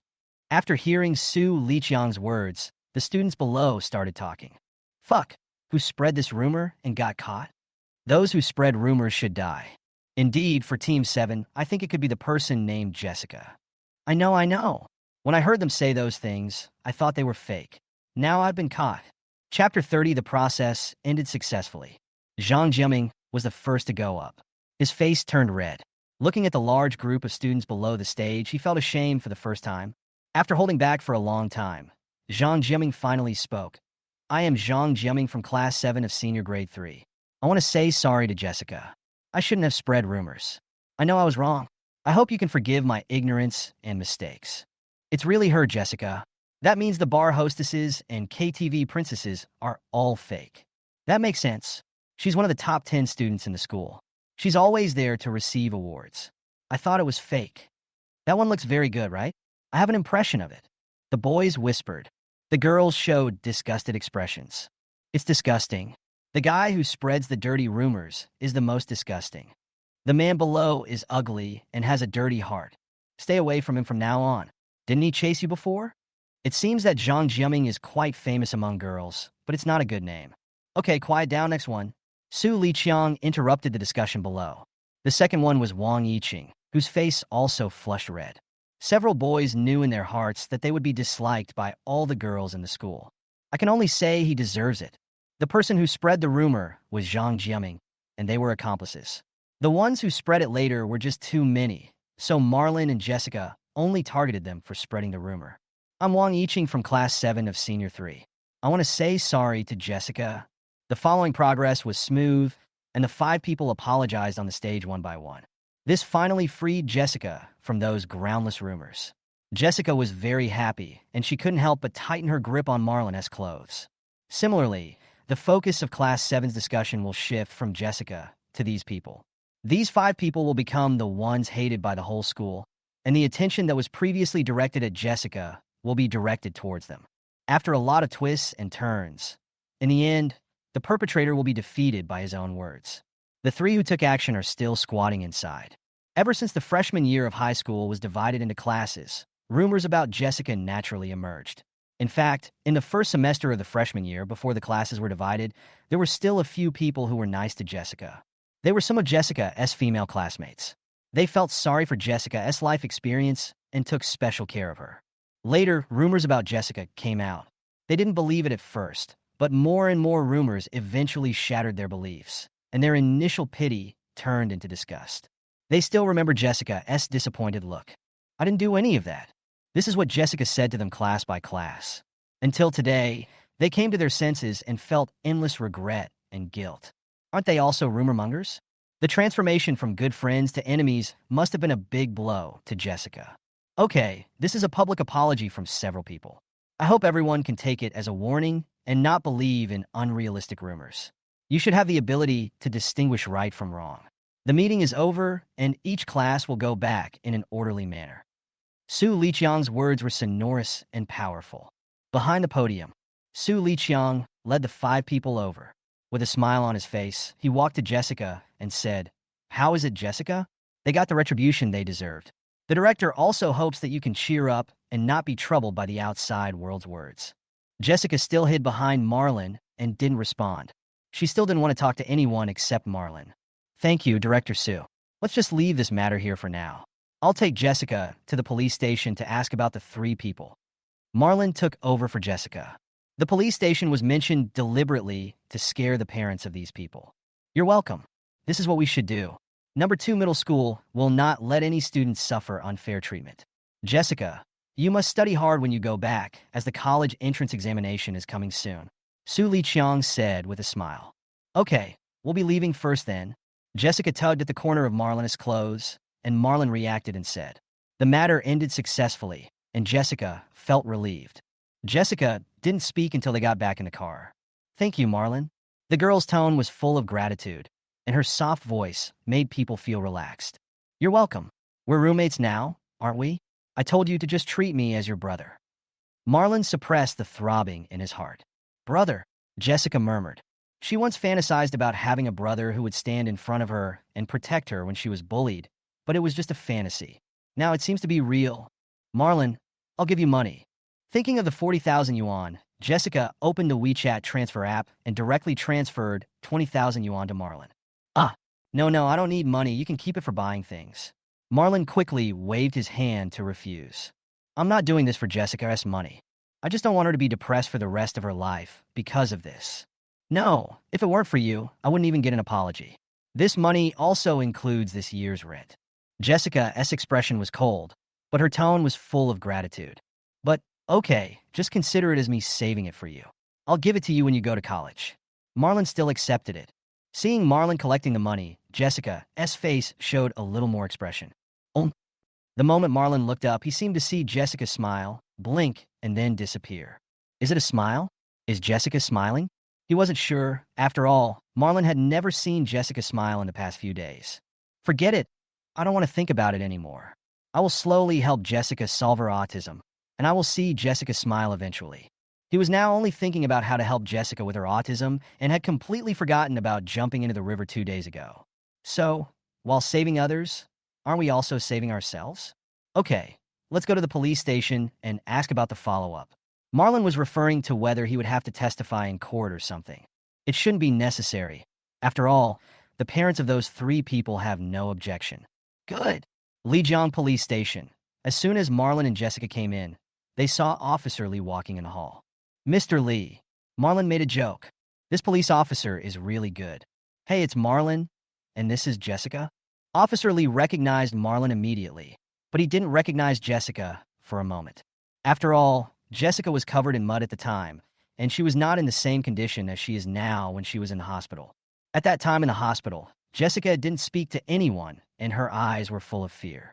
And now, even though he still looked very timid, with his hands clutching the corner of Marlon's clothes, the fear in his eyes had faded a lot. Chapter 31, Shallow Walk. Yes, this is Jessica. We are here to see the follow-up. Marlon stated the purpose of this. Jessica's nervousness subsided a little. Officer Lee was an acquaintance of hers and had helped her last time. Oh, the 3 of them are in the detention center. You don't have to follow up any further. We have the video you recorded at the time, and their parents have no objection. Li Chang explained with a smile. This matter is not serious and is easy to handle. With overwhelming evidence, there is no need to worry about them being unreasonable. Right, you guys are? Officer Lee glanced at the 2 of them with a gossipy look. Seeing Jessica holding on to Marlon's clothes and hiding behind him, he thought Marlon and Jessica were together. Jessica is now my tenant and roommate, and it's because of her autism. Marlon knew that Officer Lee had misunderstood their relationship. He himself didn't care, but Jessica was a girl, and she should care about her innocence. I'm just curious. Li Chang waved his hand. By the way, you have to be considered as a brave man for this. Come with me to fill out an application form, and we will approve and confirm it for you. You will get a certificate and a bonus, as well as a photo to be published in our city's news. Of course, you don't have to take the photo if you don't want to.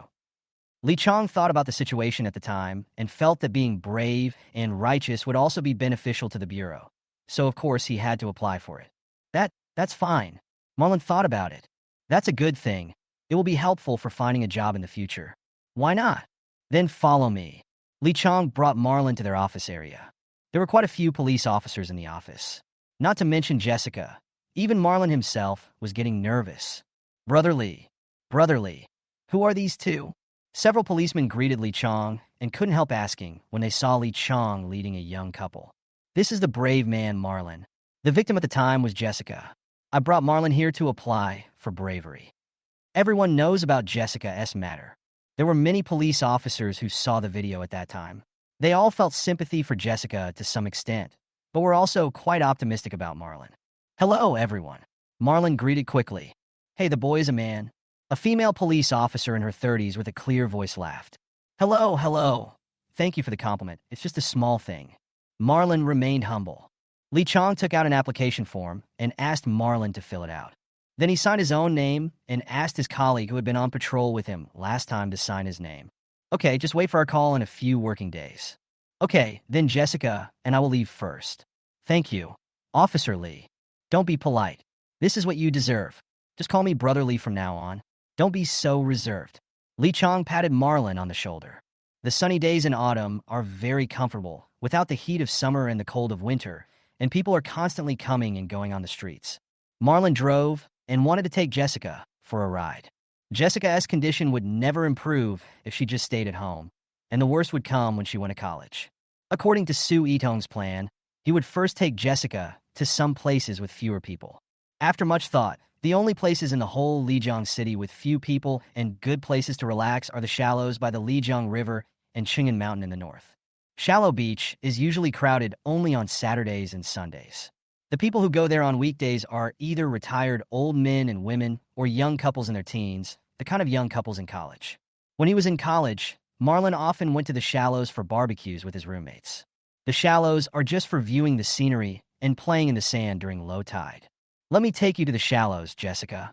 Marlon asked while steering and looking straight ahead. Shallows? Good. Jessica did not refuse. She often went there alone to relax when she was in a bad mood. The Lijiang police station is 15 kilometers away from the shallows. Along the way, Jessica's little head leaned against the window, her beautiful eyes full of sorrow. No one knows what she is thinking. Maybe I'm just missing the parents I've never met. Girls are always sentimental, and their little heads are filled with painful memories. The little yellow flower of the story. Marlon fiddled with the volume button with his hand, and just in time, the radio in Lijiang City was playing Sunny Day. Although the name is Sunny Day, the lyrics are all about rain. Jessica was stunned for a moment, turned her head to look at Marlon, who was driving seriously, and then looked at the vehicles passing by on the road. I couldn't help but be lost in thought. Once upon a time, there was someone who loved you for a long time. Jessica thinks back to that night often. A cold, rainy day in a dark alley. Marlon's tall figure was deeply engraved in her mind, and the warmth covered by the coat was the warmest quilt she had ever covered in her life. The strange throbbing in my heart is like a seed, gradually taking root and sprouting. Jessica, Jessica, here we are. After an unknown amount of time, Jessica was woken up by Marlon, and she realized that she had fallen asleep without knowing when. Yeah, accidentally fell asleep. Jessica's tone was flat. The contrast between his pretending to be nonchalant and his cold expression was so cute that Marlon couldn't help but smile. There really aren't many people in the shallows, and from a distance you could see a few couples playing in the sand and splashing water. There aren't many people here today, so let's just take a walk and then go get something to eat. Marlon checked the time. It was only 10 o'clock. Good. Perhaps because there weren't so many people around, Jessica didn't hold Marlon as close this time, but walked beside Marlon herself. The sand in the shallows is very soft, and when two people walk on it, they always leave footprints on it. The air here is fairly fresh. Marlon took a deep breath and found no peculiar smell. Jessica's eyes turned to the couples by the water. The water in the shallows was really shallow, just up to the calf, so you could see the group of people splashing around. Marlon and I are often mistaken for a couple. Come to think of it, this is the first time I come to the shallows with others. In the past, she walked more than 10 kilometers just to relax. Because it was too far, Jessica didn't come here very often. But it's always me. And Jessica doesn't dare to take the bus. She doesn't know how to ride a bicycle, so she can't ride a shared bicycle either, so she can only walk. Marlon didn't think too much about it. He had been here many times before. Not to mention college and his roommates, he had also taken the bus here when he was in junior high and high school. The main purpose of coming this time was to relax Jessica, but she didn't seem very happy. Marlon stole a glance at Jessica. Jessica's expression showed no joy or dislike. She just walked aimlessly. But he felt that Jessica seemed to be in a bad mood. Chapter 32, I still want to have fish hot pot. Jessica wasn't unhappy, but seeing the shallows reminded her of the times she had walked 15 kilometers here. Dee Marlon's cell phone rang. He took it out and saw it was Meng He. Damn, I forgot about being the best man. Hey Marlon, are you busy? There was a lot of noise over there at Meng He's place. It must be his relatives who were discussing marriage matters at his house. Not busy, you say? If it's convenient for you, why don't you come tomorrow? We'll have a rehearsal tomorrow and I'll buy you the tickets, or you can drive and I'll give you gas money. Tomorrow, it should be possible. I'll drive there. There should be someone else to go with me. Forget about the gas. With our relationship, why would we care about gas? Meng He's home is in Nansa City, the capital of the neighboring province. There's another person? Who is it? It's not your girlfriend, is it? Meng He's voice was surprised. No, it's a long story. I'll try to get there tomorrow at noon. By the way, who is the other best man? It won't be Wei, will it? Hey, it's our Wei. After all, you two are not married. Come on, have you notified Wei? I told you I bought him a ticket for tomorrow's train. Don't worry. Okay, I'll hang up first. Okay. Because Marlon didn't turn on the speakerphone, Jessica only heard what Marlon said. Are you going out tomorrow? Jessica was a little looking forward to it. Although she didn't know where to go, she was looking forward to being with Marlon. Jessica, do you have nothing to do tomorrow or the day after tomorrow? If not, then come with me to the neighboring province. A classmate of mine is getting married and wants me to be the best man. Marlon looked at the girl next to him. Good. Best man? I heard he will interact with the bridesmaid. Jessica had seen videos of other people's weddings before, in which some groomsmen and bridesmaids had various contacts and interactions. Felt a little uncomfortable, but she didn't show it. But she was still looking forward to going to the neighboring province. I have never left the province, let alone the city, in my entire life. Will it have any impact if you don't review these few days? I'll be the real culprit if your grades drop. Marlon suddenly remembered that the girl was still a senior in high school. Hearing this, Jessica was stunned, then shook her head. It's okay. For her, it really is harmless. Marlon was skeptical, but finally sighed. Then take a good rest and relax these few days.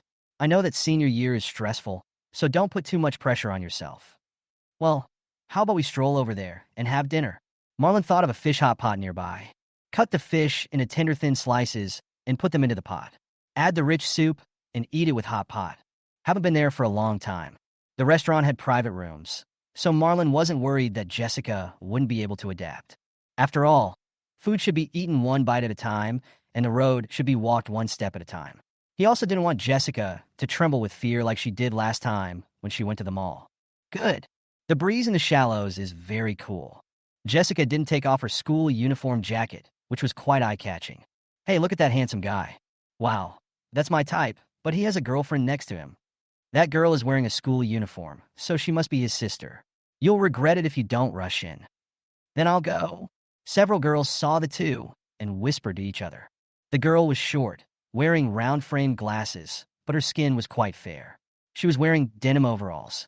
She looked pretty good, the type who would have no trouble finding a partner on campus.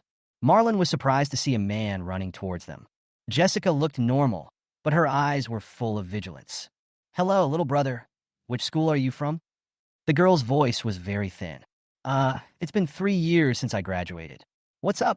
Marlon roughly guessed what the other party was here for, as he had encountered this kind of thing many times before. Nothing. Is this your sister? She's so beautiful. After saying that, the girl looked at Jessica. Jessica's left hand unconsciously grasped the corner of Marlon's clothes, and she felt very nervous. Jessica often does this when talking to strangers. Well, if you don't mind, can I add you on WeChat? I'm going to graduate next year, and I want to ask you for help with employment. Before Marlon could respond, the girl continued to ask with an expectant expression. I'm not his sister. Jessica suddenly spoke, which surprised Marlon, and he turned to look at her. After Jessica said this, her face turned red and sweat oozed from her forehead. She herself was surprised that she dared to answer. Sorry for bothering you. The girl was instantly embarrassed and ran away quickly. It's so embarrassing. Jessica felt Marlon looking at him in surprise, lowered her head and whispered, I'm sorry. She thought Marlon wanted to add the girl on WeChat, and she seemed to have delayed her. No need to apologize, I didn't plan to add her. Thank you for helping me out. Marlon waved his hand. Jessica just thought Marlon was comforting her. What right did she have to speak on Marlon's behalf? She was just his tenant. Marlon seemed to be just feeling sorry for her. She had overstepped her boundaries. Seeing that Jessica still lowered her head and looked apologetic, Marlon quickly changed the subject. Come on, I'll take you to eat fish hot pot. That place tastes pretty good. The girl over there ran to her friend in one breath, panting. How? Added. Don't mention it. That girl is really his girlfriend. Huh? I can't believe this guy is trying to trick the girl. Who knows? Maybe it's just a hobby between people. I also want to have fish hot pot. Marlon looked at the familiar photos and remembered the days when he and his roommates came here together. That's it. The store is still very clean. Marlon walked in with Jessica. Hello, Boss Lou. Huh? You're Marlon? Lu Xingjun, who was busy counting the bills at the cashier counter, heard someone calling him. He looked up and saw that it seemed to be one of the young men who used to come here often. He was quite impressed by Marlon. After all, he was good-looking. It's me. I'm bringing my friend here to eat. Are there any private rooms upstairs available? I want a small room and a hot pot with soy sauce and 3 pounds of Xinjiang fish.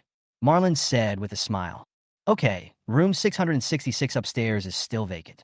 You and those guys haven't been here for a long time, and this time you came with your girlfriend. I'll give you some dishes.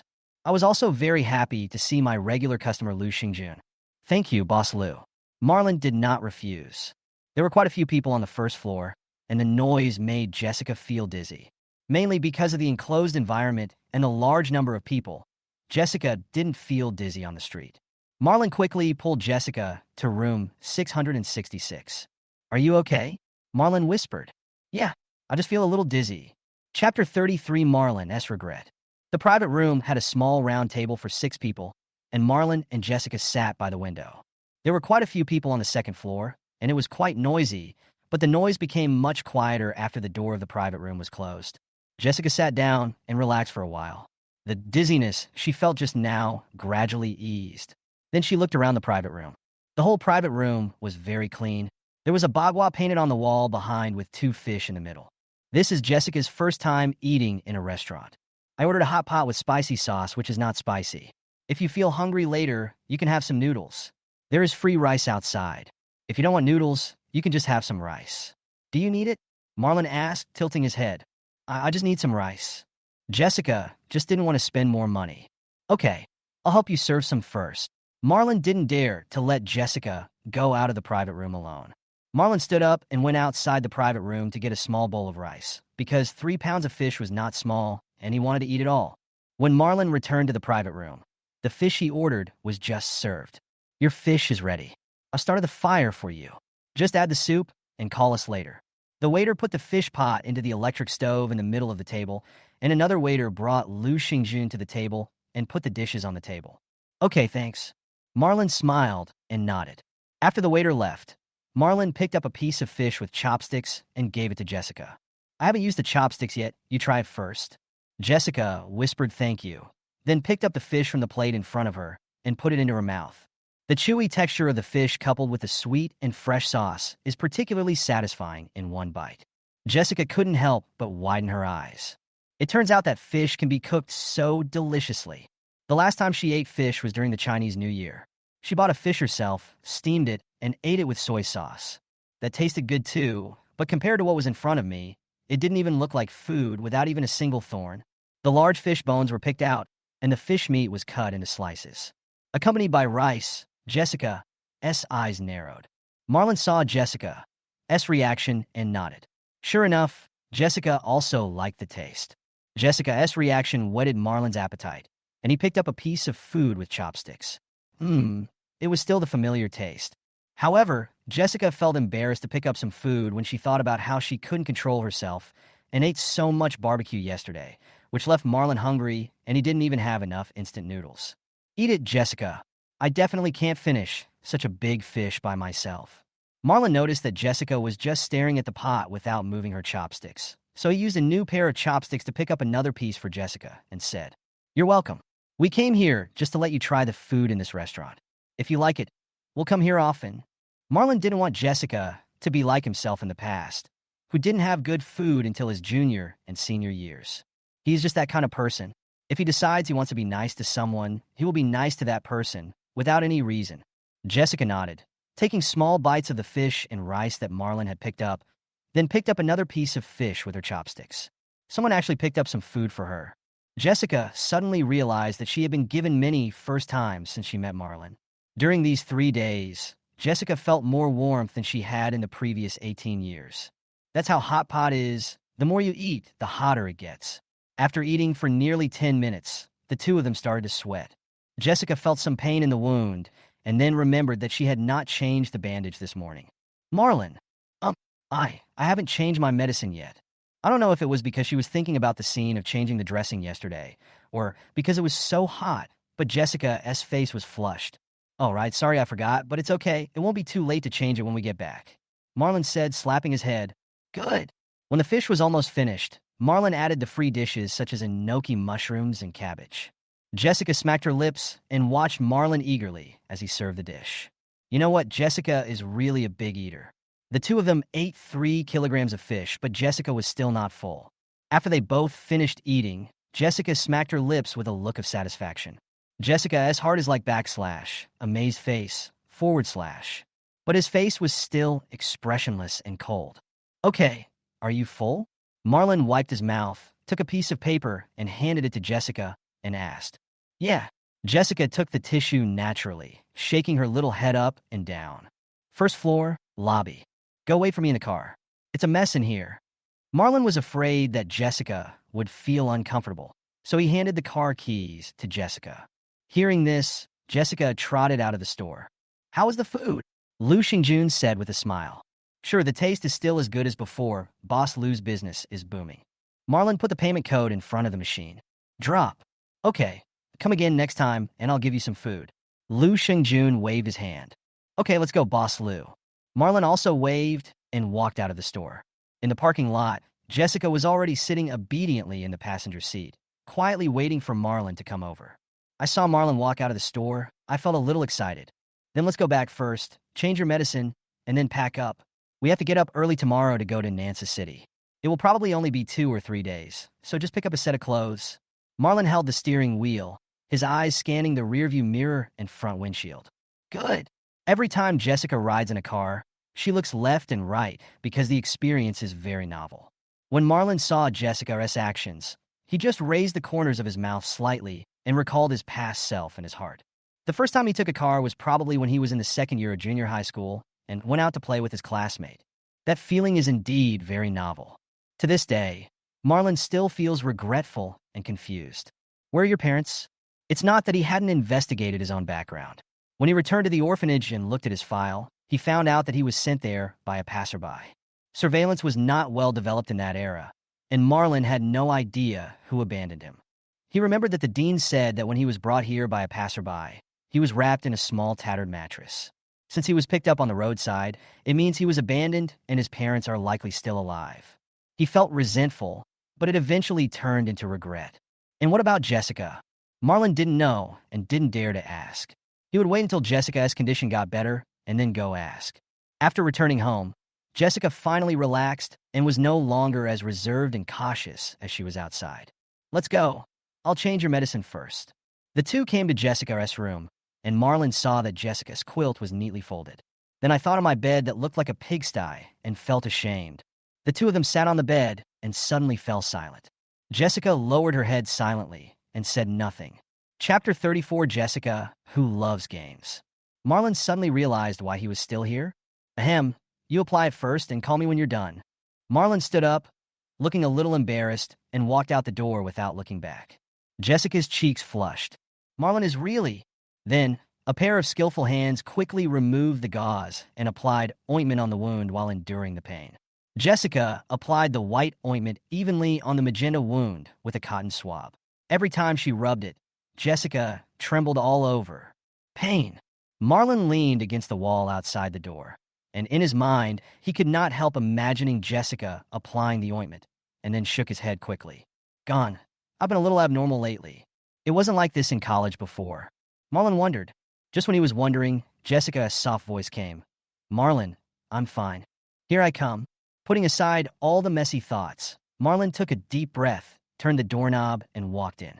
Fortunately, after this experience, Marlon was not so embarrassed anymore, and he walked more naturally than yesterday, although he still looked straight ahead and didn't dare to look at Jessica. Jessica still had her face red and her head down, and she hadn't said a word since Marlon opened the door. The little hand pressed on the gauze, not daring to move. Okay, let go. Marlon took over, and then, like yesterday, he slowly wrapped the gauze around his right hand and finally taped it with medical tape. Next was the calf wound, which Marlon dealt with quickly. The dressing change will not be complete until the scab forms, so Marlon has to get used to it.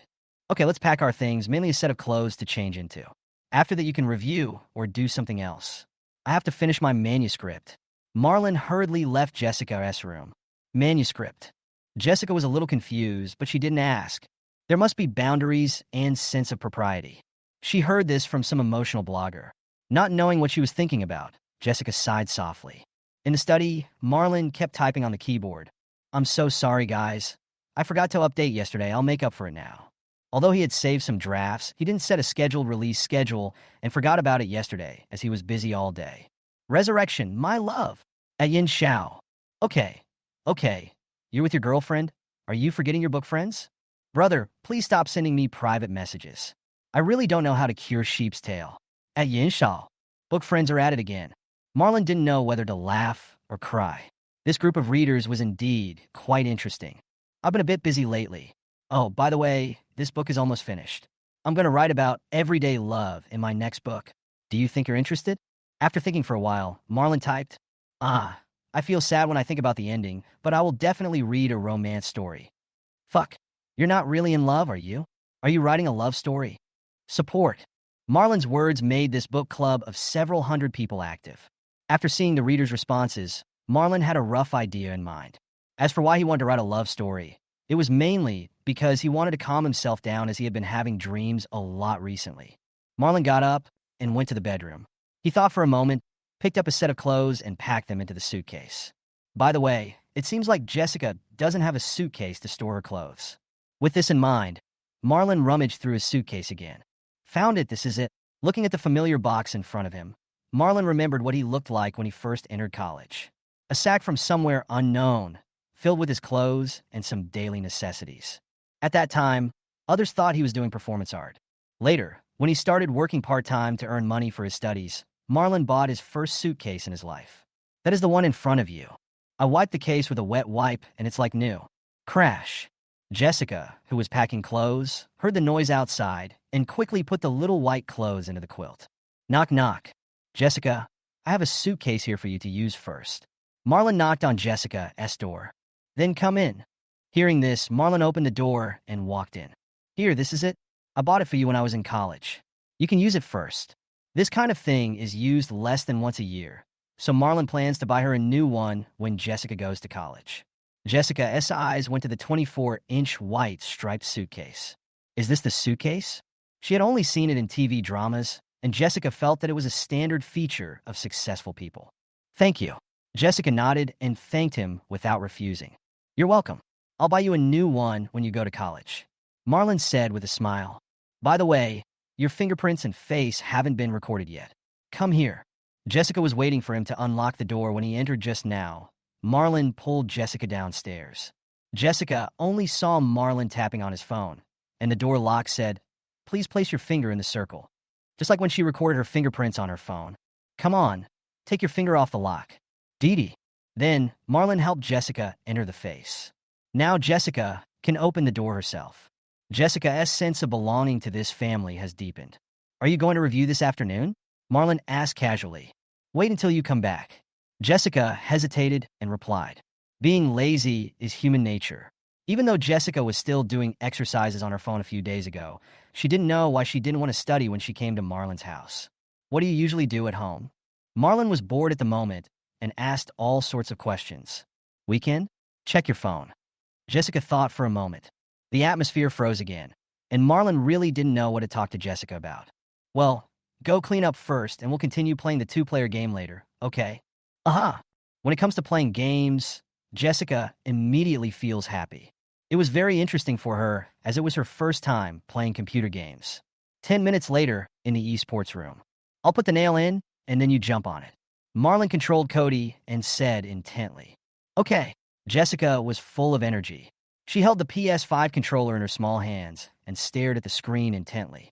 She decided to complete the game in one go. 10 minutes later, Jessica put down the handle somewhat stiffly. Seeing Xiaomei returning to the starting point on the screen, Jessica's mentality changed a little. Marlon quickly put down the controller. Let's go do something else. I'll go get the notebook from the study. Click, click. Marlon left the gaming room. Jessica's eyes were dull, and she finally lowered her head and sighed helplessly. She easily ranked in the top 10 in her grade at school, but she was so bad at playing games. A few minutes later, Marlon hurried in with a laptop and a power cord. Chapter 35. Mood suddenly collapsed. Pop! Marlon placed the laptop on the computer desk. Come on, let's play another game. Marlon fiddled with the power cord and connected it to the socket under the table. I also took out the 87-row keyboard and a mouse that I bought last year from the cabinet. Wait while I get a chair. After that, Marlon went to the study and moved the chair over. Okay, just use the desktop and open this. Marlon helped Jessica open a vibration sword game. Jessica just sat in the chair in a daze, watching Marlon operate. You can play my small account first, and I will teach you some simple operations. Marlon sat next to Jessica and gave her instructions. This game is just like rock, paper, scissors. Normal attacks beat vibro swords beat charged attacks beat normal attacks, and there are all kinds of skills. Just try to operate it simply and show me. I'll try. Marlon was talking about basic logic, and Jessica could barely understand it. Then, she put her left hand on the WASD and held the mouse with her right hand. Da-da-da. Jessica frantically clicked the left mouse button with her right hand and saw the little man she was controlling attacking the monk. After briefly familiarizing himself with the operation, Marlon started a 2-player match with Jessica. The next step is actual combat. Don't be afraid. Just follow me. Marlon was quite excited. It was the first time for him to play Vibrasword with girls. He ended up being the evil double-row dog. To Marlon's surprise, Jessica got the hang of the game very quickly. She used the simple sword vibration at the right time and even vibrated the enemy twice. Marlon. Jessica's voice was a little urgent. At this moment, she was immersed in the world of vibrating sword. Here I come. Don't worry. Get ready. Marlon let himself go when playing the game, shouting out some heroic lines that scared Jessica. Wow! The special effects on the screen were so dazzling that Jessica was at a loss for a moment. The two people were immersed in the game world and didn't notice the passage of time at all. It was not until Marlon felt the hunger coming from his body that they realized that it was already dark. It's already 6 o'clock, Jessica. Are you hungry? Marlon stood up and stretched. He hadn't been so engrossed in playing for a long time. It feels different when someone is with you. Jessica thought so too. It was her first time to really come into contact with computer games, and she found that the gaming world was so colorful. No wonder high school classmates discuss it all day long. One thing, I'll go cook. Jessica still remembered what she had thought before. I will do housework and live in Marlon's house temporarily, and then pay him back after I get a job to repay Marlon's kindness. As for the $20,000, Jessica thought it was what Marlon deserved, and she did not regard it as rent or shopping expenses. Okay, I'll help you and steam some rice. Marlon was envious of Jessica's cooking skills. This time, Jessica didn't refuse. In the kitchen, Marlon and Jessica rolled up their sleeves, put on aprons, looked at each other, and nodded in unison. The two of them prepared 2 dishes, braised chicken wings and stir-fried chrysanthemums. Marlon started washing vegetables and marinating chicken wings, while Jessica looked at the steps on the cooking app on her phone. The two of them were working busily in the kitchen, and the house, which had been occupied by Marlon alone for a long time, finally had some human touch. For the first time, Marlon felt so happy cooking. Marlon, which one is the light soy sauce? Jessica pulled Marlon's sleeve and looked at the area where the condiments were placed. Here, this is it. This is the soy sauce to enhance the flavor. Don't put too much. Marlon pointed at 2 bottles of black seasoning and went back to making the chicken wings. Aha! Jessica looked at Marlon's back as he marinated chicken wings. He was tall, but wearing an apron. The contrast gave Jessica the illusion that they were a couple living together and cooking together. I was stunned. Part of the happiness between young couples comes from doing housework together, rather than pushing it onto one person. I think some emotional bloggers said this. Marlon noticed Jessica's gaze and looked back. Jessica came back to her senses and quickly looked at the sizzling wok. Am I wrong? Marlon wondered if he was being too narcissistic. Jessica was a little absent-minded when cooking, and the more she thought about it, the more outrageous it seemed. Marlon was nice to her only because he treated her as a sister, but she thought it was so outrageous. Jessica, becoming Marlon's girlfriend just to avoid repaying a favor, is not in line with her values. Her gratitude to Marlon is greater than anything else, and she always feels that she is not worthy of Marlon. If Marlon has a girlfriend in the future, I'd better move out. Jessica didn't want to cause any more trouble for Marlon. Thinking back to the time when the girl wanted to add Marlon on WeChat today, but she stopped her, Jessica felt that she was really selfish. That girl must have a wonderful family. If that's the case, Marlon will like her too. And there's nothing about me that Marlon would like. What are you thinking about? Marlon's voice suddenly awakened Jessica, who was distracted. Only then did she realize that she had burnt the Chinese spinach. Yes, I'm sorry. I didn't mean it. Jessica quickly turned off the fire. Marlon took the wok and slowed down his voice. It's okay, I'll do it. You go and take a rest. Jessica wanted to say something else, but choked back. I decided to do all the housework, but I messed it up. Jessica's inferiority complex became more and more serious. She lowered her head and remained silent. Marlon didn't know what was wrong with Jessica at the moment, so he had to put down the work in his hands immediately. It's okay. After all, you are not familiar with the things at home. Besides, there is still a bunch of chrysanthemum in the refrigerator. It's okay. Don't worry about it. Just watch TV and play with your phone for a while. Relax, and you will be fine after you get used to being at home. After all, Jessica's situation is special, and the psychological pressure is too great. Maybe Jessica missed her parents. Just like him before, Jessica knew that she was not in a good state at the moment and would only cause more trouble in the kitchen, so she walked out of the kitchen with her head down. Jessica rushed upstairs to the bedroom and curled up in the corner like a wounded stray cat. Jessica used to do this when she was sad, which made her feel safe. I am so useless that I can't even cook at Marlon's house. As expected, I only cause trouble to others. No wonder I have been unpopular since I was a child. Why don't I have parents? Where are my parents? Jessica's eyes gradually turned red, and then a clear teardrop fell on the bed. Jessica couldn't stop crying now. She burst into tears, and her body began to tremble. Jessica is often like this. Some time ago, she couldn't help crying every night when she got home. Chapter 36, First Hug.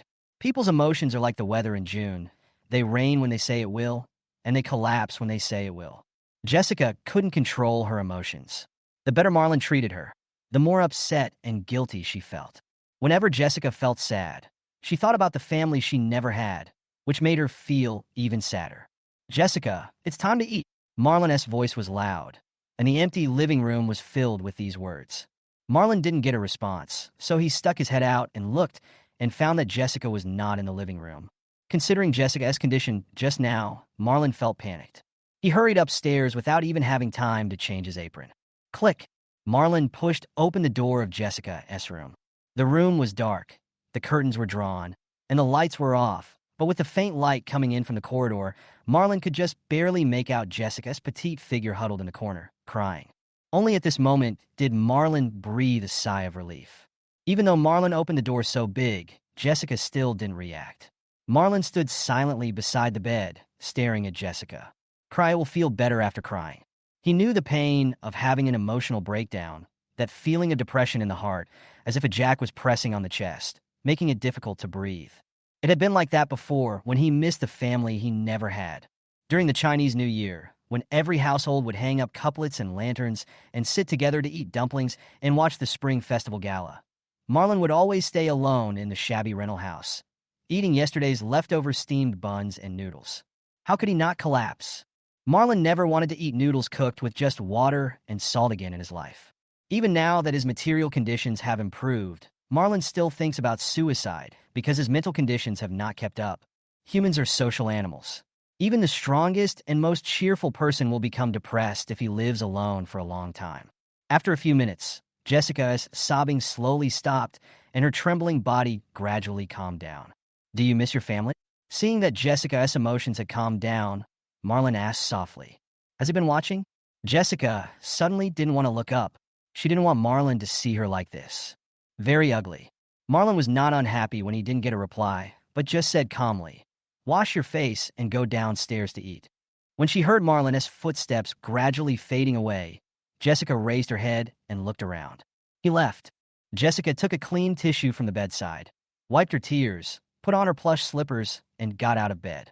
Jessica couldn't help but cover her eyes as the light suddenly went from dim to bright. After calming herself down, Jessica walked into the bathroom and looked at herself in the mirror with red eyes.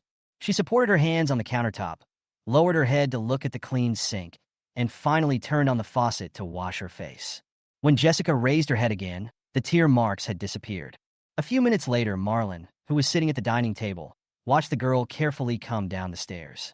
The red eyes were deeply engraved in Marlon's mind. He only knew that the girl must be in great pain to cry like that. The moment Jessica saw Marlon, she opened her mouth, but then lowered her head and walked down slowly without saying a word. "Eat something first, Jessica," Marlon still said softly.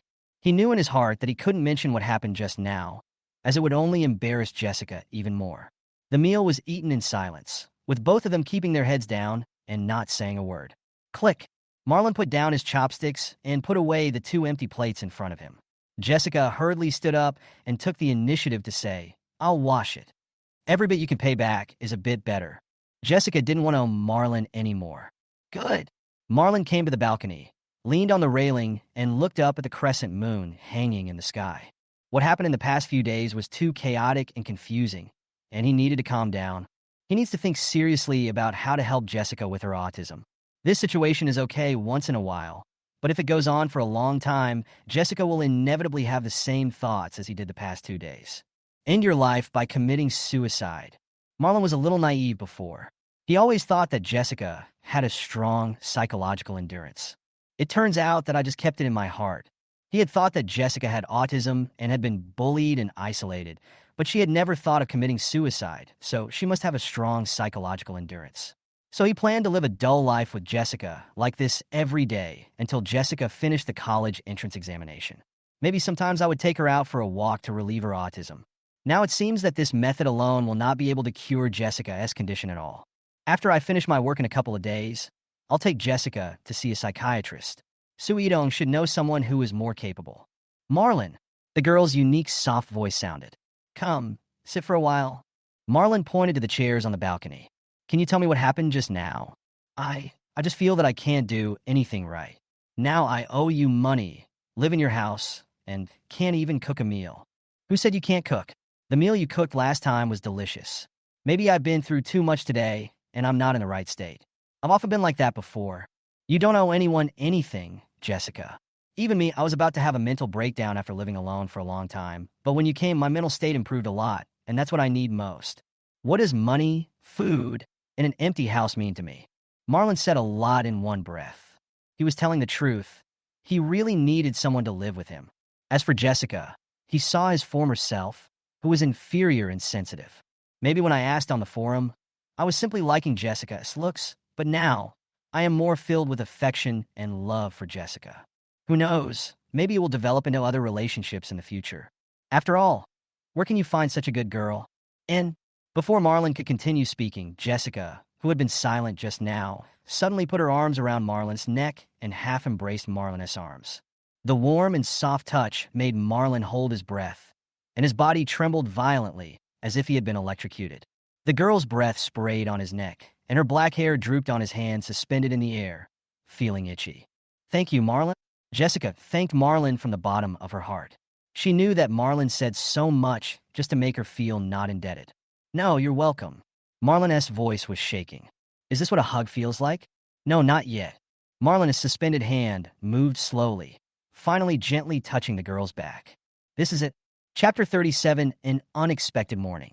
After a while, Jessica straightened up with a red face, lowered her head, and dared not look at Marlon. She rubbed the floor with her little feet in plush slippers a little nervously, put her hands behind her back shyly, and did not dare to speak for a long time. Marlon did the same, tilting his head and pretending to look at the moon, with his fingers crossed and his thumbs twirling together, as if nothing had just happened. Finally, it was Marlon who broke the silence, his voice slightly unnatural. Well, maybe you should change your medicine? Yeah. Jessica's voice is soft and small.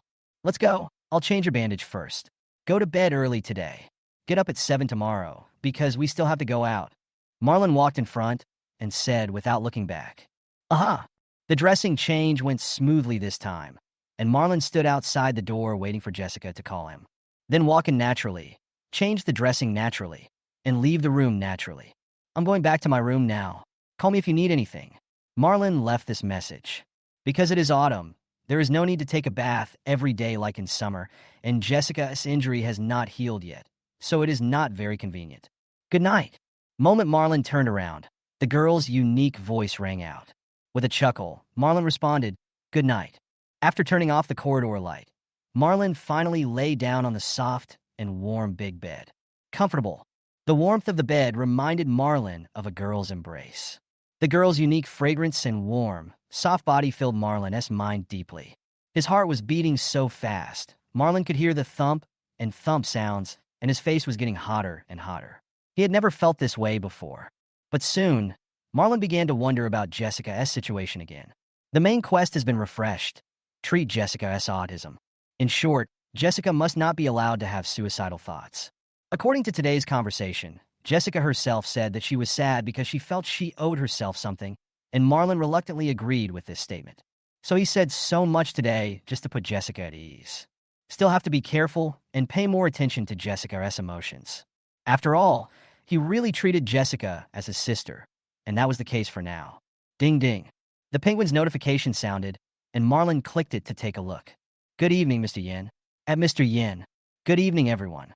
Fuck, I'm a new guy. New guy. Look at your legs. Look at the legs. His reader started talking nonsense again. So Marlon threw his phone aside, turned on the orange chandelier at the head of the bed, and lay on the bed, thinking about something.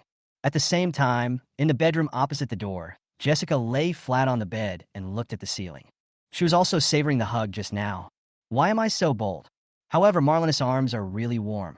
Thinking of this, Jessica turned sideways again, hugged a pillow, and sandwiched the pillow between her white legs. Jessica, who was lying on her side, couldn't help but think it would be more comfortable if she held Marlon in her arms while sleeping like this, right? What am I thinking? Jessica's pretty face suddenly turned red again, but when she thought of her own conditions, she couldn't hide her inferiority complex. How can I be worthy of Marlon, given my conditions? According to the mate selection criteria discussed by the girls in the class before, Marlon can be described as perfect, handsome, rich, good personality, polite, kind, and sensible. Even as that group of people said, it is best to be alone. It seemed that all the good adjectives she could think of could be found in Marlon. And what about yourself? Poverty, cowardice, timidity, autism, emotional instability. Just barely normal appearance. What did I have to be worthy of Marlon? Even if I got into a good university, what would it matter? With my personality, I might not even dare to enter the university. Jessica didn't think she had the courage to go to college on her own. I heard that university is a small society. People like her get dizzy when they are in crowded places, except at school. And university is not like high school. I definitely wouldn't dare to go in. Jessica felt upset when she thought about Marlon living with another girl in the future. Are you sad? She doesn't know. The same city, the same home, two people, different ideas. That night, 10 o'clock. Lijiang City has become much quieter. Only a few schools are still having evening self-study sessions. Of course, there are still crowds of people in entertainment venues such as bars. Just like that, both of them fell asleep unknowingly. The sky gradually turned pale, and the golden gauze was draped over the small town again. It was time for the workers to go to work. Ding-ling, ding-ling. The cell phone rang, and Marlon turned over, closed his eyes, and felt around to find the source of the sound. Despair. Marlon turned off the alarm clock, turned over again, faced to the right, and fell asleep again. Jessica had quietly gotten up by now, wearing a thin pink and white pajamas, with tears in the corners of her eyes from yawning. Snoring. After brushing my teeth, I took a mouthful of water and slurped it in my mouth before finally exhaling. She changed her clothes again, still wearing the same outfit from yesterday, a slim beige sweater and flared jeans, both of which highlighted Jessica's beautiful figure. The difference is that today Jessica didn't tie her hair up, but let it hang naturally, and she wore a thin black and white plaid jacket. Looking at the time, it was only 7:10. Jessica knocked on Marlon's door, but no one answered. After hesitating for a while, Jessica pushed open the door. The scene in front of her made Jessica blush. She saw that Marlon's quilt only slightly covered his lower body, while his upper body was completely exposed. Trying hard to suppress her shyness, Jessica walked to Marlon's window, and when she saw Marlon's lean and capable figure, she turned her head away. Jessica patted Marlon with her tender little white hands, and she felt that Marlon was warm. Marlon, Marlon. Marlon was awakened suddenly by someone calling him in his sleep. Marlon's movements attracted Jessica's attention, and she happened to meet Marlon's open eyes. The moment their eyes met, they were both startled. Jessica took a few steps back and happened to step on a pack of unopened tissues. She lost her balance and fell backwards unconsciously. Marlon was startled, and without caring about anything else, he grabbed Jessica's wrist with his strong hand and pulled it over. This time, Jessica fell forward again, just in time to have an intimate contact with Marlon's chest. This was really embarrassing. Jessica's face instantly turned red, like a ripe apple. Her heart was pounding, and she felt like it was about to jump out. He swung his right hand, broke free from Marlon's hand, and ran out of Marlon's room without looking back, leaving Marlon alone and messy. Who am I? Where am I? What am I going to do? Marlon asked a soul-searching question. Chapter 38 Departure. Marlon sat on the bed in a daze for a while, ruffling his messy hair, still not recovering from what had just happened. What is she doing? Marlon was still confused. After a while, Marlon finally looked at the time. It was 7:14. Then Marlon realized that they were just waking him up. He casually pressed the controller on the bedside, and the large gray curtains automatically spread out from the middle to both sides. The dazzling sunlight shone in from the window, and Marlon couldn't help but raise his hand to cover his eyes. He shook his head, which was not yet fully awake, and stretched out on the bed again. His whole body stretched out like a caterpillar, and then Marlon turned over and got out of bed. After a quick wash, Marlon touched his hard stubble and thought to himself, it's time to shave. Picked up the electric shaver, started working on the stubble with the buzzing shaver, and finally touched his smoother chin. Only then did he finish washing. Downstairs, Jessica was walking around in the kitchen in an apron. The sound of the range had covered up Marlon's footsteps and the sound of the sliding door. When Marlon patted Jessica on the shoulder, she turned her head as if startled. Their eyes met, and Marlon felt helpless. Morning, Jessica. Morning, good morning. Wait a moment. The eggs will be fried soon. Jessica heard the sizzling sound of the oil pan and hurriedly stood next to the oil pan with a small spatula. After simply stir-frying twice, Jessica poured the fried tomatoes on top and finally served. Marlon looked at Jessica's busy back and felt happy. Well, it feels like home. Okay, just scramble some eggs. If you make too many, you'll have to freeze them. We have to go out today. Marlon saw Jessica wanted to fire again and tried to dissuade her. All right then. Jessica just felt that since she had decided to do the housework well, it was also important to make sure Marlon had good food, so she had to cook at least 2 dishes every time. Marlon brought the plates to the table, but there was no way the two of them would not eat the main course. Thinking of the pancakes he had bought before, Marlon opened the refrigerator and pulled out 2 pancakes. I'll fry a pancake while you eat the vegetables first. Marlon turned on the fire and put the hard pancake directly into the pan. The scallion pancake was already brushed with oil, so Marlon didn't add any oil. When the pancake became a little softer, the oil inside began to make a sizzling sound. Marlon pressed it with a spatula, and when he felt it was about ready, he turned it over. The fried side was golden brown. Jessica swallowed her saliva. It looked so delicious. After cutting the first pancake, Marlon put it on a plate. Eat first. If you're not satisfied, there's more in the fridge. Without looking at Jessica's reaction, Marlon started to fry the second pancake. By the time Marlon sat down at the dining table, Jessica had already finished some of the cake, which made him once again sigh at how fast Jessica eats. She was different from the girls he had eaten with before. When he was a junior girl asked for his WeChat from his roommate. Although Marlon was not very interested, the girl was quite enthusiastic. The schoolgirl's family is well off, so she always wants to treat Marlon to a meal. At that time, Marlon was focused on his part-time job in games, so he made excuses to refuse twice in a row. In the end, I couldn't resist the other party's enthusiasm and was asked out. He still remembers that day. His roommates Zhang Lesan and Meng, he told him earnestly. Marlon, seize the opportunity. That girl is pretty good. Don't be reluctant to spend your money when you go out. You can't let the girl pay. Yes, Marlon was very stingy at that time. After all, he earned the money through hard work and a part-time job. Marlon didn't understand why he couldn't let the girl spend money, but he thought that his roommate would never harm him. So he gritted his teeth and rushed to pay when he went out. Finally, the schoolgirl said she wanted to eat Haidaleo. It was Marlon's first time there, and when he saw the prices on the pad, his young mind was greatly shocked. The schoolgirl originally planned to treat Marlon to a meal, So she ordered a lot, but she took small bites while eating, trying to act like a lady in front of Marlon. But Marlon did not appreciate it. At the time, Marlon was thinking, "You're the one who dragged me out here. There were so many orders for dinner, and you were so slow. Damn it, I'm never going out to eat with a girl again." After Marlon paid the money with great reluctance, he ignored the girl no matter how many messages she sent him. In the second year after graduation, he suddenly realized what he had missed. Pulling his thoughts back to his senses, Marlon looked at the girl in front of him with her mouth full and her mouth bulging, and couldn't help laughing. Jessica thought Marlon was laughing at the way she ate, so she felt a little embarrassed and lowered her head. Breakfast ended in a hurry. Marlon wanted to wash the dishes, but was asked to leave the kitchen by Jessica. "Just wait for me in the living room." The girl seemed to want to avenge Marlon's ridicule just now, and her mouth was puffed out as she pushed Marlon out. This was the most cheerful Marlon had seen Jessica in the past few days. Gradually, she began to look like a girl of this age. Marlon was secretly delighted, but what was this kind of satisfaction he felt from nurturing others? "I'm really not a pervert, really not," he muttered to himself. Marlon took out a stack of red envelopes from the drawer of the coffee table, then walked to the shoe cabinet, picked up his wallet, and stuffed $1,000 into it. The last time Zhang Lesan got married, he gave 1,000 yuan. After thinking about it, he took out another red envelope, but put it down again. Jessica and Meng he didn't know each other, so there was no reason for her to give a gift. After Jessica finished washing the dishes, the two of them got in the car with their suitcases. The total distance to Nansa City is 578 kilometers, which takes about 6.5 hours.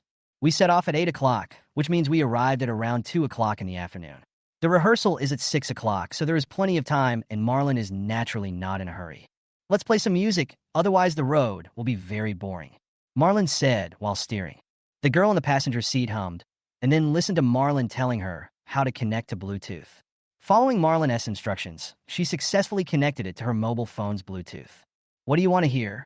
Jessica asked. "It's all right. You can play your playlist, too." Jessica hesitated for a moment, and finally opened her own playlist. The little yellow flower of the story, Jessica's first journey, officially begins. The girl couldn't hide her excitement, and leaned against the window to look at the receding trees on the roadside. Today's weather is still sunny, and the warm sunlight shines into the car. Marlon feels a little hot. "Jessica, help me pull up my shirt."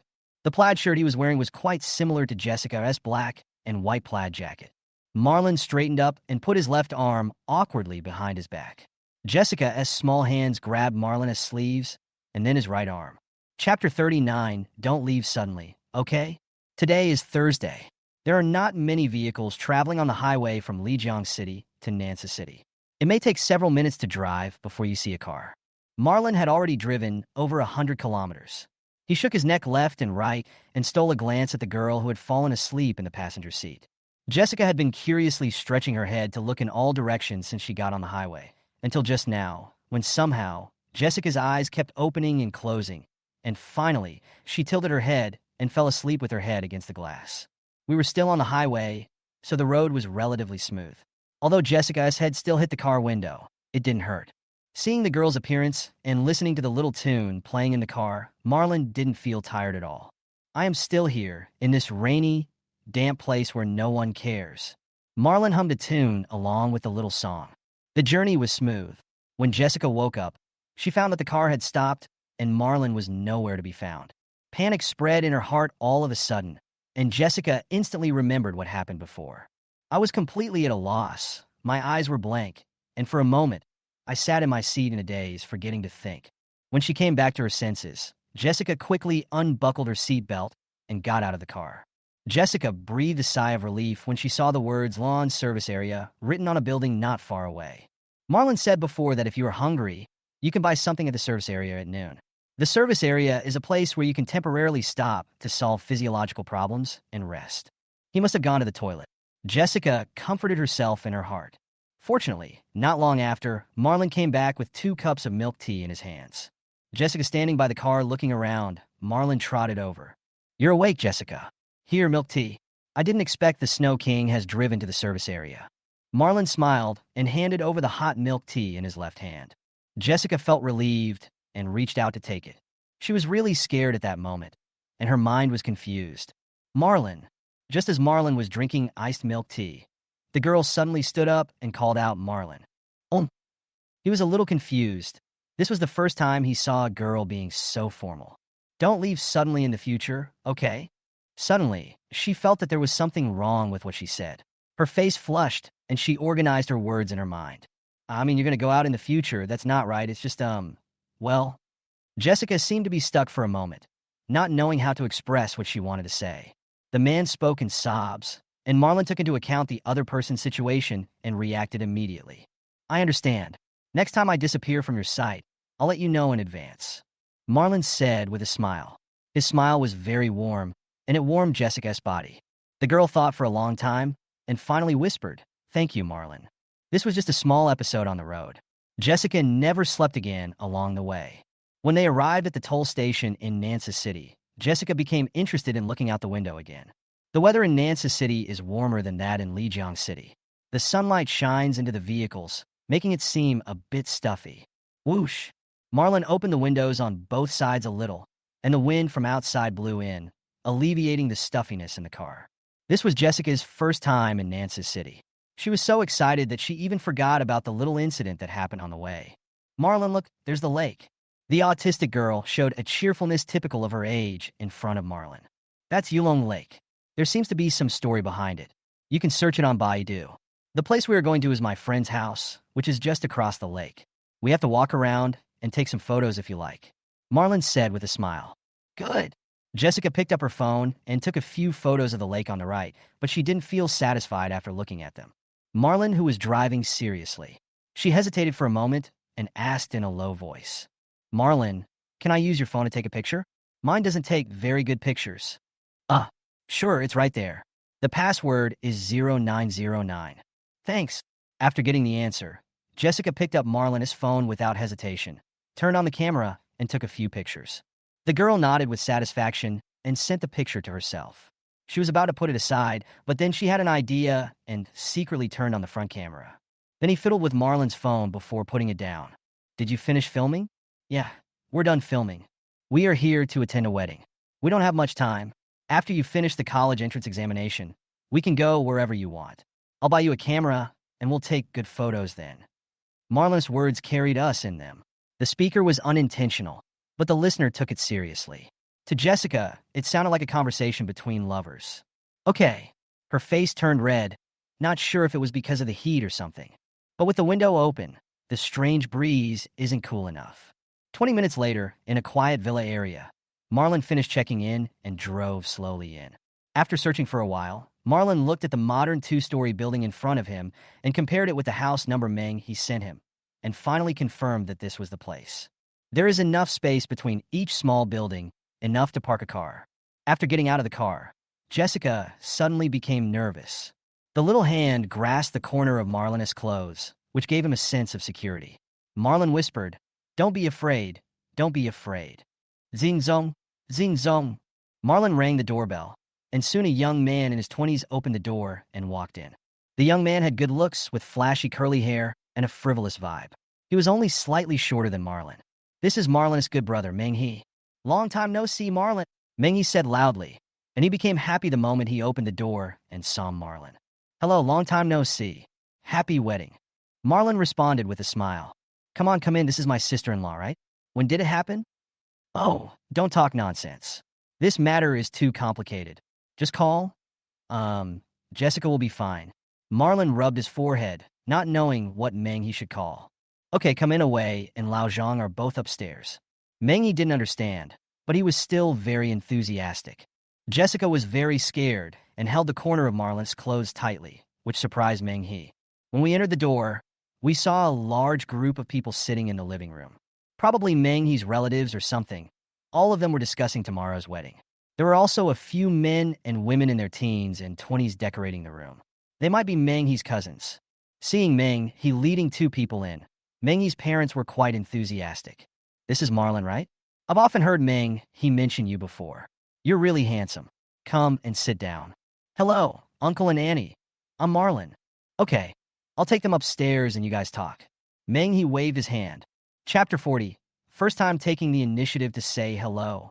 The noisy living room and the unfamiliar crowd made Jessica, who was hiding behind Marlon, feel very uncomfortable.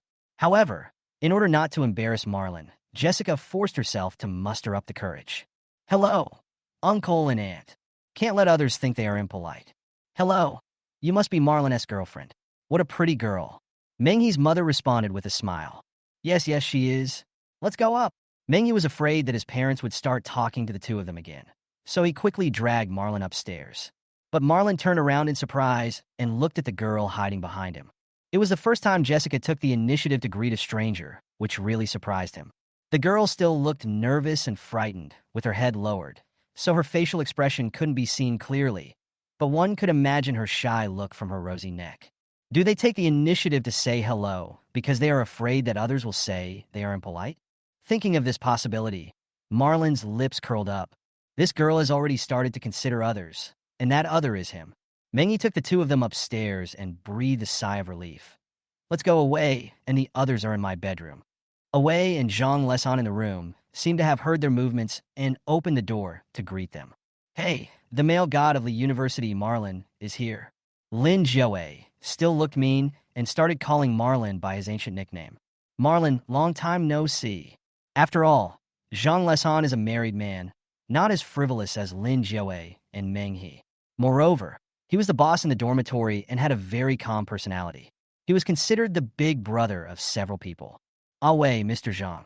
Marlin smiled and stretched out his arms. We have only gotten together 2 or 3 times since graduation. Everyone is busy with their own careers, so we haven't lost contact or anything, and our feelings are still deep.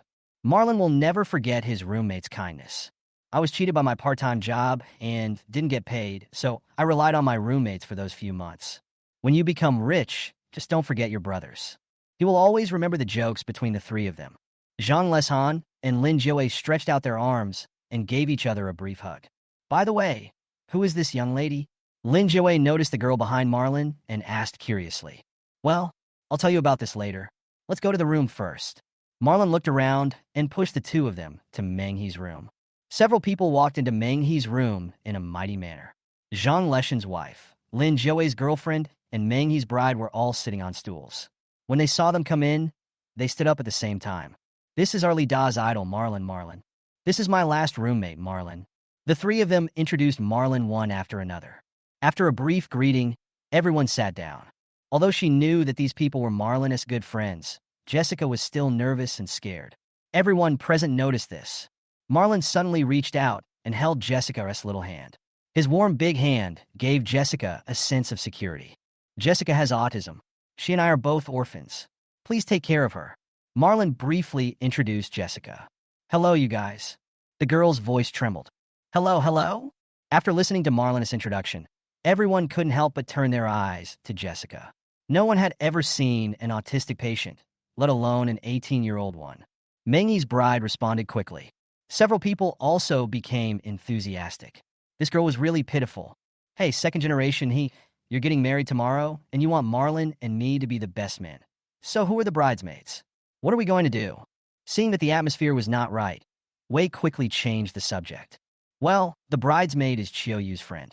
As for the details, I'm not too sure. We don't have any special activities. Don't worry, we won't have any other contact with the bridesmaid. Meng He was afraid that Jessica and Lin Jiawei's girlfriend would think too much, so he quickly explained. I will host a dinner for all the relatives after the rehearsal tonight. We can sit in a private room then. After the wedding is over, I will treat everyone to a dinner. Meng, he was very generous. After all, several of his friends drove hundreds and thousands of miles to come for his wedding. Then it must start from 5 stars. Away continued. Good, you kid. The room was filled with a cheerful atmosphere.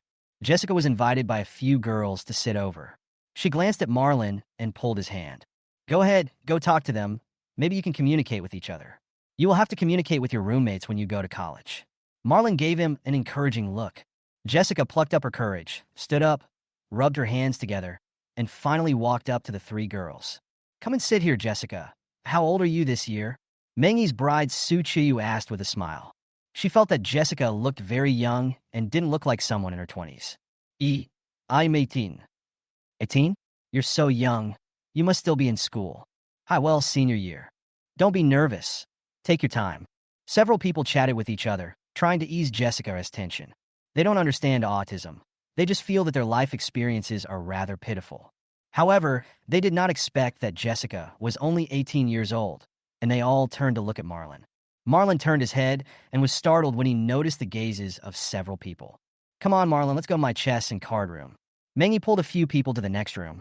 Wow, there's also a chess and card room, worthy of being the second generation of he. The four of them chatted and laughed, then opened the door and walked out. When Jessica saw Marlon leaving, she wanted to follow him, but she couldn't follow Marlon in everything he did because Marlon would get annoyed with her, so Jessica gave up. The little hands were nervously grasping the corners of his clothes, and the little white shoes on his feet were rubbing the floor constantly. Before leaving, Marlon gave Jessica another encouraging look. Jessica always has to take the first step and engage in some socializing, otherwise it will be difficult to go to college. Marlon with serious eyes. Come on, Marlon, what's going on? Why are you seducing high school girls? Yeah, Marlon, what's a relationship to you? Actually, this is what happened. Seeing that several roommates began to doubt him, Marlon could only tell what happened that night. Listening to Marlon's description, several people's brows were furrowed. Then this girl is too pitiful. Yeah, I don't even dare to think about how I will have the courage to live after encountering so many things. So now, you are her landlord? Do you believe it? I don't. I don't believe it. Marlon has never talked to any girl in school except the counselor. How could the landlord care so much? The three of them gave him questioning looks. I do have feelings for Jessica, but Jessica seems to just be more grateful to me. Chapter 41, Heaven and Earth Conscience. In short, I feel more pity for Jessica. Our experiences are very similar. It's a bit exaggerated to say that I like her. Marlon's words, the three brothers fell silent. After a moment, Zhang Leshan pinched his brows and sighed. If you say you don't like her, I don't believe it. This is the first time we have seen you care so much about a girl. Mr. Zhang, I'm not the same person I used to be. Marlon smiled bitterly. Why did his brothers still have the same impression of him as they did in school? The age difference is only 7 years. It's not a big deal, Marlon. Don't wait until they go to college and start dating to regret it. Hey, let's talk about it later. I swear to God, Marlon really don't like Jessica. I just feel sorry for her. How could two innocent people like or dislike each other? No more talking, no more talking. Let's play some mahjong. How about playing cards? I don't know how to play this game. Then play cards. After a lot of effort, the few of them got together and started a pleasant game in the chess and card room. On the other side, the three girls were very careful to take care of Jessica's emotions. Slowly, Jessica adapted to the situation and her emotions gradually calmed down. When the three people asked her questions, her answers were not so halting. By the way, Jessica, how did you two meet? Su Chiyu asked with a smile. Her question was a common point of doubt for the three of them. The age gap between the two is indeed not small, not to mention that Jessica is autistic. It was Marlon who saved me that night. Jessica's mood became cheerful when she talked about this. She sometimes wondered if she had not been bullied, she might not have met Marlon. Saved you? What do you mean? I was bullied by 3 people, and Marlon showed up in time to call the police and help me stop them. Jessica's words were brief. Su Chiyu and the other two, considering Jessica's situation, roughly understood what was going on. School bullying. So, you're boyfriend and girlfriend now, right? Zhang Leshan's wife. Yu Qingqing asked curiously. Imaron? It really sounds a bit like a romance novel. I was bullied and taken home by Mr. Gu? Otherwise, what about the horror of girls' imagination and fantasy? Combining the answers provided by Jessica, the three of them have already imagined a domineering president novel in their minds. I guess in the future, I won't just be a tenant. Yu Qingqing thought to herself. I can see that you like him very much. The girl who had been silent, Lin Zhou's girlfriend, Li Nan said. Hearing this, Jessica's face turned visibly red. Her long legs and flared jeans swayed shyly. Her small hands grasped the corners of her clothes, and her black-haired head drooped, making it difficult to see the expression on her face. I'm just grateful to him. He didn't charge me rent. I said I can pay him back when I get a job. Marlon, he's a good man. A few people smiled but said nothing. Jessica herself does think she is more grateful. Marlon thought so too. Boom. Damn it, I don't believe you still have it. Mengi put one leg on the chair, looking ferocious, and threw 4Ks onto the mahjong table. Marlon laughed sarcastically, and his slender fingers gently pulled out 2 cards from the deck in his hand. Your ID card and a copy of it. Mengi was stunned on the spot. Damn, why did Marlon win the king queen, and joker 4 times in a row. Lin Joe and Zhang Leshan tried so hard to control their emotions that their bodies were shaking. Finally, they couldn't help it anymore and pounded their chests and the table and laughed. Ha ha ha, President He, I really couldn't hold it anymore. I got eaten by the big and small kings 4 times. Looking at the two clowns' smiling faces on the table and hearing their laughter, Meng He's face gradually turned red. Finally, he dropped his arms weakly, as if he had lost his mind. No more playing, never again. 3 people laugh, one is sad, until Su Chuyu knocked on the door. Brother, we should go to rehearsal. Although Su Chuyu is 1 year older than Meng he always calls Meng He brother. Yeti come. Meng He couldn't stand it any longer, so he stood up and opened the door. Let's go away, Lao Zhang, Marlin. Marlin saw Jessica behind Su Chuyu and the other two. Jessica was also secretly glancing at Marlin. When she noticed Marlin's gaze, she quickly lowered her head and shifted her gaze. How was it? How was your chat with the sisters? Marlin and Jessica walked at the end and asked quietly as they went downstairs. Not bad. That's good. You should behave like this when getting along with your roommates in the future. Looking at the strand of hair on Jessica's head, Marlin couldn't help but reach out and touch it. Jessica froze at Marlin's action, but she didn't refuse. Downstairs, Lin Joe and Li Nan came by high-speed rail, so they could only take Marlin's car on the way to the hotel. The two sat in the front, and Aoi exclaimed, Marlin is really awesome. He mentioned A for last year. Well, it's quite a loss. I spent 35 last year, and the price dropped after that. I'll ask for one before I get married. Lin Joe's family is a normal family, and his father intends to buy him a car. Sure, look at the car. I want an electric car, but my dad said it's either a hybrid or pure gasoline. Hybrid is okay. It's better than pure electric or pure gasoline. The two girls in the back seat were discussing something else. Jessica, your skin is so good. I'm so envious. Li Nan touched Jessica's smooth and fair face. Yes, is that so? Thank you. Sister Li Nan has good skin too. Jessica was not used to Li Nan's enthusiasm. Wow, she's already 24. Don't compliment her too much. Lin Joe in the front row would act mean from time to time. Get out, Lin Joe. Li Nan cursed with a smile. Marlin's mouth curled up. We arrived at the hotel in a happy atmosphere all the way. Shanghai Banquet, a hotel of decent standard. The parking lot was spacious, and at Meng He's signal, Marlin parked the car. Let's go, we're still best men. Marlin smiled and patted Lin Joe, who was sitting in the passenger seat. Marlin away. Just follow the host's instructions. Meng He ran over and let a few people into the hall. The Oha Hall is on the 2nd floor of the hotel. Tomorrow is a good day for weddings, so there are quite a few families rehearsing tonight. Jessica held onto the hem of Marlin as clothed tightly. Meng He's parents arranged all the relatives and friends and waited for dinner in the room. Only the bride and groom, the best man, bridesmaids, and a few friends attended the rehearsal. The MC, wearing a white dress, briefly explained what the two should do. There are things to pay attention to when picking up the bride, as well as several game segments and tasks on stage. The main thing is to help worry about various things and remind the groom of things he forgot. Chapter 42, King Room. In the Oha Hall, Marlin and Lin Joe stood at a loss on the left side of the stage. It seems like it's the same for us whether there's a rehearsal or not. We all have to do the work of bridesmaids. Lin Joe nudged Marlin with his arm and whispered. He said we should go up and give our blessings later. Let's wait for him to call us. Marlin didn't pay much attention to it.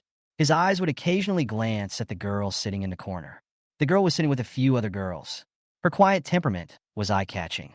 Jessica seemed to be aware of Marlin's gaze, and she quietly raised her head. Their eyes met, and Marlin smiled in response, causing Jessica to shyly lower her head again. Stop looking at your girlfriend. It's our turn. Lin Joe saw the MC motioning them to go up, and then looked at Marlin, who had no reaction, and said speechlessly, Let's go, let's go.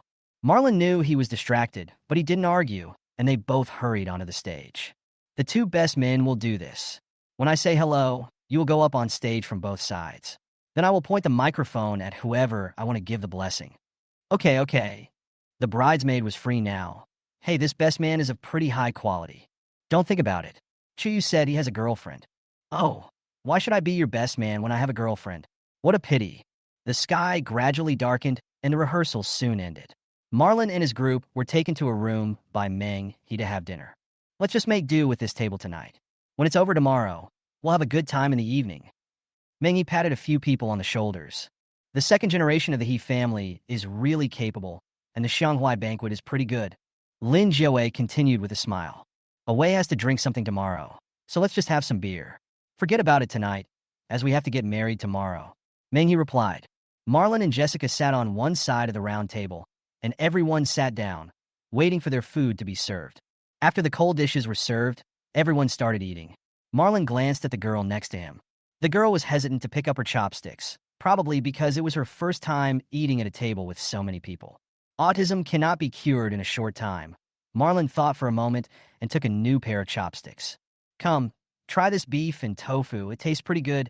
We can't let the girl go hungry. Jessica looked down at the food on her plate and felt even more grateful to Marlon. After looking around and finding no one paying attention to her, Jessica picked up her chopsticks and started eating the food on the plate. Tasty. The dishes at Xianghua Banquet are indeed good, and of course, the prices are also good.